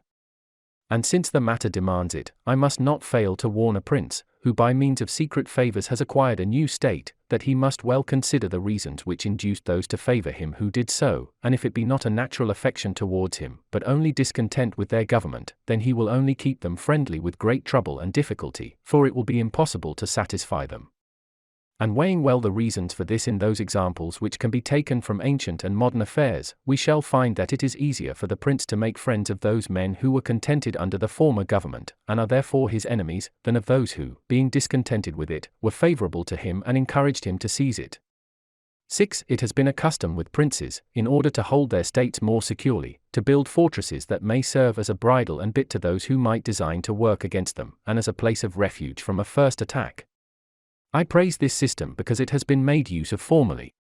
Notwithstanding that, Messer Niccolò Vitelli in our times has been seen to demolish 2 fortresses in Città di Castello so that he might keep that state, Guido Ubaldo, Duke of Urbino, on returning to his dominion, whence he had been driven by Cesare Borgia, razed to the foundations all the fortresses in that province, and considered that without them it would be more difficult to lose it. The Bentivogli returning to Bologna came to a similar decision. Fortresses, therefore, are useful or not according to circumstances. If they do you good in one way they injure you in another. And this question can be reasoned thus: the prince who has more to fear from the people than from foreigners ought to build fortresses, but he who has more to fear from foreigners than from the people ought to leave them alone. The castle of Milan, built by Francesco Sforza, has made, and will make, more trouble for the house of Sforza than any other disorder in the state. For this reason the best possible fortress is, not to be hated by the people, because, although you may hold the fortresses, yet they will not save you if the people hate you, for there will never be wanting foreigners to assist a people who have taken arms against you. It has not been seen in our times that such fortresses have been of use to any prince, unless to the Countess of Forli, 1, when the Count Girolamo, her consort, was killed, for by that means she was able to withstand the popular attack and wait for assistance from Milan, and thus recover her state, and the posture of affairs was such at that time that the foreigners could not assist the people. But fortresses were of little value to her afterwards when Cesare Borgia attacked her, and when the people, her enemy, were allied with foreigners. Therefore, it would have been safer for her, both then and before, not to have been hated by the people than to have had the fortresses. All these things considered then, I shall praise him who builds fortresses as well as him who does not, and I shall blame whoever, trusting in them, cares little about being hated by the people. 1. Catherine Sforza, a daughter of Galeazzo Sforza and Lucrezia Landriani, born 1463, died 1509. It was to the Countess of Forli that Machiavelli was sent as envoy on 1499. A letter from Fortunati to the Countess announces the appointment. I have been with the Signory, wrote Fortunati, to learn whom they would send and when. They tell me that Niccolò Machiavelli, a learned young Florentine noble, secretary to my lords of the Ten, is to leave with me at once. Compare to Catherine Sforza, by Count Pasolini, translated by P. Sylvester, 1898. Chapter 21. How a prince should conduct himself so as to gain renown. Nothing makes a prince so much esteemed as great enterprises and setting a fine example. We have in our time Ferdinand of Aragon, the present King of Spain. He can almost be called a new prince, because he has risen, by fame and glory, from being an insignificant king to be the foremost king in Christendom, and if you will consider his deeds you will find them all great and some of them extraordinary. In the beginning of his reign he attacked Granada, and this enterprise was the foundation of his dominions. He did this quietly at first and without any fear of hindrance, for he held the minds of the barons of Castile occupied in thinking of the war and not anticipating any innovations, thus they did not perceive that by these means he was acquiring power and authority over them. He was able with the money of the church and of the people to sustain his armies, and by that long war to lay the foundation for the military skill which has since distinguished him. Further, always using religion as a plea, so as to undertake greater schemes, he devoted himself with pious cruelty to driving out and clearing his kingdom of the Moors, nor could there be a more admirable example, nor one more rare. Under this same cloak he assailed Africa, he came down on Italy, he has finally attacked France, and thus his achievements and designs have always been great, and have kept the minds of his people in suspense and admiration and occupied with the issue of them. And his actions have arisen in such a way, one out of the other, that men have never been given time to work steadily against him. Again, it much assists a prince to set unusual examples in internal affairs, similar to those which are related of Messer Bernabo da Milano, who, when he had the opportunity, by any one in civil life doing some extraordinary thing, either good or bad, would take some method of rewarding or punishing him, which would be much spoken about. And a prince ought, above all things, always endeavor in every action to gain for himself the reputation of being a great and remarkable man. A prince is also respected when he is either a true friend or a downright enemy, that is to say, when, without any reservation, he declares himself in favor of one party against the other, which course will always be more advantageous than standing neutral, because if two of your powerful neighbors come to blows, they are of such a character that, if one of them conquers, you have either to fear him or not. In either case it will always be more advantageous for you to declare yourself and to make war strenuously, because, in the first case, if you do not declare yourself, you will invariably fall a prey to the conqueror, to the pleasure and satisfaction of him who has been conquered, and you will have no reasons to offer, nor anything to protect or to shelter you. Because he who conquers does not want doubtful friends who will not aid him in the time of trial, and he who loses will not harbor you because you did not willingly, sword in hand, court his fate. Antius went into Greece, being sent for by the Aetolians to drive out the Romans. He sent envoys to the Achaeans, who were friends of the Romans, exhorting them to remain neutral, and on the other hand the Romans urged them to take up arms. This question came to be discussed in the council of the Achaeans, where the legate of Antius urged them to stand neutral. To this the Roman legate answered, as for that which has been said, that it is better and more advantageous for your state not to interfere in our war, nothing can be more erroneous, because by not interfering you will be left, without favor or consideration, the guerdon of the conqueror. Thus it will always happen that he who is not your friend will demand your neutrality, whilst he who is your friend will entreat you to declare yourself with arms. And irresolute princes, to avoid present dangers, generally follow the neutral path, and are generally ruined. But when a prince declares himself gallantly in favor of one side, if the party with whom he allies himself conquers, although the victor may be powerful and may have him at his mercy, yet he is indebted to him, and there is established a bond of amity, and men are never so shameless as to become a monument of ingratitude by oppressing you. Victories after all are never so complete that the victor must not show some regard, especially to justice. But if he with whom you ally yourself loses, you may be sheltered by him, and whilst he is able he may aid you, and you become companions on a fortune that may rise again. In the second case, when those who fight are of such a character that you have no anxiety as to who may conquer, so much the more is it greater prudence to be allied, because you assist at the destruction of one by the aid of another who, if he had been wise, would have saved him, and conquering, as it is impossible that he should not do with your assistance, he remains at your discretion. And here it is to be noted that a prince ought to take care never to make an alliance with one more powerful than himself for the purposes of attacking others, unless necessity compels him, as is said above, because if he conquers you are at his discretion, and princes ought to avoid as much as possible being at the discretion of any one. The Venetians joined with France against the Duke of Milan, and this alliance, which caused their ruin, could have been avoided. But when it cannot be avoided, as happened to the Florentines when the Pope and Spain sent armies to attack Lombardy, then in such a case, for the above reasons, the prince ought to favor one of the parties. Never let any government imagine that it can choose perfectly safe courses, rather let it expect to have to take very doubtful ones, because it is found in ordinary affairs that one never seeks to avoid one trouble without running into another, but prudence consists in knowing how to distinguish the character of troubles, and for choice to take the lesser evil. A prince ought also to show himself a patron of ability, and to honor the proficient in every art. At the same time he should encourage his citizens to practice their callings peaceably, both in commerce and agriculture, and in every other following, so that the one should not be deterred from improving his possessions for fear lest they be taken away from him, or another from opening up trade for fear of taxes, but the prince ought to offer rewards to whoever wishes to do these things and designs in any way to honor his city or state. Further, he ought to entertain the people with festivals and spectacles at convenient seasons of the year, and as every city is divided into guilds or into societies, he ought to hold such bodies in esteem, and associate with them sometimes, and show himself an example of courtesy and liberality, nevertheless, always maintaining the majesty of his rank, for this he must never consent to abate in anything. 1. Guilds or societies, in arti o in tribu. Arti were craft or trade guilds, compared to florio, art a whole company of any trade in any city or corporation town. The guilds of Florence are most admirably described by Mr. Edcombe Staley in his work on the subject, Methuen, 1906. Institutions of a somewhat similar character, called artel, exist in Russia today, compare to Sir Mackenzie Wallace's Russia, ed. 1905, the sons were always during the working season members of an artel.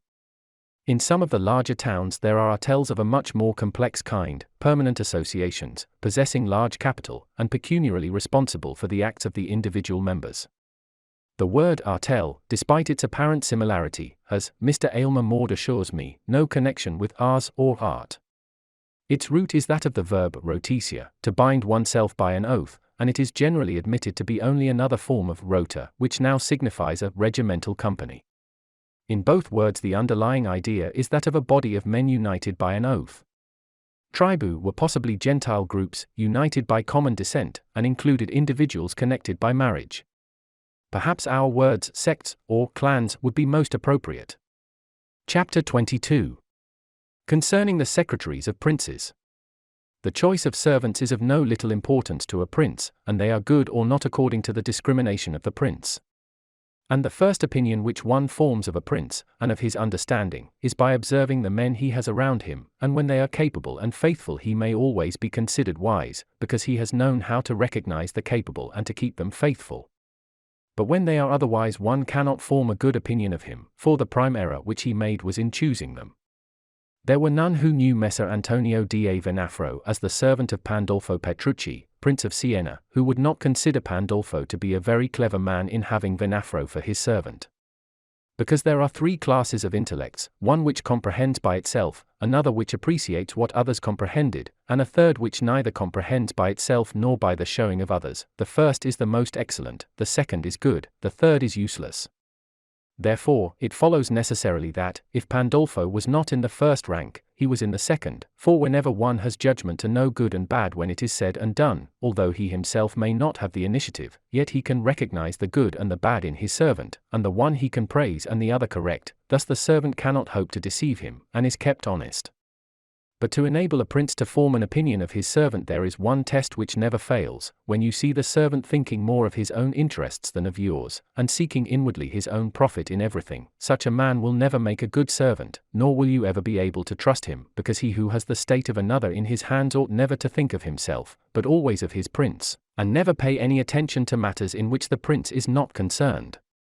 On the other hand, to keep his servant honest the prince ought to study him, honoring him, enriching him, doing him kindnesses, sharing with him the honors and cares, and at the same time let him see that he cannot stand alone, so that many honors may not make him desire more, many riches make him wish for more, and that many cares may make him dread chances. When, therefore, servants, and princes towards servants, are thus disposed, they can trust each other, but when it is otherwise, the end will always be disastrous for either one or the other. Chapter 23. How flatterers should be avoided. I do not wish to leave out an important branch of this subject, for it is a danger from which princes are with difficulty preserved, unless they are very careful and discriminating. It is that of flatterers, of whom courts are full, because men are so self-complacent in their own affairs, and in a way so deceived in them, that they are preserved with difficulty from this pest, and if they wish to defend themselves they run the danger of falling into contempt. Because there is no other way of guarding oneself from flatterers except letting men understand that to tell you the truth does not offend you, but when every one may tell you the truth, respect for you abates. Therefore a wise prince ought to hold a third course by choosing the wise men in his state, and giving to them only the liberty of speaking the truth to him, and then only of those things of which he inquires, and of none others, but he ought to question them upon everything, and listen to their opinions, and afterwards form his own conclusions. With these counselors, separately and collectively, he ought to carry himself in such a way that each of them should know that, the more freely he shall speak, the more he shall be preferred. Outside of these, he should listen to no one, pursue the thing resolved on, and be steadfast in his resolutions. He who does otherwise is either overthrown by flatterers, or is so often changed by varying opinions that he falls into contempt. I wish on this subject to adduce a modern example. Fra Luca, the man of affairs to Maximilian I, the present emperor, speaking of his majesty, said, he consulted with no one, yet never got his own way in anything. This arose because of his following a practice the opposite to the above, for the emperor is a secretive man, he does not communicate his designs to any one, nor does he receive opinions on them. But as in carrying them into effect they become revealed and known, they are at once obstructed by those men whom he has around him, and he, being pliant, is diverted from them. Hence it follows that those things he does one day he undoes the next, and no one ever understands what he wishes or intends to do, and no one can rely on his resolutions.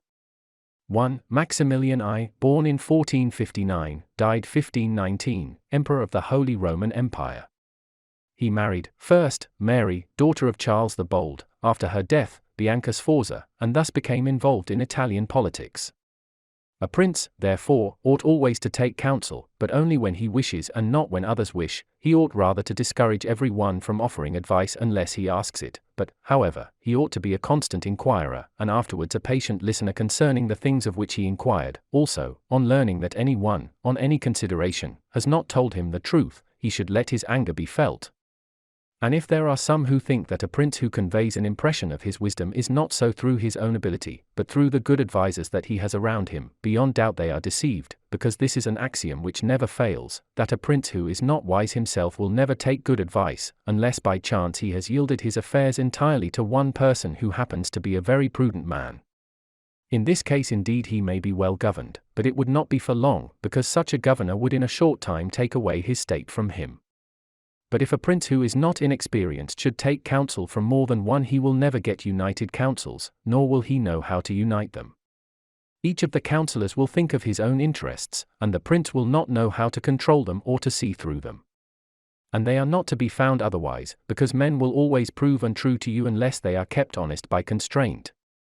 Therefore it must be inferred that good counsels, whencesoever they come, are born of the wisdom of the prince, and not the wisdom of the prince from good counsels. Chapter 24. Why the princes of Italy have lost their states.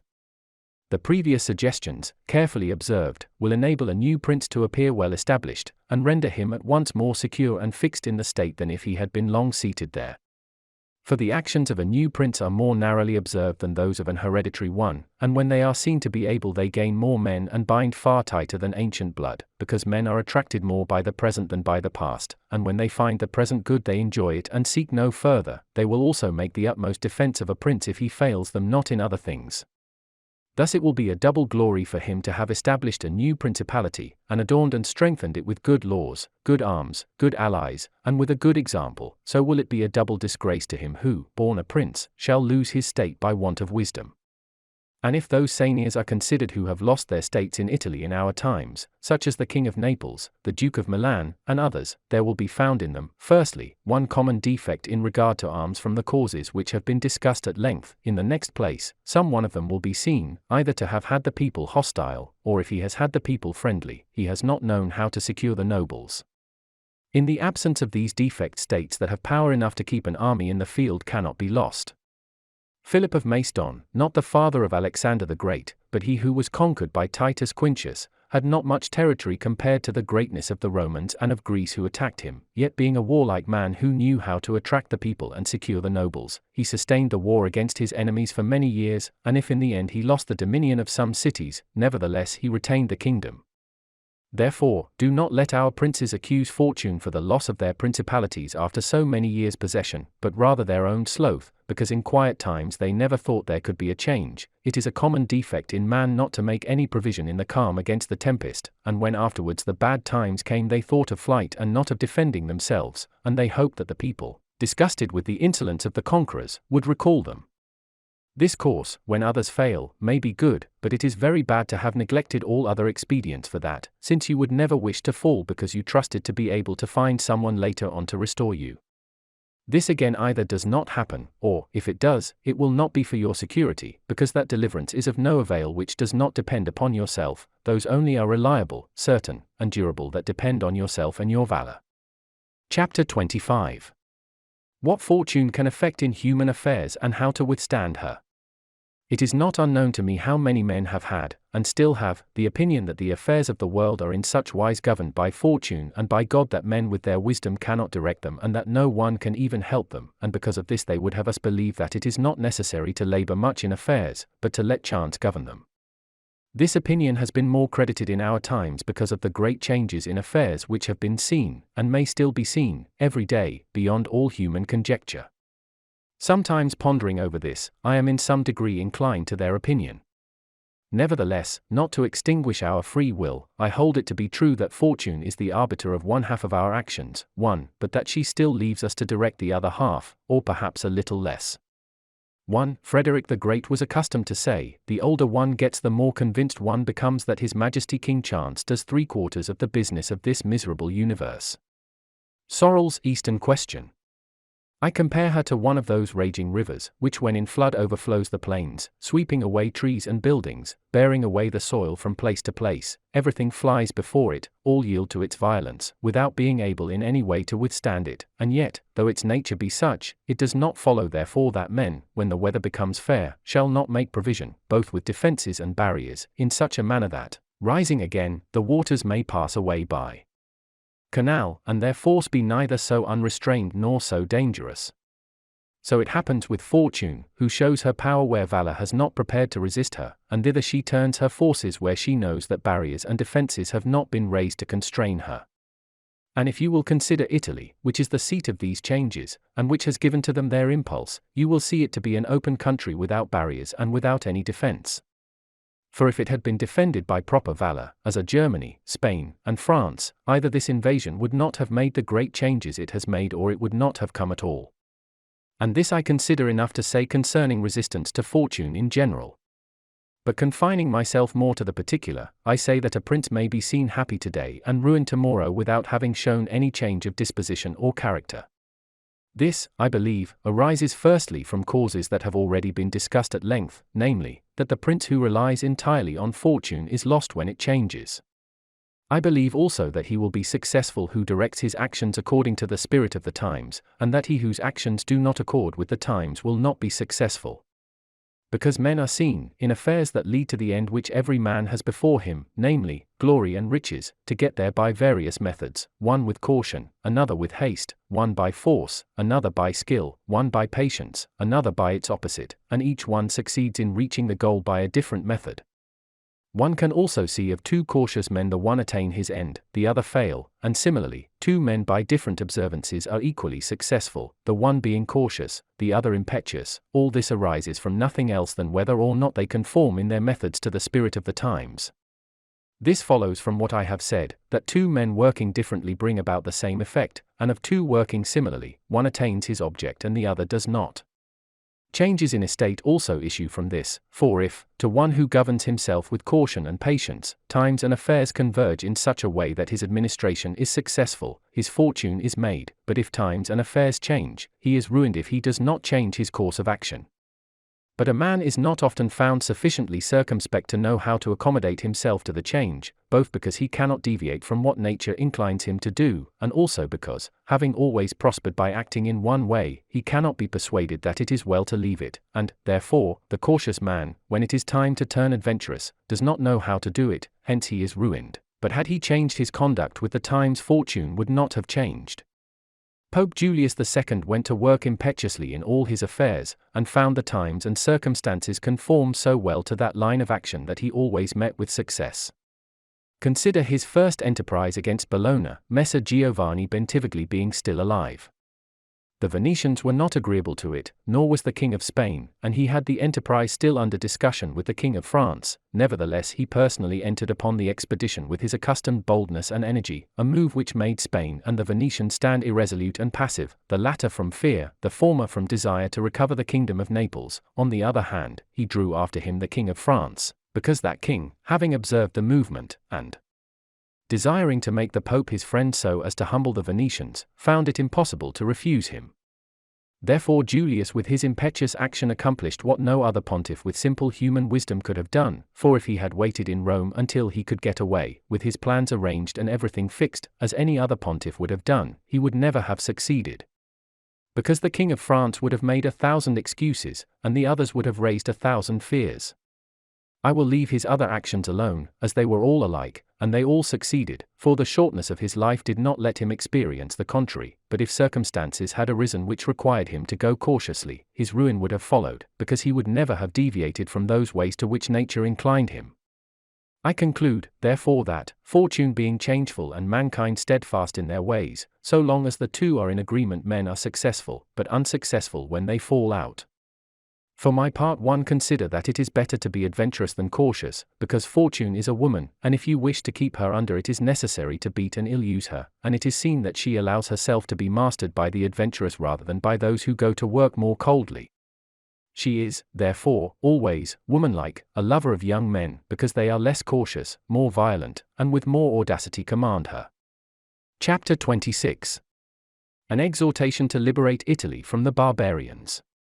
Having carefully considered the subject of the above discourses, and wondering within myself whether the present times were propitious to a new prince, and whether there were elements that would give an opportunity to a wise and virtuous one to introduce a new order of things which would do honor to him and good to the people of this country, it appears to me that so many things concur to favor a new prince that I never knew a time more fit than the present.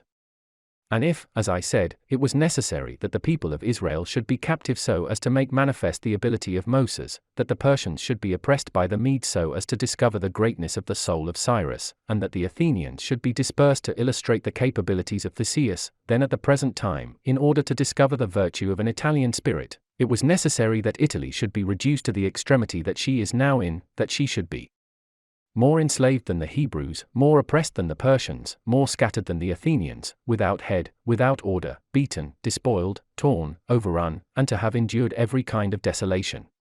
Although lately some spark may have been shown by one, which made us think he was ordained by God for our redemption, nevertheless it was afterwards seen, in the height of his career, that fortune rejected him, so that Italy, left as without life, waits for him who shall yet heal her wounds and put an end to the ravaging and plundering of Lombardy, to the swindling and taxing of the kingdom and of Tuscany, and cleanse those sores that for long have festered.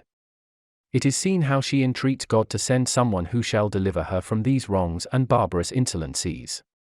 It is seen also that she is ready and willing to follow a banner if only someone will raise it. Nor is there to be seen at present one in whom she can place more hope than in your illustrious house, one, with its valor and fortune, favored by God and by the church of which it is now the chief, and which could be made the head of this redemption. This will not be difficult if you will recall to yourself the actions and lives of the men I have named. And although they were great and wonderful men, yet they were men, and each one of them had no more opportunity than the present offers, for their enterprises were neither more just nor easier than this, nor was God more their friend than he is yours. 1. Giuliano de' Medici. He had just been created a cardinal by Leo X. In 1523 Giuliano was elected pope, and took the title of Clement VII. With us there is great justice, because that war is just which is necessary, and arms are hallowed when there is no other hope but in them.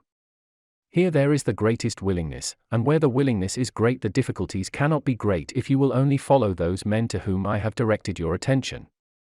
Further than this, how extraordinarily the ways of God have been manifested beyond example. The sea is divided, a cloud has led the way, the rock has poured forth water, it has rained manna, everything has contributed to your greatness, you ought to do the rest.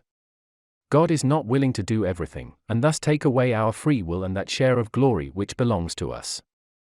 And it is not to be wondered at if none of the above-named Italians have been able to accomplish all that is expected from your illustrious house, and if in so many revolutions in Italy, and in so many campaigns, it has always appeared as if military virtue were exhausted. This has happened because the old order of things was not good, and none of us have known how to find a new one.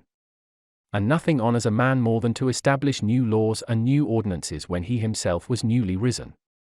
Such things when they are well founded and dignified will make him revered and admired, and in Italy there are not wanting opportunities to bring such into use in every form. Here there is great valor in the limbs whilst it fails in the head. Look attentively at the duels and the hand-to-hand combats, how superior the Italians are in strength, dexterity, and subtlety.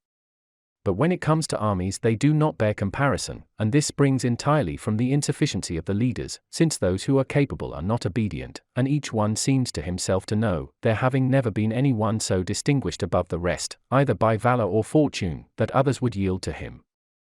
Hence it is that for so long a time, and during so much fighting in the past 20 years, whenever there has been an army wholly Italian, it has always given a poor account of itself. The first witness to this is Illinois Taro, afterwards Alessandria, Capua, Genoa, Vela, Bologna, Mestre. 2.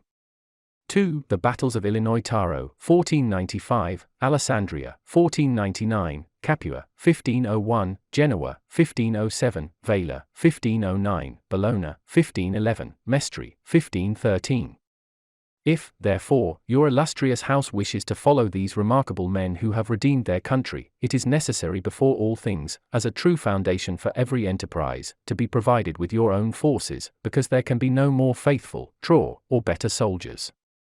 And although singly they are good, altogether they will be much better when they find themselves commanded by their prince, honored by him, and maintained at his expense.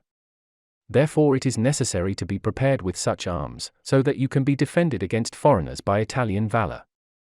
And although Swiss and Spanish infantry may be considered very formidable, nevertheless there is a defect in both, by reason of which a third order would not only be able to oppose them, but might be relied upon to overthrow them.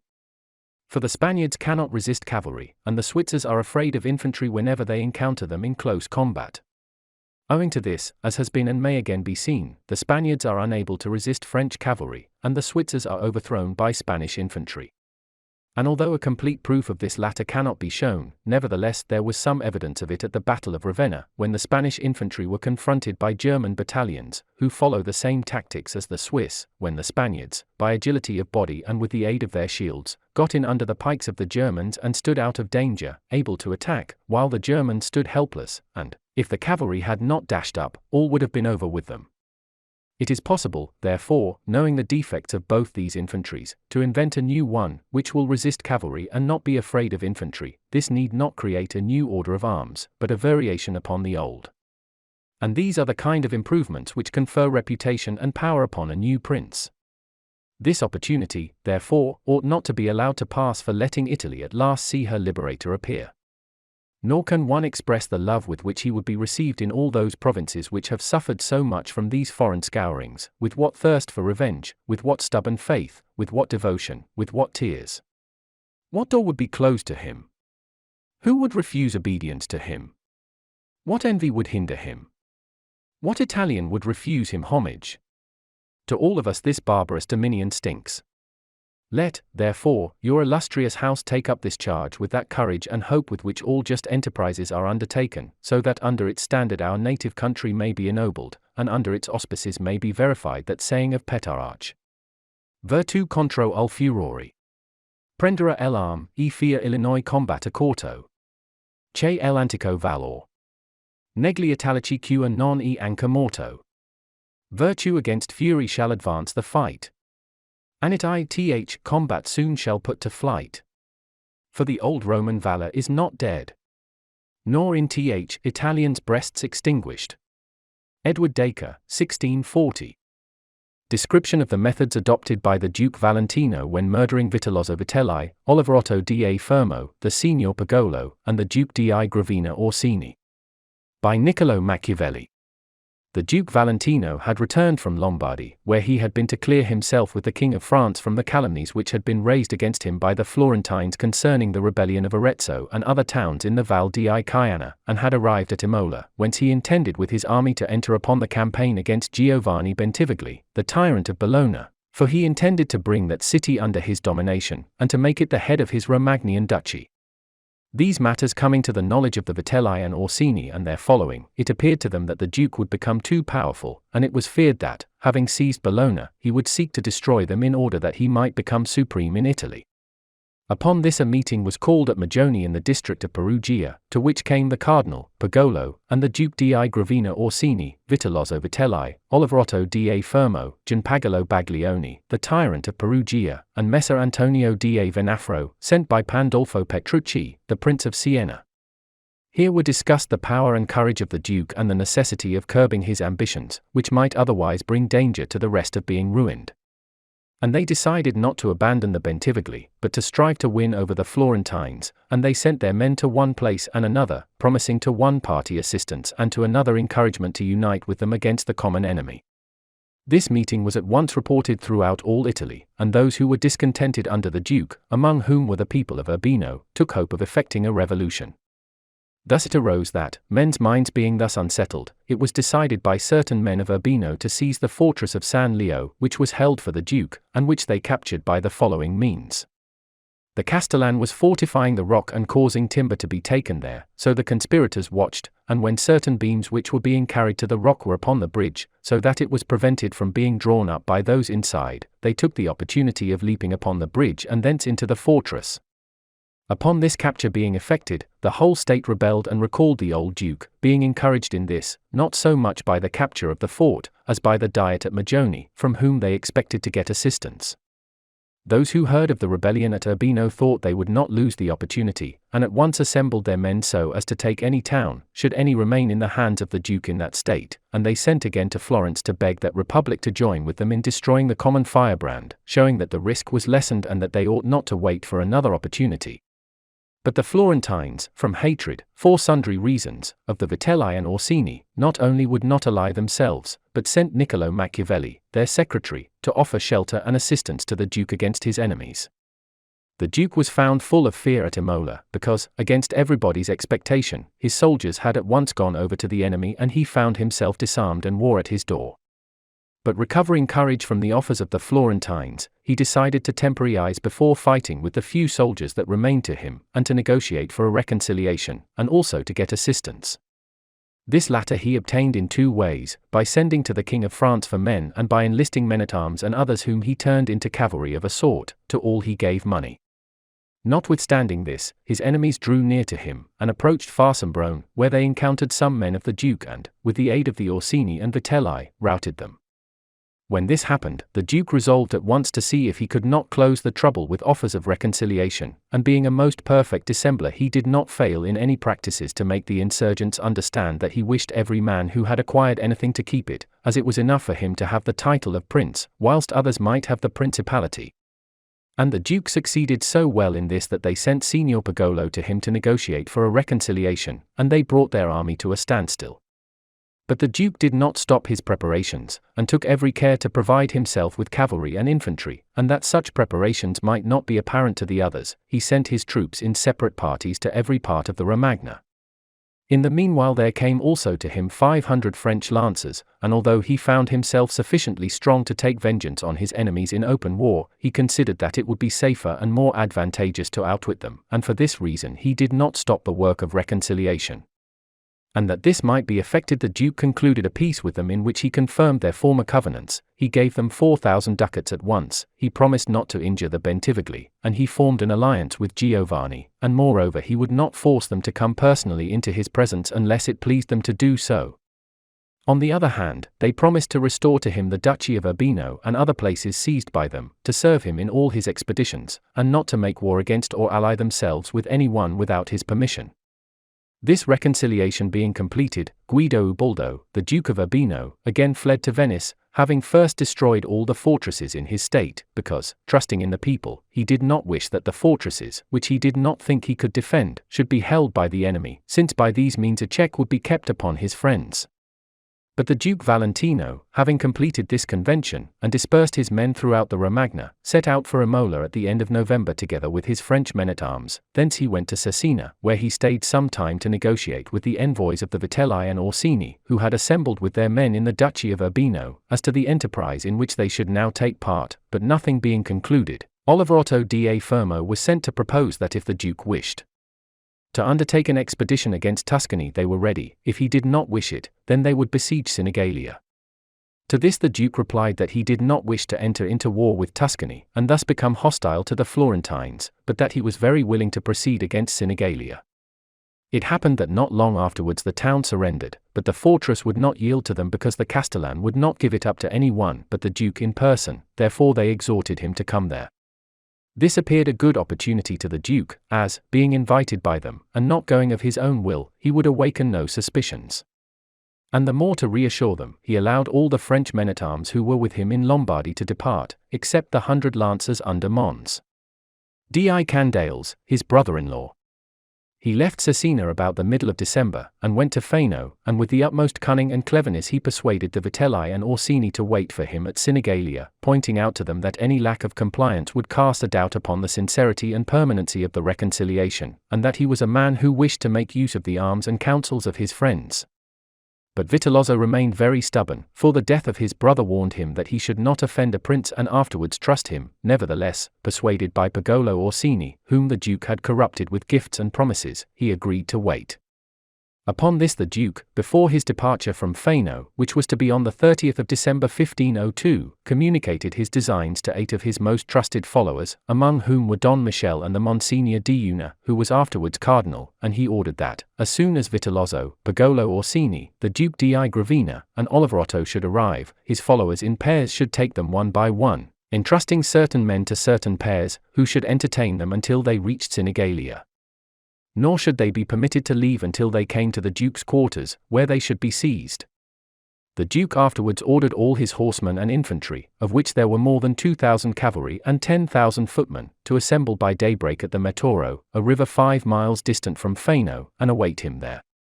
He found himself, therefore, on the last day of December at the Metoro with his men, and having sent a cavalcade of about 200 horsemen before him, he then moved forward the infantry, whom he accompanied with the rest of the men-at-arms.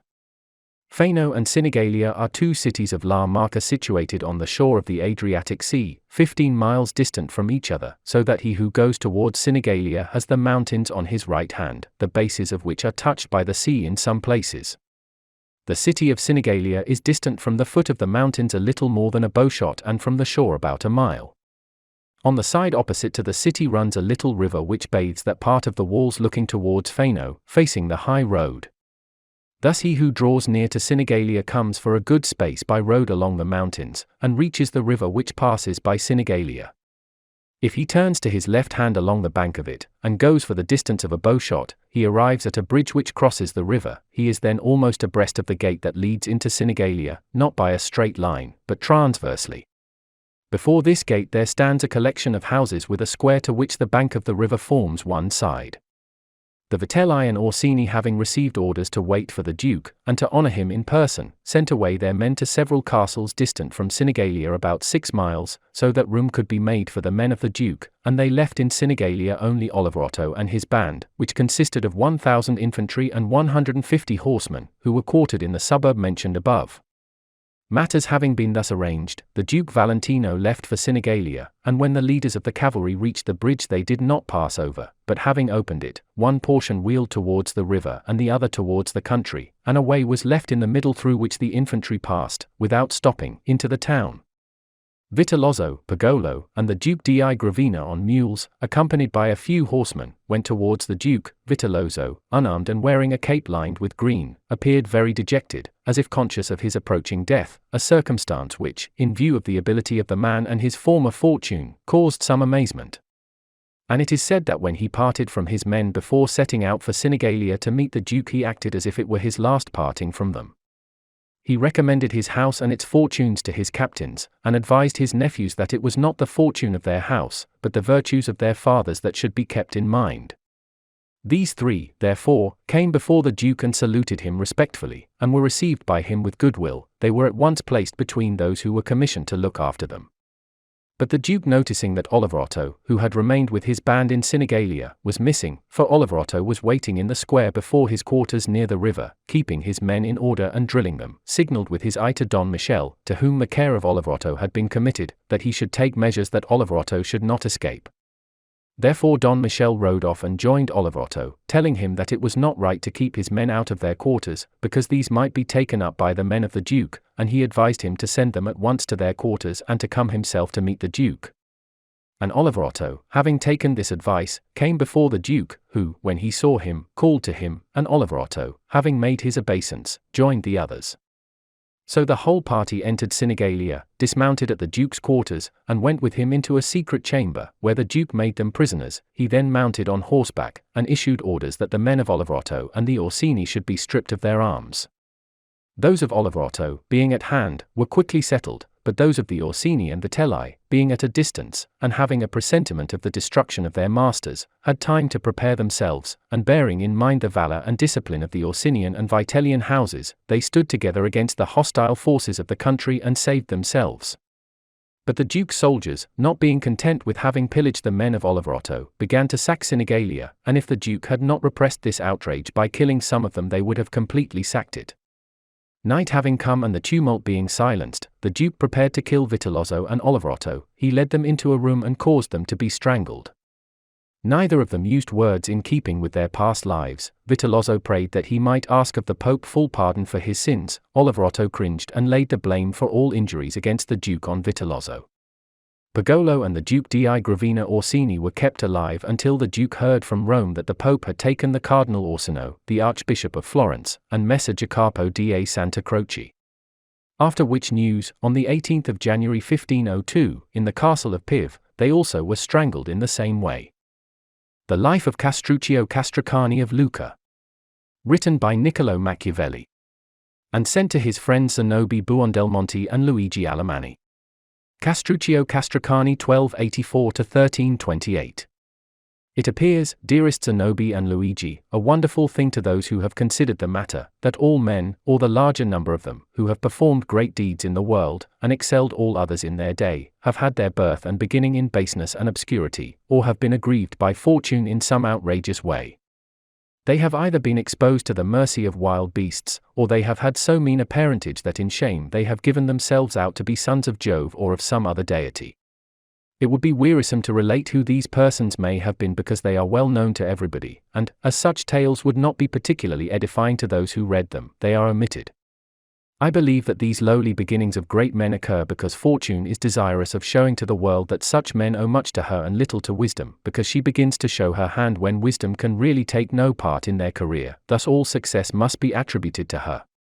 Castruccio Castracani of Lucca was one of those men who did great deeds, if he is measured by the times in which he lived and the city in which he was born, but, like many others, he was neither fortunate nor distinguished in his birth, as the course of this history will show. It appeared to be desirable to recall his memory, because I have discerned in him such indications of valor and fortune as should make him a great exemplar to men. I think also that I ought to call your attention to his actions, because you of all men I know delight most in noble deeds.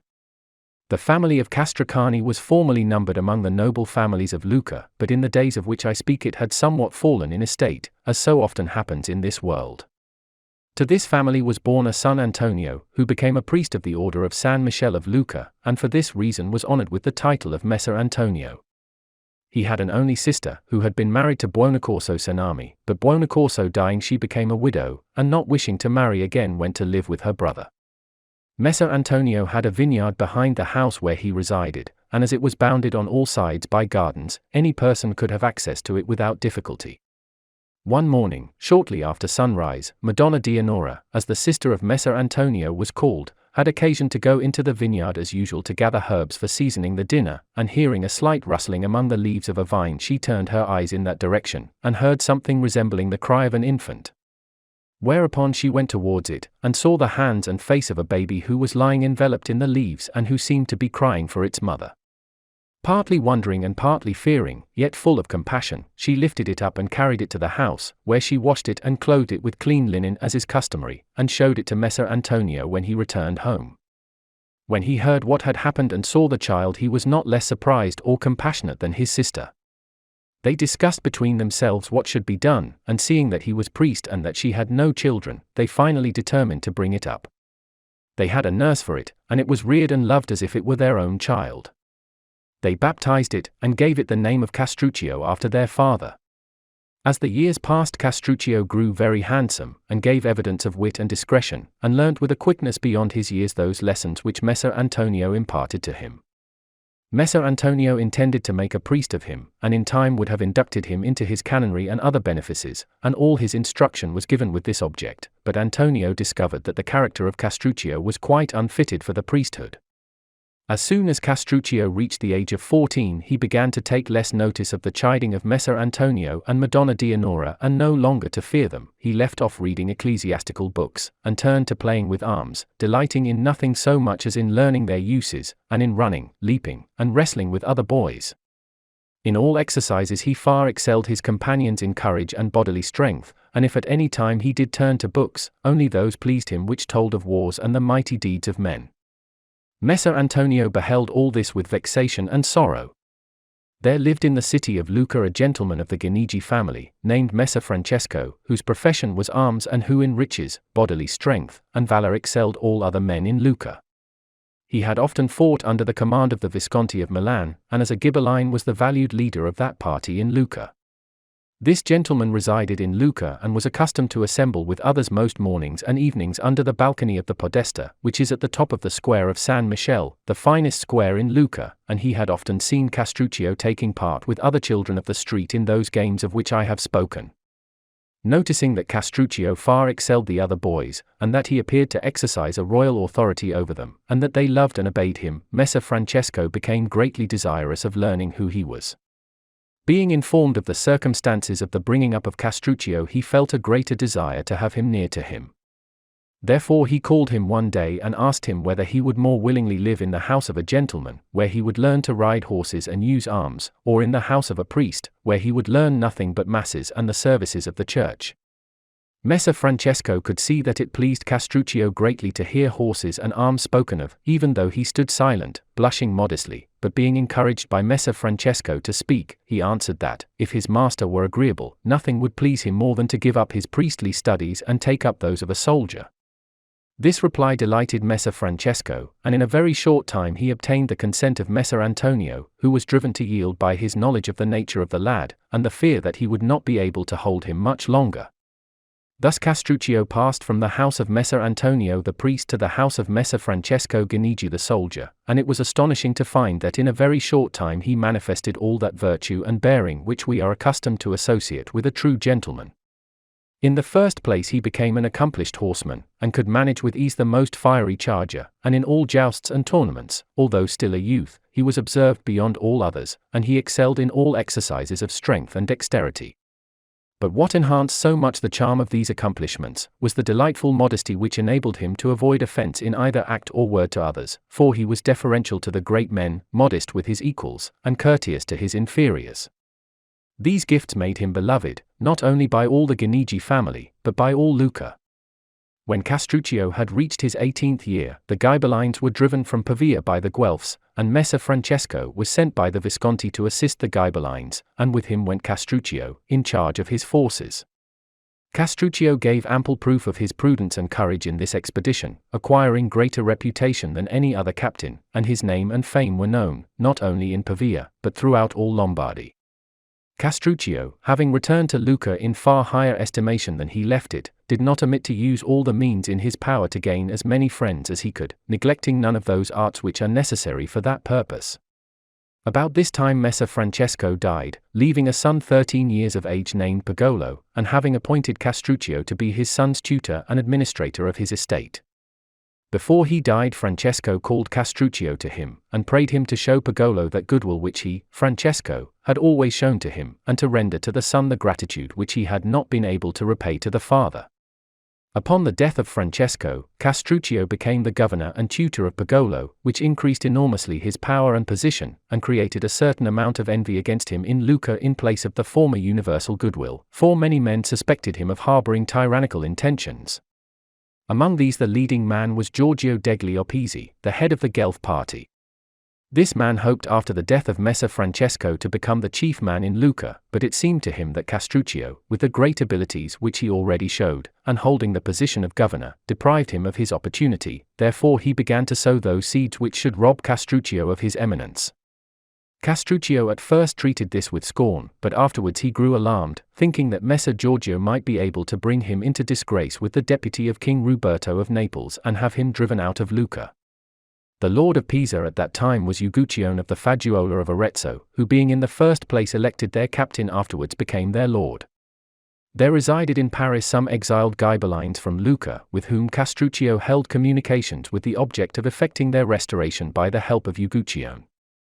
Castruccio also brought into his plans friends from Lucca who would not endure the authority of the Opizi.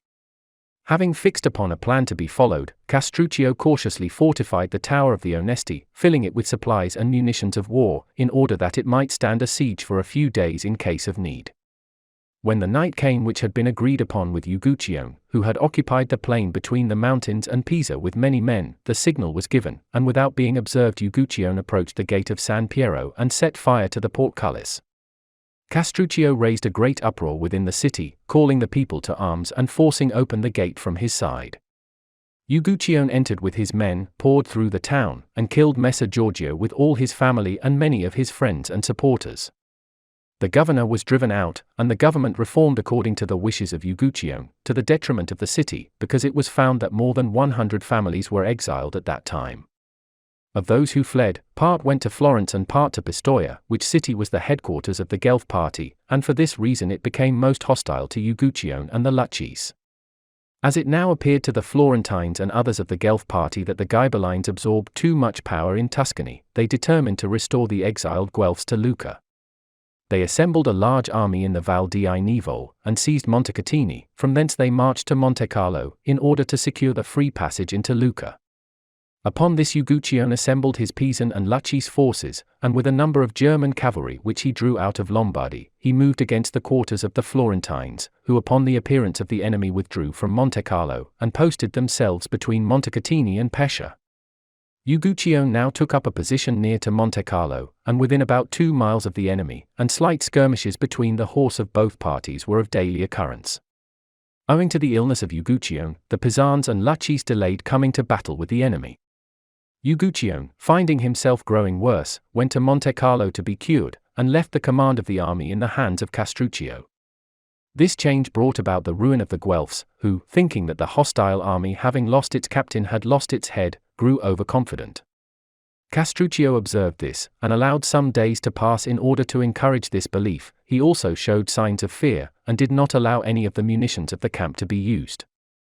On the other side, the Guelphs grew more insolent the more they saw these evidences of fear, and every day they drew out in the order of battle in front of the army of Castruccio. Presently, deeming that the enemy was sufficiently emboldened, and having mastered their tactics, he decided to join battle with them. First he spoke a few words of encouragement to his soldiers, and pointed out to them the certainty of victory if they would but obey his commands. Castruccio had noticed how the enemy had placed all his best troops in the center of the line of battle, and his less reliable men on the wings of the army, whereupon he did exactly the opposite, putting his most valiant men on the flanks, while those on whom he could not so strongly rely he moved to the center. Observing this order of battle, he drew out of his lines and quickly came in sight of the hostile army, who, as usual, had come in their insolence to defy him. He then commanded his center squadrons to march slowly, whilst he moved rapidly forward those on the wings. Thus, when they came into contact with the enemy, only the wings of the two armies became engaged, whilst the center battalions remained out of action, for these two portions of the line of battle were separated from each other by a long interval and thus unable to reach each other. By this expedient the more valiant part of Castruccio's men were opposed to the weaker part of the enemy's troops, and the most efficient men of the enemy were disengaged, and thus the Florentines were unable to fight with those who were arrayed opposite to them, or to give any assistance to their own flanks. So, without much difficulty, Castruccio put the enemy to flight on both flanks, and the center battalions took to flight when they found themselves exposed to attack, without having a chance of displaying their valor. The defeat was complete, and the loss in men very heavy, there being more than 10,000 men killed with many officers and knights of the Guelph party in Tuscany, and also many princes who had come to help them, among whom were Piero, the brother of King Ruberto, and Carlo, his nephew, and Filippo, the lord of Taranto. On the part of Castruccio the loss did not amount to more than 300 men, among whom was Francesco, the son of Uguccione, who, being young and rash, was killed in the first onset. This victory so greatly increased the reputation of Castruccio that Uguccione conceived some jealousy and suspicion of him, because it appeared to Uguccione that this victory had given him no increase of power, but rather than diminished it. Being of this mind, he only waited for an opportunity to give effect to it. This occurred on the death of Piagnolo Mihili, a man of great repute and abilities in Lucca, the murderer of whom fled to the house of Castruccio for refuge. On the sergeants of the captain going to arrest the murderer, they were driven off by Castruccio, and the murderer escaped. This affair coming to the knowledge of Uguccione, who was then at Pisa, it appeared to him a proper opportunity to punish Castruccio. He therefore sent for his son Neri, who was the governor of Lucca, and commissioned him to take Castruccio prisoner at a banquet and put him to death. Castruccio, fearing no evil, went to the governor in a friendly way, was entertained at supper, and then thrown into prison. But Neri, fearing to put him to death lest the people should be incensed, kept him alive, in order to hear further from his father concerning his intentions. Uguccione cursed the hesitation and cowardice of his son, and at once set out from Pisa to Lucca with 400 horsemen to finish the business in his own way, but he had not yet reached the baths when the Pisans rebelled and put his deputy to death and created Count Gaddo della Ghiardesca their lord. Before Uguccione reached Lucca he heard of the occurrences at Pisa, but it did not appear wise to him to turn back, lest the Lucchese with the example of Pisa before them should close their gates against him. But the Lucchese, having heard of what had happened at Pisa, availed themselves of this opportunity to demand the liberation of Castruccio, notwithstanding that Uguccione had arrived in their city. They first began to speak of it in private circles, afterwards openly in the squares and streets. Then they raised a tumult, and with arms in their hands went to Uguccione and demanded that Castruccio should be set at liberty. Uguccione, fearing that worse might happen, released him from prison. Whereupon Castruccio gathered his friends around him, and with the help of the people attacked Uguccione, who, finding he had no resource but in flight, rode away with his friends to Lombardy, to the lords of Scale, where he died in poverty.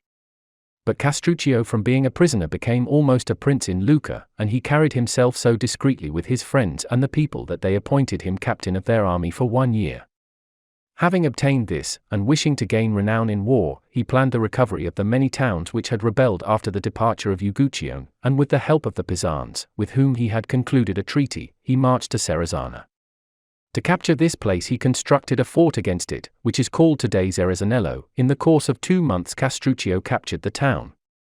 With the reputation gained at that siege, he rapidly seized Massa, Carora, and Lavenza, and in a short time had overrun the whole of Lunigiana. In order to close the pass which leads from Lombardy to Lunigiana, he besieged Pontremoli and wrested it from the hands of Messer Anastasio Pallavicini, who was the lord of it. After this victory he returned to Lucca, and was welcomed by the whole people.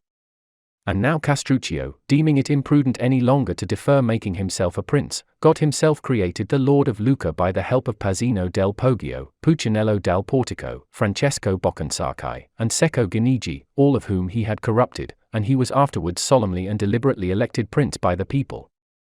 At this time Frederick of Bavaria, the king of the Romans, came into Italy to assume the imperial crown, and Castruccio, in order that he might make friends with him, met him at the head of 500 horsemen.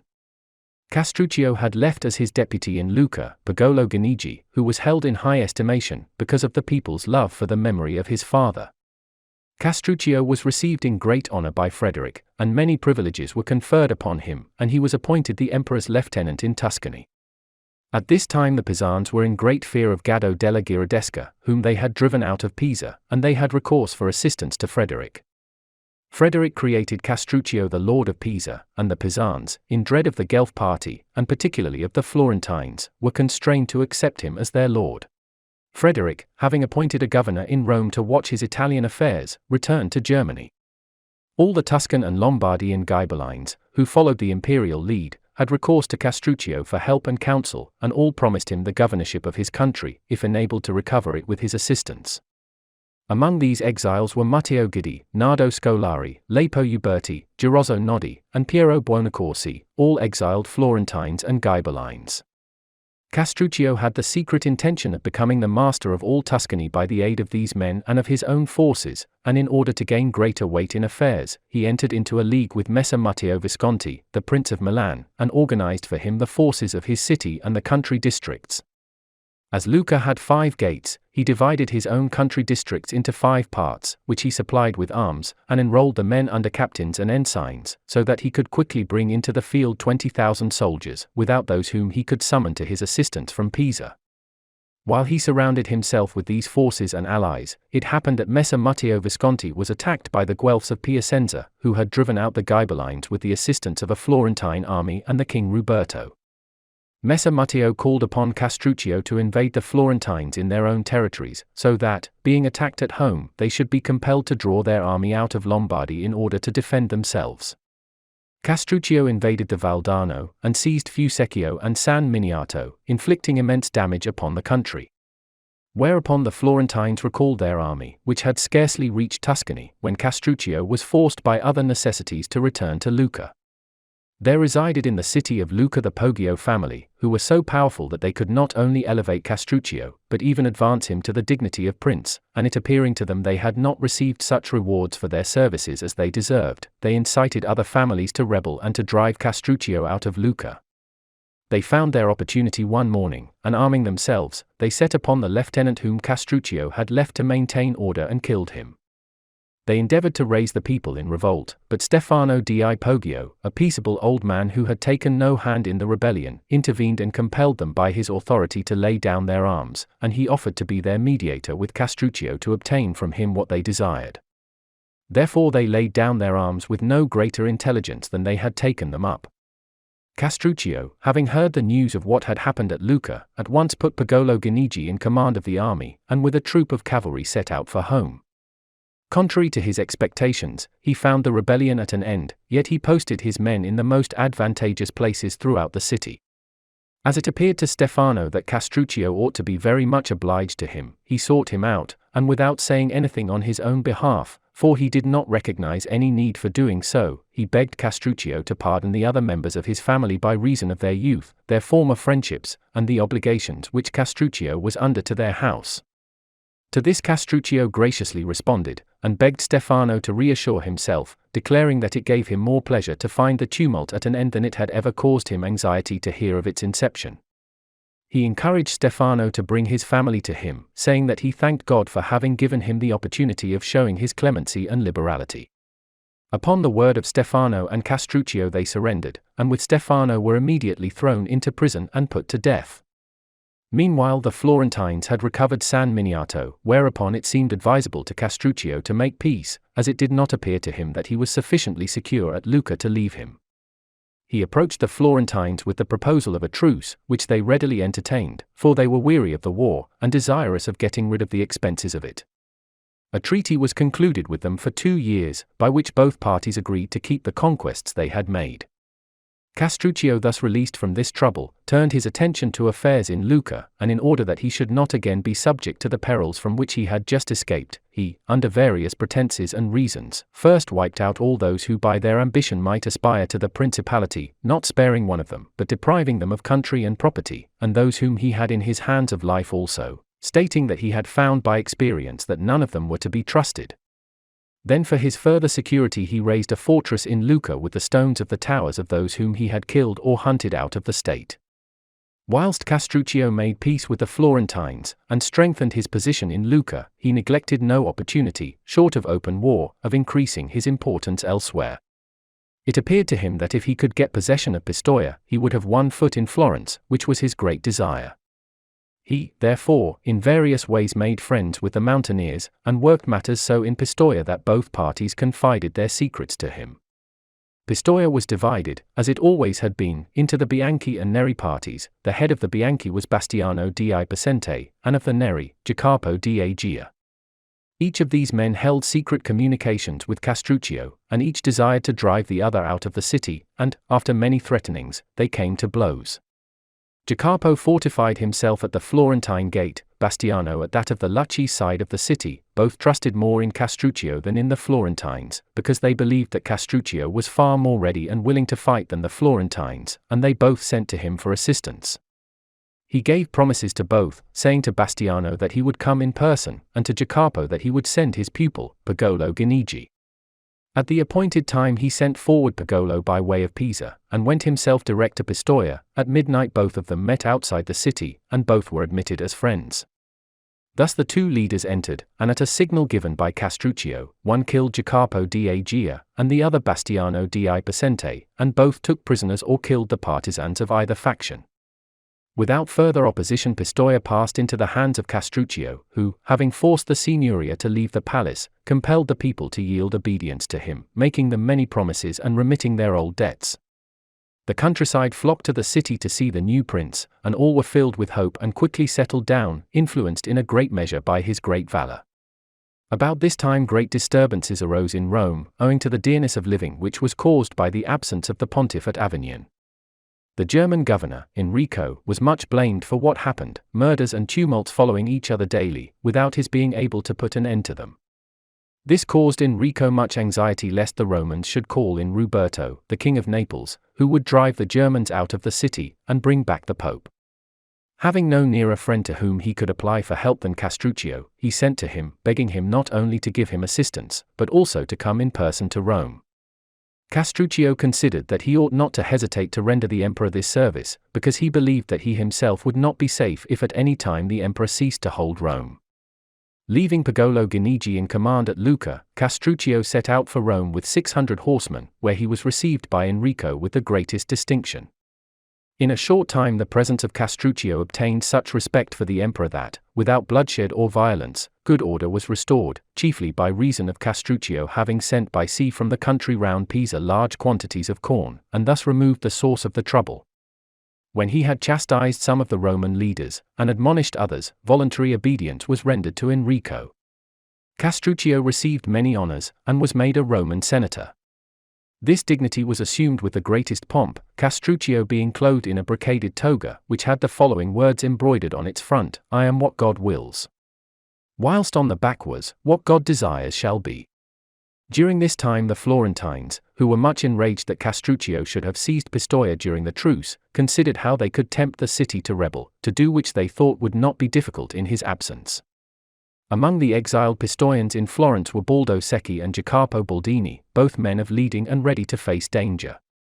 These men kept up communications with their friends in Pistoia, and with the aid of the Florentines entered the city by night, and after driving out some of Castruccio's officials and partisans, and killing others, they restored the city to its freedom. The news of this greatly angered Castruccio, and taking leave of Enrico, he pressed on in great haste to Pistoia. When the Florentines heard of his return, knowing that he would lose no time, they decided to intercept him with their forces in the Val di Nivo, under the belief that by doing so they would cut off his road to Pistoia. Assembling a great army of the supporters of the Guelph cause, the Florentines entered the Pistoian territories. On the other hand, Castruccio reached Monte Carlo with his army, and having heard where the Florentines lay, he decided not to encounter it in the plains of Pistoia, nor to await it in the plains of Pescia, but, as far as he possibly could, to attack it boldly in the pass of Serravalle. He believed that if he succeeded in this design, victory was assured, although he was informed that the Florentines had 30,000 men, whilst he had only 12,000. Although he had every confidence in his own abilities and the valor of his troops, yet he hesitated to attack his enemy in the open lest he should be overwhelmed by numbers. Serravalle is a castle between Pescia and Pistoia, situated on a hill which blocks the Val di Nivo, not in the exact pass, but about a bowshot beyond. The pass itself is in places narrow and steep, whilst in general it ascends gently, but is still narrow, especially at the summit where the waters divide, so that 20 men side by side could hold it. The lord of Serravalle was Manfred, a German, who, before Castruccio became lord of Pistoia, had been allowed to remain in possession of the castle, it being common to the Lucchese and the Pistoians, and unclaimed by either, neither of them wishing to displace Manfred as long as he kept his promise of neutrality, and came under obligations to no one. For these reasons, and also because the castle was well fortified, he had always been able to maintain his position. It was here that Castruccio had determined to fall upon his enemy, for here his few men would have the advantage, and there was no fear lest, seeing the large masses of the hostile force before they became engaged, they should not stand. As soon as this trouble with Florence arose, Castruccio saw the immense advantage which possession of this castle would give him, and having an intimate friendship with a resident in the castle, he managed matters so with him that 400 of his men were to be admitted into the castle the night before the attack on the Florentines, and the Castellan put to death. Castruccio, having prepared everything, had now to encourage the Florentines to persist in their desire to carry the seat of war away from Pistoia into the Val di Nivo, therefore he did not move his army from Monte Carlo. Thus the Florentines hurried on until they reached their encampment under Serravalle, intending to cross the hill on the following morning. In the meantime, Castruccio had seized the castle at night, had also moved his army from Monte Carlo, and marching from thence at midnight in dead silence, had reached the foot of Serravalle. Thus he and the Florentines commenced the ascent of the hill at the same time in the morning. Castruccio sent forward his infantry by the main road, and a troop of 400 horsemen by a path on the left towards the castle. The Florentines sent forward 400 cavalry ahead of their army which was following, never expecting to find Castruccio in possession of the hill, nor were they aware of his having seized the castle. Thus it happened that the Florentine horsemen mounting the hill were completely taken by surprise when they discovered the infantry of Castruccio, and so close were they upon it they had scarcely time to pull down their visors. It was a case of unready soldiers being attacked by ready, and they were assailed with such vigor that with difficulty they could hold their own, although some few of them got through. When the noise of the fighting reached the Florentine camp below, it was filled with confusion. The cavalry and infantry became inextricably mixed, the captains were unable to get their men either backward or forward, owing to the narrowness of the pass, and amid all this tumult no one knew what ought to be done or what could be done. In a short time the cavalry who were engaged with the enemy's infantry were scattered or killed without having made any effective defense because of their unfortunate position, although in sheer desperation they had offered a stout resistance. Retreat had been impossible, with the mountains on both flanks, whilst in front were their enemies, and in the rear their friends. When Castruccio saw that his men were unable to strike a decisive blow at the enemy and put them to flight, he sent 1,000 infantrymen round by the castle, with orders to join the 400 horsemen he had previously dispatched there, and commanded the whole force to fall upon the flank of the enemy. These orders they carried out with such fury that the Florentines could not sustain the attack, but gave way, and were soon in full retreat, conquered more by their unfortunate position than by the valor of their enemy. Those in the rear turned towards Pistoia, and spread through the plains, each man seeking only his own safety. The defeat was complete and very sanguinary. Many captains were taken prisoners, among whom were Bandini dei Rossi, Francesco Brunelleschi, and Giovanni della Tosa, all Florentine noblemen, with many Tuscans and Neapolitans who fought on the Florentine side, having been sent by King Ruberto to assist the Guelphs. Immediately the Pistoians heard of this defeat they drove out the friends of the Guelphs, and surrendered to Castruccio. He was not content with occupying Prato and all the castles on the plains on both sides of the Arno, but marched his army into the plain of Peretola, about 2 miles from Florence. Here he remained many days, dividing the spoils, and celebrating his victory with feasts and games, holding horse races, and foot races for men and women. He also struck medals in commemoration of the defeat of the Florentines. He endeavored to corrupt some of the citizens of Florence, who were to open the city gates at night, but the conspiracy was discovered, and the participators in it taken and beheaded, among whom were Tommaso Lupaci and Lambertuccio Frescobaldi. This defeat caused the Florentines great anxiety, and despairing of preserving their liberty, they sent envoys to King Ruberto of Naples, offering him the dominion of their city, and he, knowing of what immense importance the maintenance of the Guelph cause was to him, accepted it. He agreed with the Florentines to receive from them a yearly tribute of 200,000 florins, and he sent his son Carlo to Florence with 4,000 horsemen.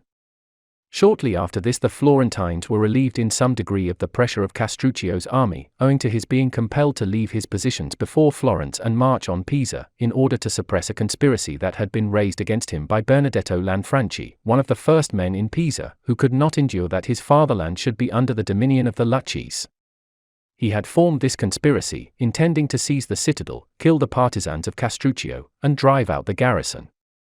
As, however, in a conspiracy paucity of numbers is essential to secrecy, so for its execution a few are not sufficient, and in seeking more adherents to his conspiracy Lanfranchi encountered a person who revealed the design to Castruccio. This betrayal cannot be passed by without severe reproach to Bonifacio Cerci and Giovanni Guidi, 2 Florentine exiles who were suffering their banishment in Pisa. Thereupon Castruccio seized Benedetto and put him to death, and beheaded many other noble citizens, and drove their families into exile. It now appeared to Castruccio that both Pisa and Pistoia were thoroughly disaffected. He employed much thought and energy upon securing his position there, and this gave the Florentines their opportunity to reorganize their army, and to await the coming of Carlo, the son of the King of Naples. When Carlo arrived they decided to lose no more time, and assembled a great army of more than 30,000 infantry and 10,000 cavalry, having called to their aid every Guelph there was in Italy. They consulted whether they should attack Pistoia or Pisa first, and decided that it would be better to march on the latter, a course, owing to the recent conspiracy, more likely to succeed, and of more advantage to them, because they believed that the surrender of Pistoia would follow the acquisition of Pisa. In the early part of May 1328, the Florentines put in motion this army and quickly occupied Lastra, Signa, Montelupo, and Empoli, passing from thence on to San Miniato. When Castruccio heard of the enormous army which the Florentines were sending against him, he was in no degree alarmed, believing that the time had now arrived when fortune would deliver the empire of Tuscany into his hands, for he had no reason to think that his enemy would make a better fight, or had better prospects of success, than at Pisa or Serravalle. He assembled 20,000 foot soldiers and 4,000 horsemen, and with this army went to Fusecchio, whilst he sent Pagolo Guinigi to Pisa with 5,000 infantry. Fusecchio has a stronger position than any other town in the Pisan district, owing to its situation between the rivers Arno and Gusciana and its slight elevation above the surrounding plain. Moreover, the enemy could not hinder its being victualled unless they divided their forces, nor could they approach it either from the direction of Lucca or Pisa, nor could they get through to Pisa, or attack Castruccio's forces except at a disadvantage. In one case they would find themselves placed between his two armies, the one under his own command and the other under Pagolo, and in the other case they would have to cross the Arno to get to close quarters with the enemy, an undertaking of great hazard. In order to tempt the Florentines to take this latter course, Castruccio withdrew his men from the banks of the river and placed them under the walls of Fusecchio, leaving a wide expanse of land between them and the river. The Florentines, having occupied San Miniato, held a council of war to decide whether they should attack Pisa or the army of Castruccio, and, having weighed the difficulties of both courses, they decided upon the latter. The river Arno was at that time low enough to be fordable, yet the water reached to the shoulders of the infantrymen and to the saddles of the horsemen. On the morning of the 10th of June 1328, the Florentines commenced the battle by ordering forward a number of cavalry and 10,000 infantry. Castruccio, whose plan of action was fixed, and who well knew what to do, at once attacked the Florentines with 5,000 infantry and 3,000 horsemen, not allowing them to issue from the river before he charged them. He also sent 1,000 light infantry up the river bank, and the same number down the Arno. The infantry of the Florentines were so much impeded by their arms and the water that they were not able to mount the banks of the river, whilst the cavalry had made the passage of the river more difficult for the others, by reason of the few who had crossed having broken up the bed of the river, and this being deep with mud, many of the horses rolled over with their riders and many of them had stuck so fast that they could not move. When the Florentine captains saw the difficulties their men were meeting, they withdrew them and moved higher up the river, hoping to find the river bed less treacherous and the banks more adapted for landing.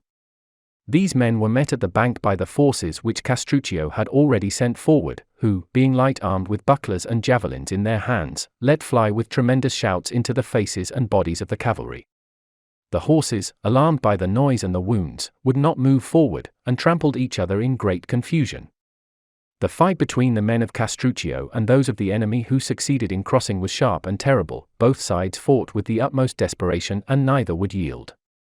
The soldiers of Castruccio fought to drive the others back into the river, whilst the Florentines strove to get a footing on land in order to make room for the others pressing forward, who if they could but get out of the water would be able to fight, and in this obstinate conflict they were urged on by their captains. Castruccio shouted to his men that these were the same enemies whom they had before conquered at Serravalle, whilst the Florentines reproached each other that the many should be overcome by the few. At length Castruccio, seeing how long the battle had lasted, and that both his men and the enemy were utterly exhausted, and that both sides had many killed and wounded, pushed forward another body of infantry to take up a position at the rear of those who were fighting. He then commanded these latter to open their ranks as if they intended to retreat, and one part of them to turn to the right and another to the left. This cleared a space of which the Florentines at once took advantage, and thus gained possession of a portion of the battlefield.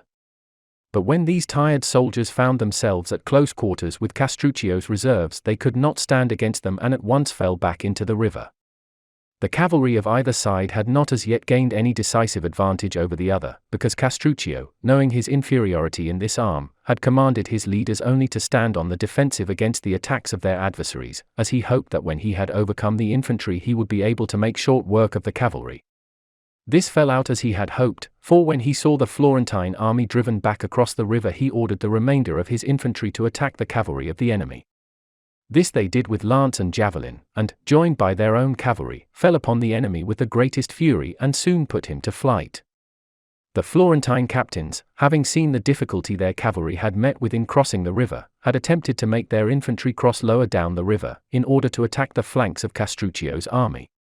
But here, also, the banks were steep and already lined by the men of Castruccio, and this movement was quite useless. Thus the Florentines were so completely defeated at all points that scarcely a third of them escaped, and Castruccio was again covered with glory. Many captains were taken prisoners, and Carlo, the son of King Ruberto, with Michelagnolo Falconi and Taddeo degli Albizzi, the Florentine commissioners, fled to Empoli. If the spoils were great, the slaughter was infinitely greater, as might be expected in such a battle. Of the Florentines there fell 20,231 men, whilst Castruccio lost 1,570 men. But fortune, growing envious of the glory of Castruccio, took away his life just at the time when she should have preserved it, and thus ruined all those plans which for so long a time he had worked to carry into effect, and in the successful prosecution of which nothing but death could have stopped him.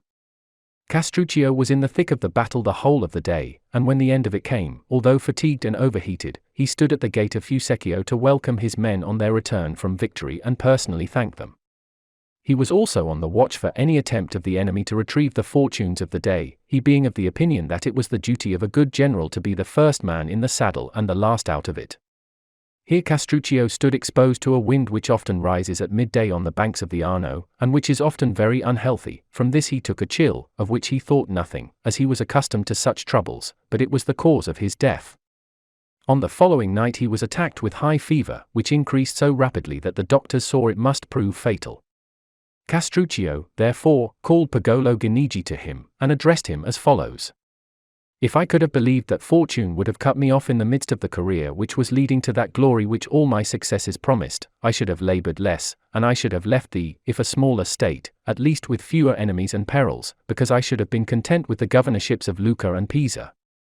I should neither have subjugated the Pistoians, nor outraged the Florentines with so many injuries. But I would have made both these peoples my friends, and I should have lived, if no longer, at least more peacefully, and have left you a state without a doubt smaller, but one more secure and established on a surer foundation.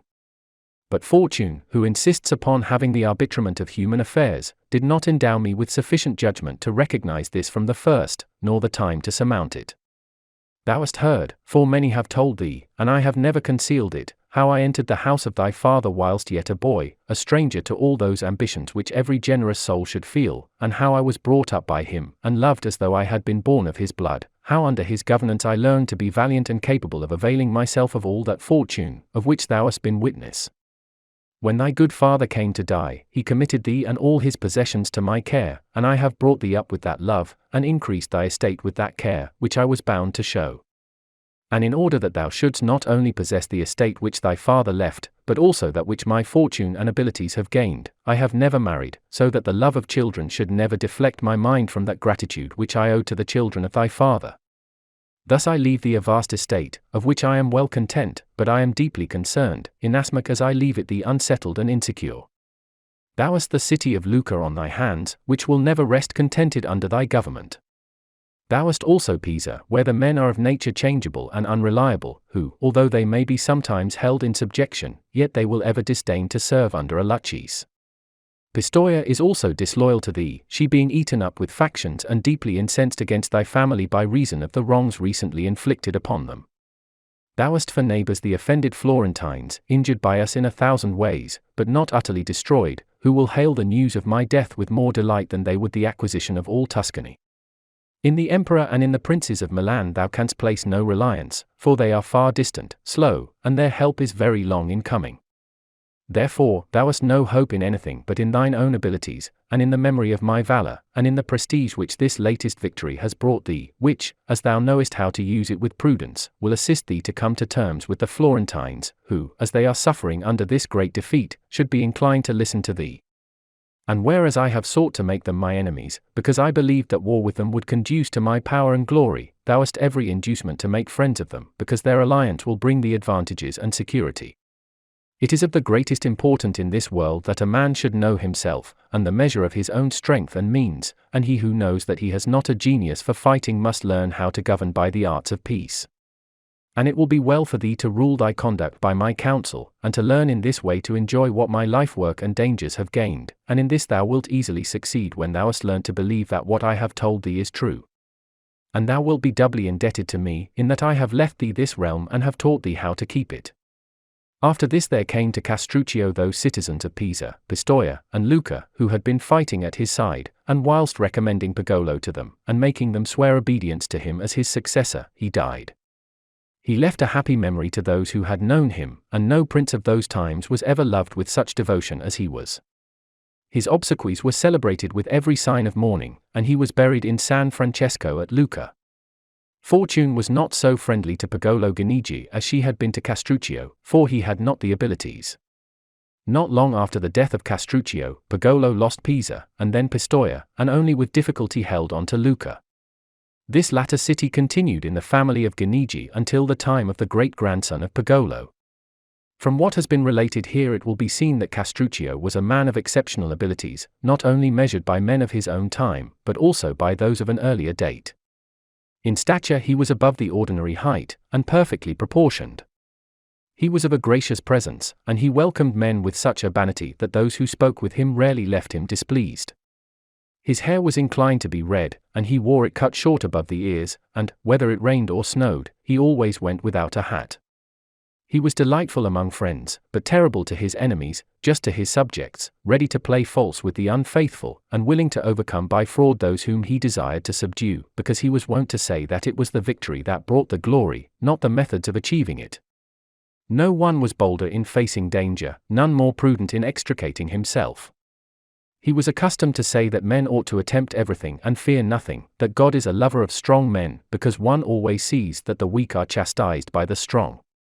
He was also wonderfully sharp or biting though courteous in his answers, and as he did not look for any indulgence in this way of speaking from others, so he was not angered with others did not show it to him.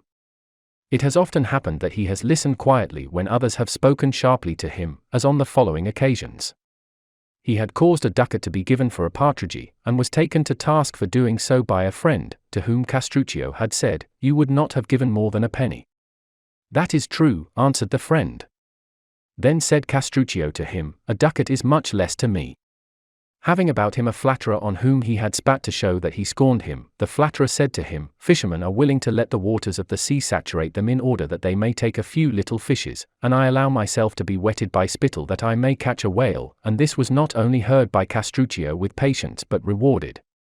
When told by a priest that it was wicked for him to live so sumptuously, Castruccio said, "If that be a vice, then you should not fare so splendidly at the feasts of our saints." Passing through a street he saw a young man as he came out of a house of ill fame blush at being seen by Castruccio, and said to him, "Thou shouldst not be ashamed when thou comest out, but when thou goest into such places." A friend gave him a very curiously tied knot to undo and was told, "Fool, do you think that I wish to untie a thing which gave so much trouble to fasten?" Castruccio said to one who professed to be a philosopher, "You are like the dogs who always run after those who will give them the best to eat," and was answered, "We are rather like the doctors who go to the houses of those who have the greatest need of them." Going by water from Pisa to Lagorne, Castruccio was much disturbed by a dangerous storm that sprang up, and was reproached for cowardice by one of those with him, who said that he did not fear anything. Castruccio answered that he did not wonder at that, since every man valued his soul for what his was worth. Being asked by one what he ought to do to gain estimation, he said, "When thou goest to a banquet, take care that thou dost not seat one piece of wood upon another." To a person who was boasting that he had read many things, Castruccio said, "He knows better than to boast of remembering many things." Someone bragged that he could drink much without becoming intoxicated. Castruccio replied, "An ox does the same." Castruccio was acquainted with a girl with whom he had intimate relations, and being blamed by a friend who told him that it was undignified for him to be taken in by a woman, he said, "She has not taken me in, I have taken her." Being also blamed for eating very dainty foods, he answered, "Thou dost not spend as much as I do," and being told that it was true, he continued, "Then thou art more avaricious than I am gluttonous." Being invited by Taddeo Benodi, a very rich and splendid citizen of Lucca, to supper, he went to the house and was shown by Taddeo into a chamber hung with silk and paved with fine stones representing flowers and foliage of the most beautiful coloring. Castruccio gathered some saliva in his mouth and spat it out upon Taddeo, and seeing him much disturbed by this, said to him, "I knew not where to spit in order to offend thee less." Being asked how Caesar died, he said, "God willing, I will die as he did." Being one night in the house of one of his gentlemen where many ladies were assembled, he was reproved by one of his friends for dancing and amusing himself with them more than was usual in one of his station, so he said, "He who is considered wise by day will not be considered a fool at night." A person came to demand a favor of Castruccio, and thinking he was not listening to his plea threw himself on his knees to the ground, and being sharply reproved by Castruccio, said, "Thou art the reason of my acting thus, for thou hast thy ears in thy feet," whereupon he obtained double the favor he had asked. Castruccio used to say that the way to hell was an easy one, seeing that it was in a downward direction and you traveled blindfolded. Being asked a favor by one who used many superfluous words, he said to him, "When you have another request to make, send someone else to make it."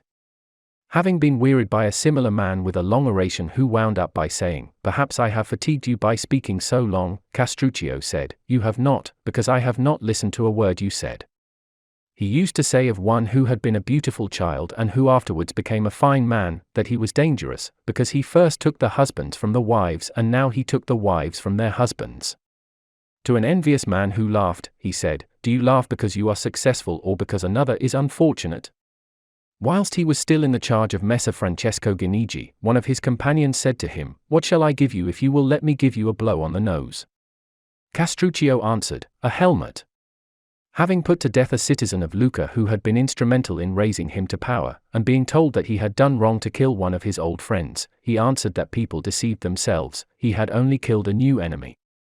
Castruccio praised greatly those men who intended to take a wife and then did not do so, saying that they were like men who said they would go to sea, and then refused when the time came.